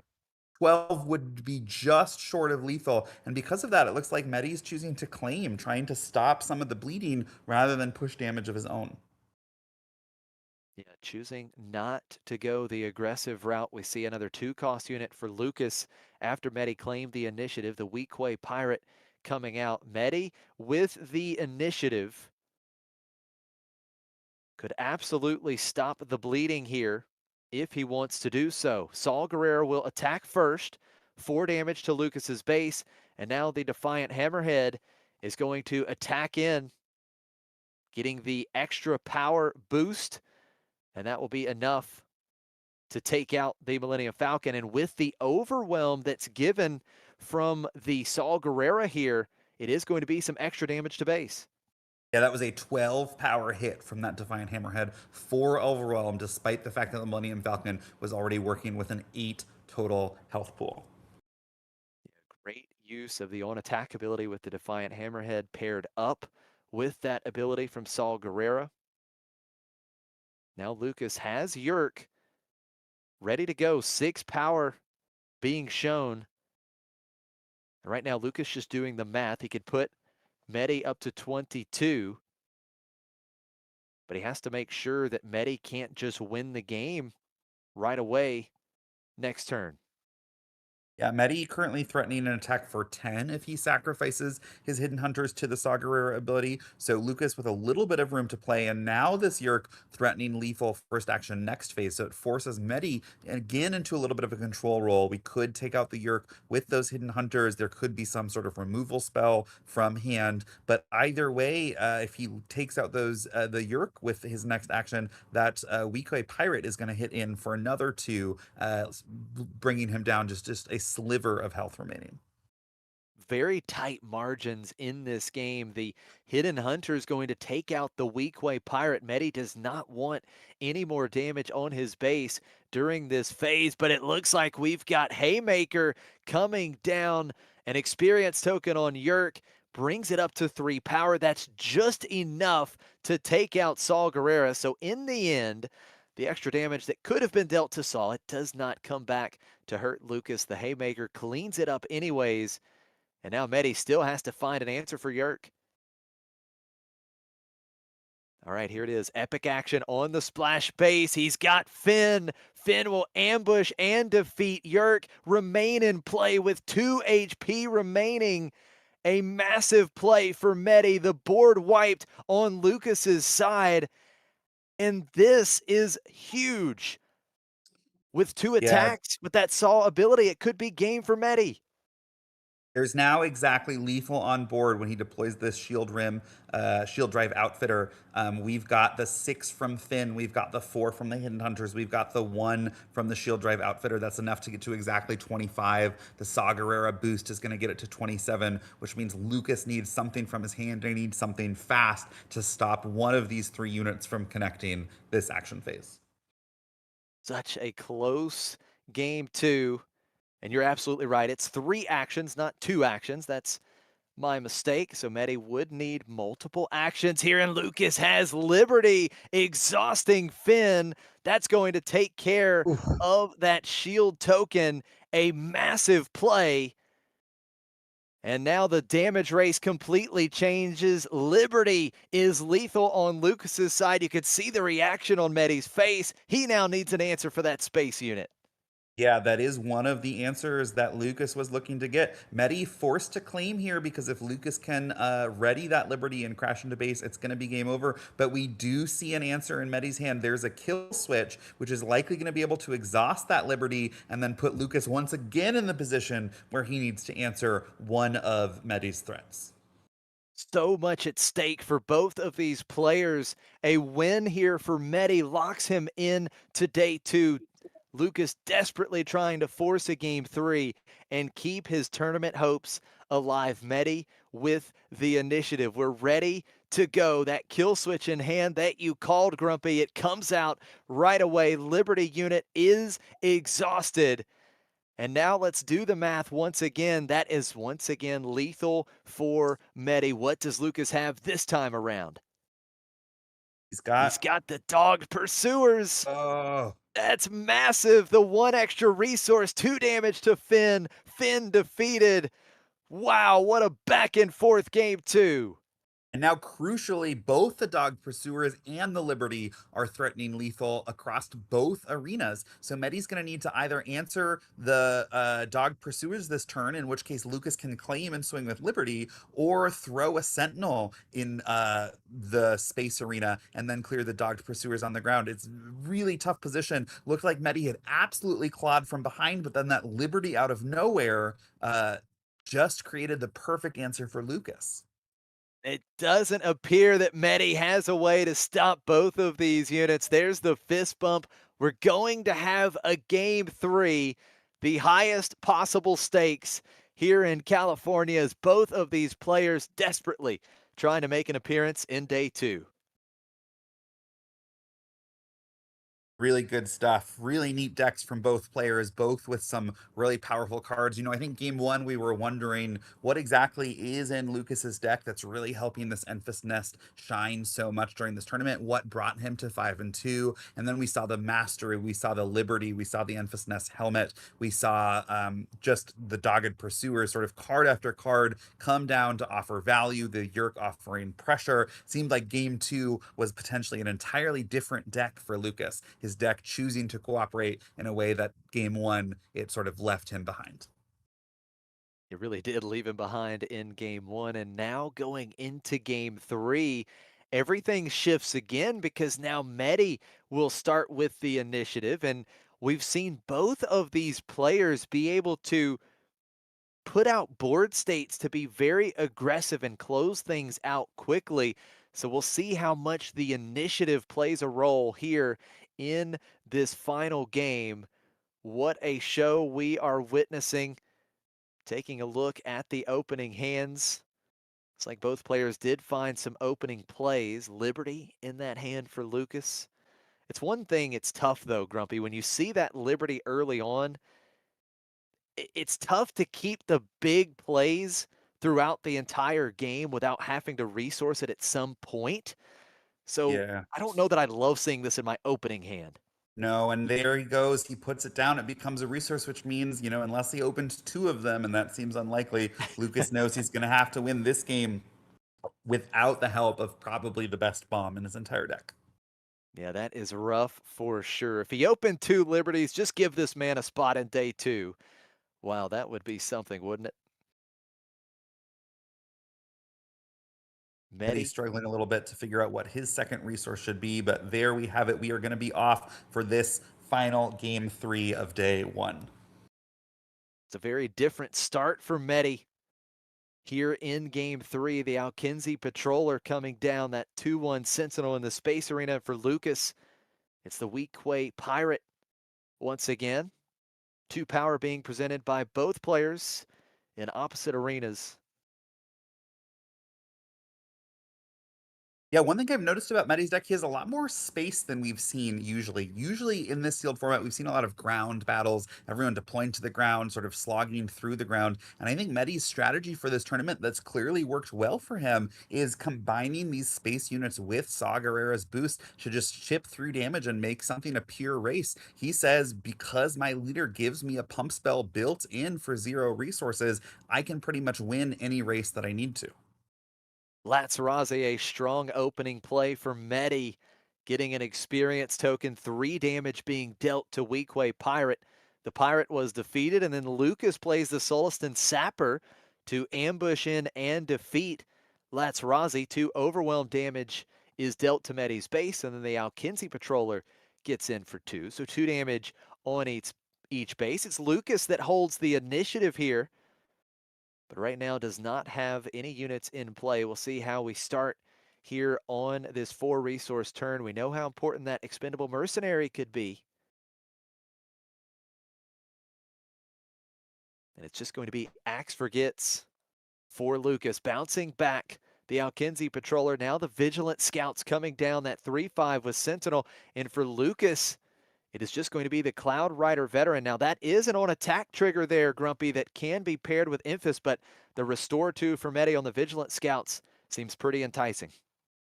Absolutely, that'll help stem some of the bleeding. This is going to be the Enfys Nest flip turn, which means that Cloud Rider Veteran can double its on attack for free, slam in for 5 to base. I think the challenge here for Lucas is we saw him resource his most powerful bomb before the game even started, and the way that these early turns have played out have been fairly slow, right? He's used the Axe Forgets to bounce just a 2-drop. There was sort of an unfavorable trade where he had to throw his Soliston Sapper into the last Rosley that had already taken care of the Weequay Pirate. And so Lucas hasn't necessarily gotten the early aggression that he needs to win this game quickly, which means if he's going to win this game, it's likely going to be a slightly longer game, which means he wishes, if he could, to have that liberty still in hand. Unfortunately, it seems like he made the choice based on that original hand. It's just not in the cards for him. And we see the Saw ability being used, so the Vigilant Scouts getting that 2 additional power, attacking in, overwhelming for 1, restoring the damage off Medi's base, taking out the Cloud Rider Veteran, but it does get defeated as well off of that ability. So Lucas deploying the Infus Nest.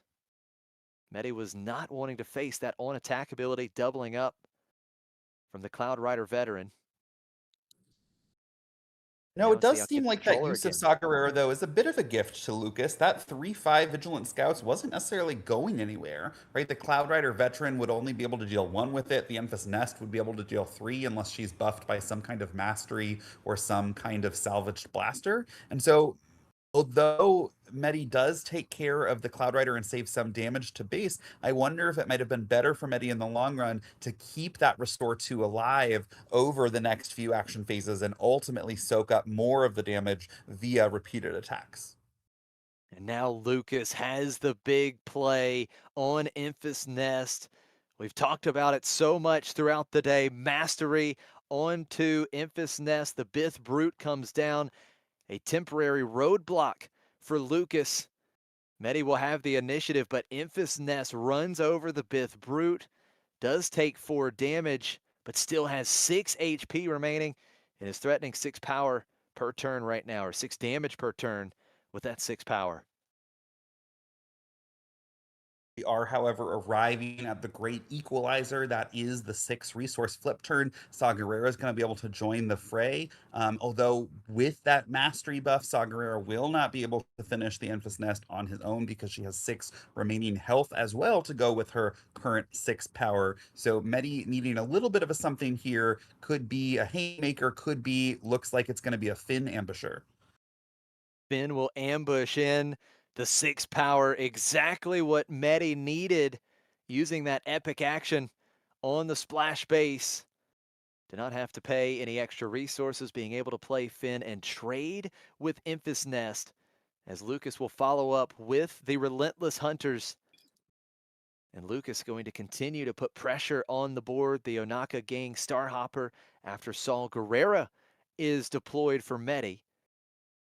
Action back over to Medi. Could play board control if he wants, or can be aggressive and Saul is just going to base for 4. The Alkenzi Patroller in for 2. 9 damage on Lucas's base. No damage right now for Medi. So Medi has the advantage as we get into the later stages here.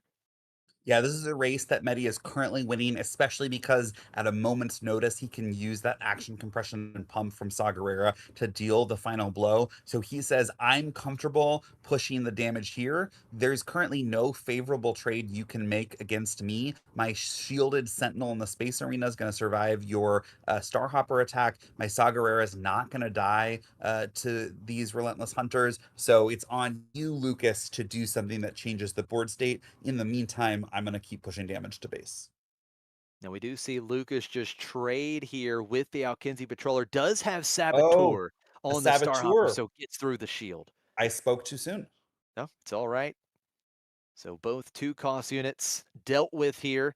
But now Medi paying a lot of resources. He's got Zeb Aurelios, and he has a command unit in play with Saul Gerrera. 5 damage to the Relentless Hunters. We talked about Zeb earlier, one of the best cards in the format, and this is a massive turn of events in favor of Medi. The Artful Pit Pocket coming down for Lucas, but 4 more damage into Lucas's base.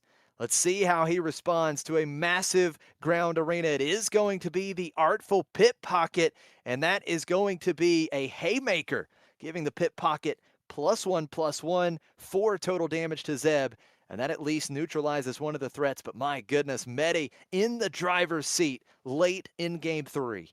Yeah, definitely pulling ahead. Definitely looks like he has more cards in hand. If those cards are units, it's going to be able to deploy multiple additional threats. And meanwhile, it looks like Lucas is just drawing off the top of his deck, trying to hope for something as impactful as that Liberty that we know is already in the resource row.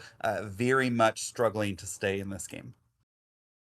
Took the words right out of my mouth, Grumpy. I was just thinking, what about that Liberty? How much do we need that Liberty starting on the next turn? Does Lucas have any other big bombs that we haven't seen just yet? It is a massive heal in front of Lucas here. Saul Gerrera gets in for 4, 17 damage on.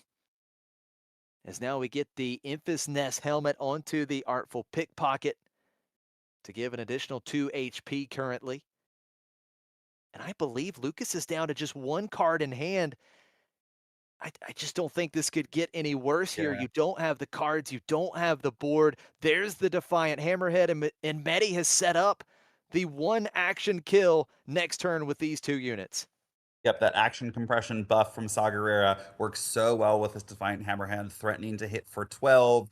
Lucas already at 17, forced simply to claim and hope to draw something, but it's going to be the fist bump. He doesn't have it. Medi takes it down. What a fantastic match that we just were treated to. Wow, 3 games back and forth.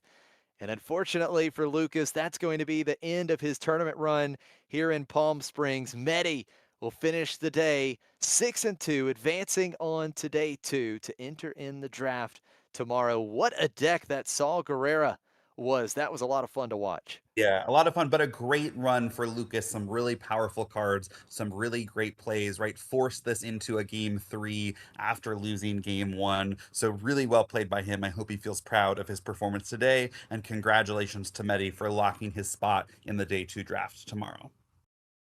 Absolutely fantastic games. That was truly back and forth, and it just kind of felt there was this bad omen as soon as Liberty had to be resourced Yeah. on the opening turn there before the game even started. It just felt like, man, Lucas is already behind now because Liberty was crucial in that opening game that it was played. I believe it was turn 2, or excuse me, game 2, where Yeah.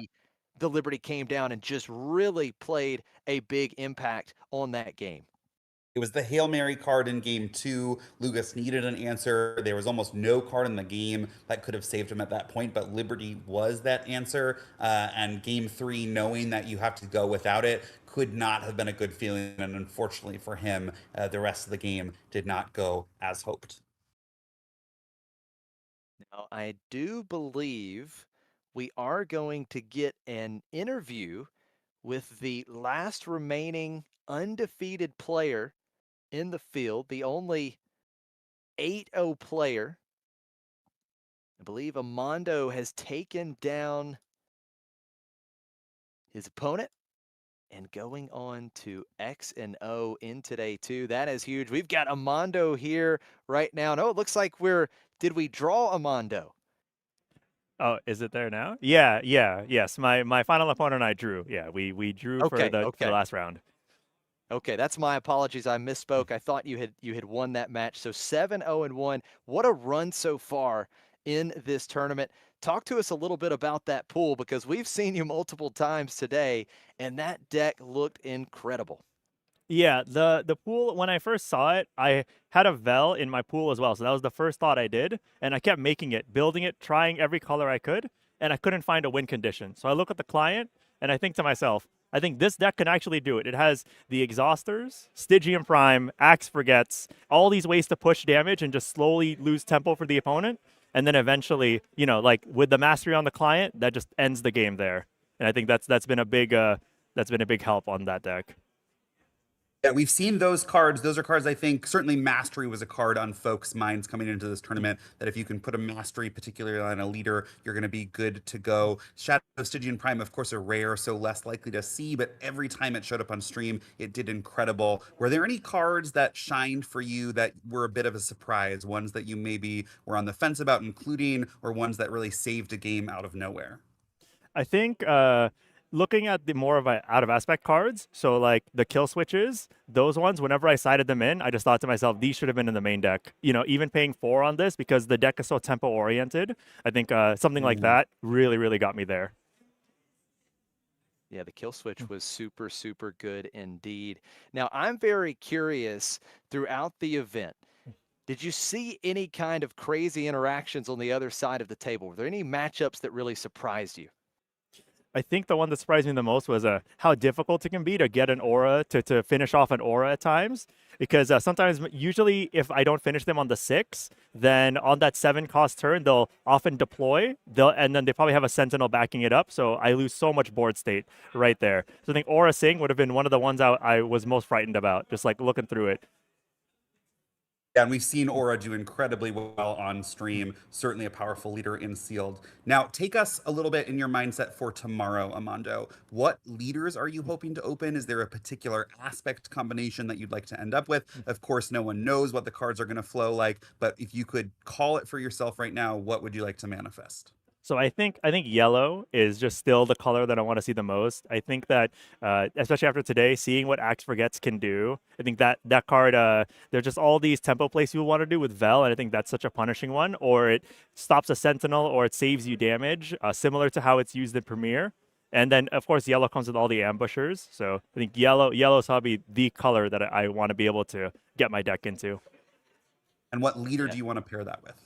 For a leader, I think a Vel or a client is usually the 2 I would aim for the most. Although Han Solo has also ended up working out quite well, especially if I can just protect it on that flip from that 5/4 ambusher, then I think that's one of the best leaders that I can run with. Armando, what a run it's been today. Really appreciate you taking the time to talk to us a little bit about your pool and this run today. Great deck. It was so much fun to witness you playing those games earlier, and we wish you the best of luck tomorrow in the draft. Yeah, thank you. There you go, Armando Santos. What a run today. Undefeated. So 2 players undefeated at 7-0-1, and just fantastic stuff. Lots of great Star Wars Unlimited action today, and day 2 is sure to be thrilling as we get to see some drafts, Grumpy. Yep, our top players are going to show up tomorrow morning for a draft, followed by 3 more rounds of Swiss. And after that, we're going to cut to our last top 8 of the original 211 for a final top 8 draft as our final 8 battle it out for the title of Sector Qualifier Champion. Going to be a lot of fun, a lot of great action still to come. Huge shout out to Tim and Claire, McClunky Gaming, the great production crew. They have done fantastic work providing this stream. Thank you so much to Star City Games for running the event, all the judges and staff. We really appreciate all the hard work, and thank you to FFG as well for making all of this possible. And yeah, it's just been such a good day and so many good matches, so many surprising finishes. And I think for me, the big thing has just been the upgrade that we really talked about a lot in Mastery, but also the Shadow of Stygian Prime that we saw use effectively so much. And that was a part of Amondo's deck as well. Just absolutely brutal every time it came down. Yeah, some cards really putting in work. We'll be excited to see if they show up tomorrow. Of course, draft has fewer packs, so rare is slightly less likely to show up, but nonetheless, we can probably see players who come into contact with cards like Shadow of Stygian Prime to take them highly. I believe that is going to do it for our coverage of day one of this sector qualifier in Palm Springs, California. Thank you all so much for tuning in. We will be back bright and early tomorrow, 9 a.m. Pacific time, for day two and the opening draft to finish out 3 more rounds before cutting to the top 8. So make sure to tune in tomorrow morning. We'll see you there.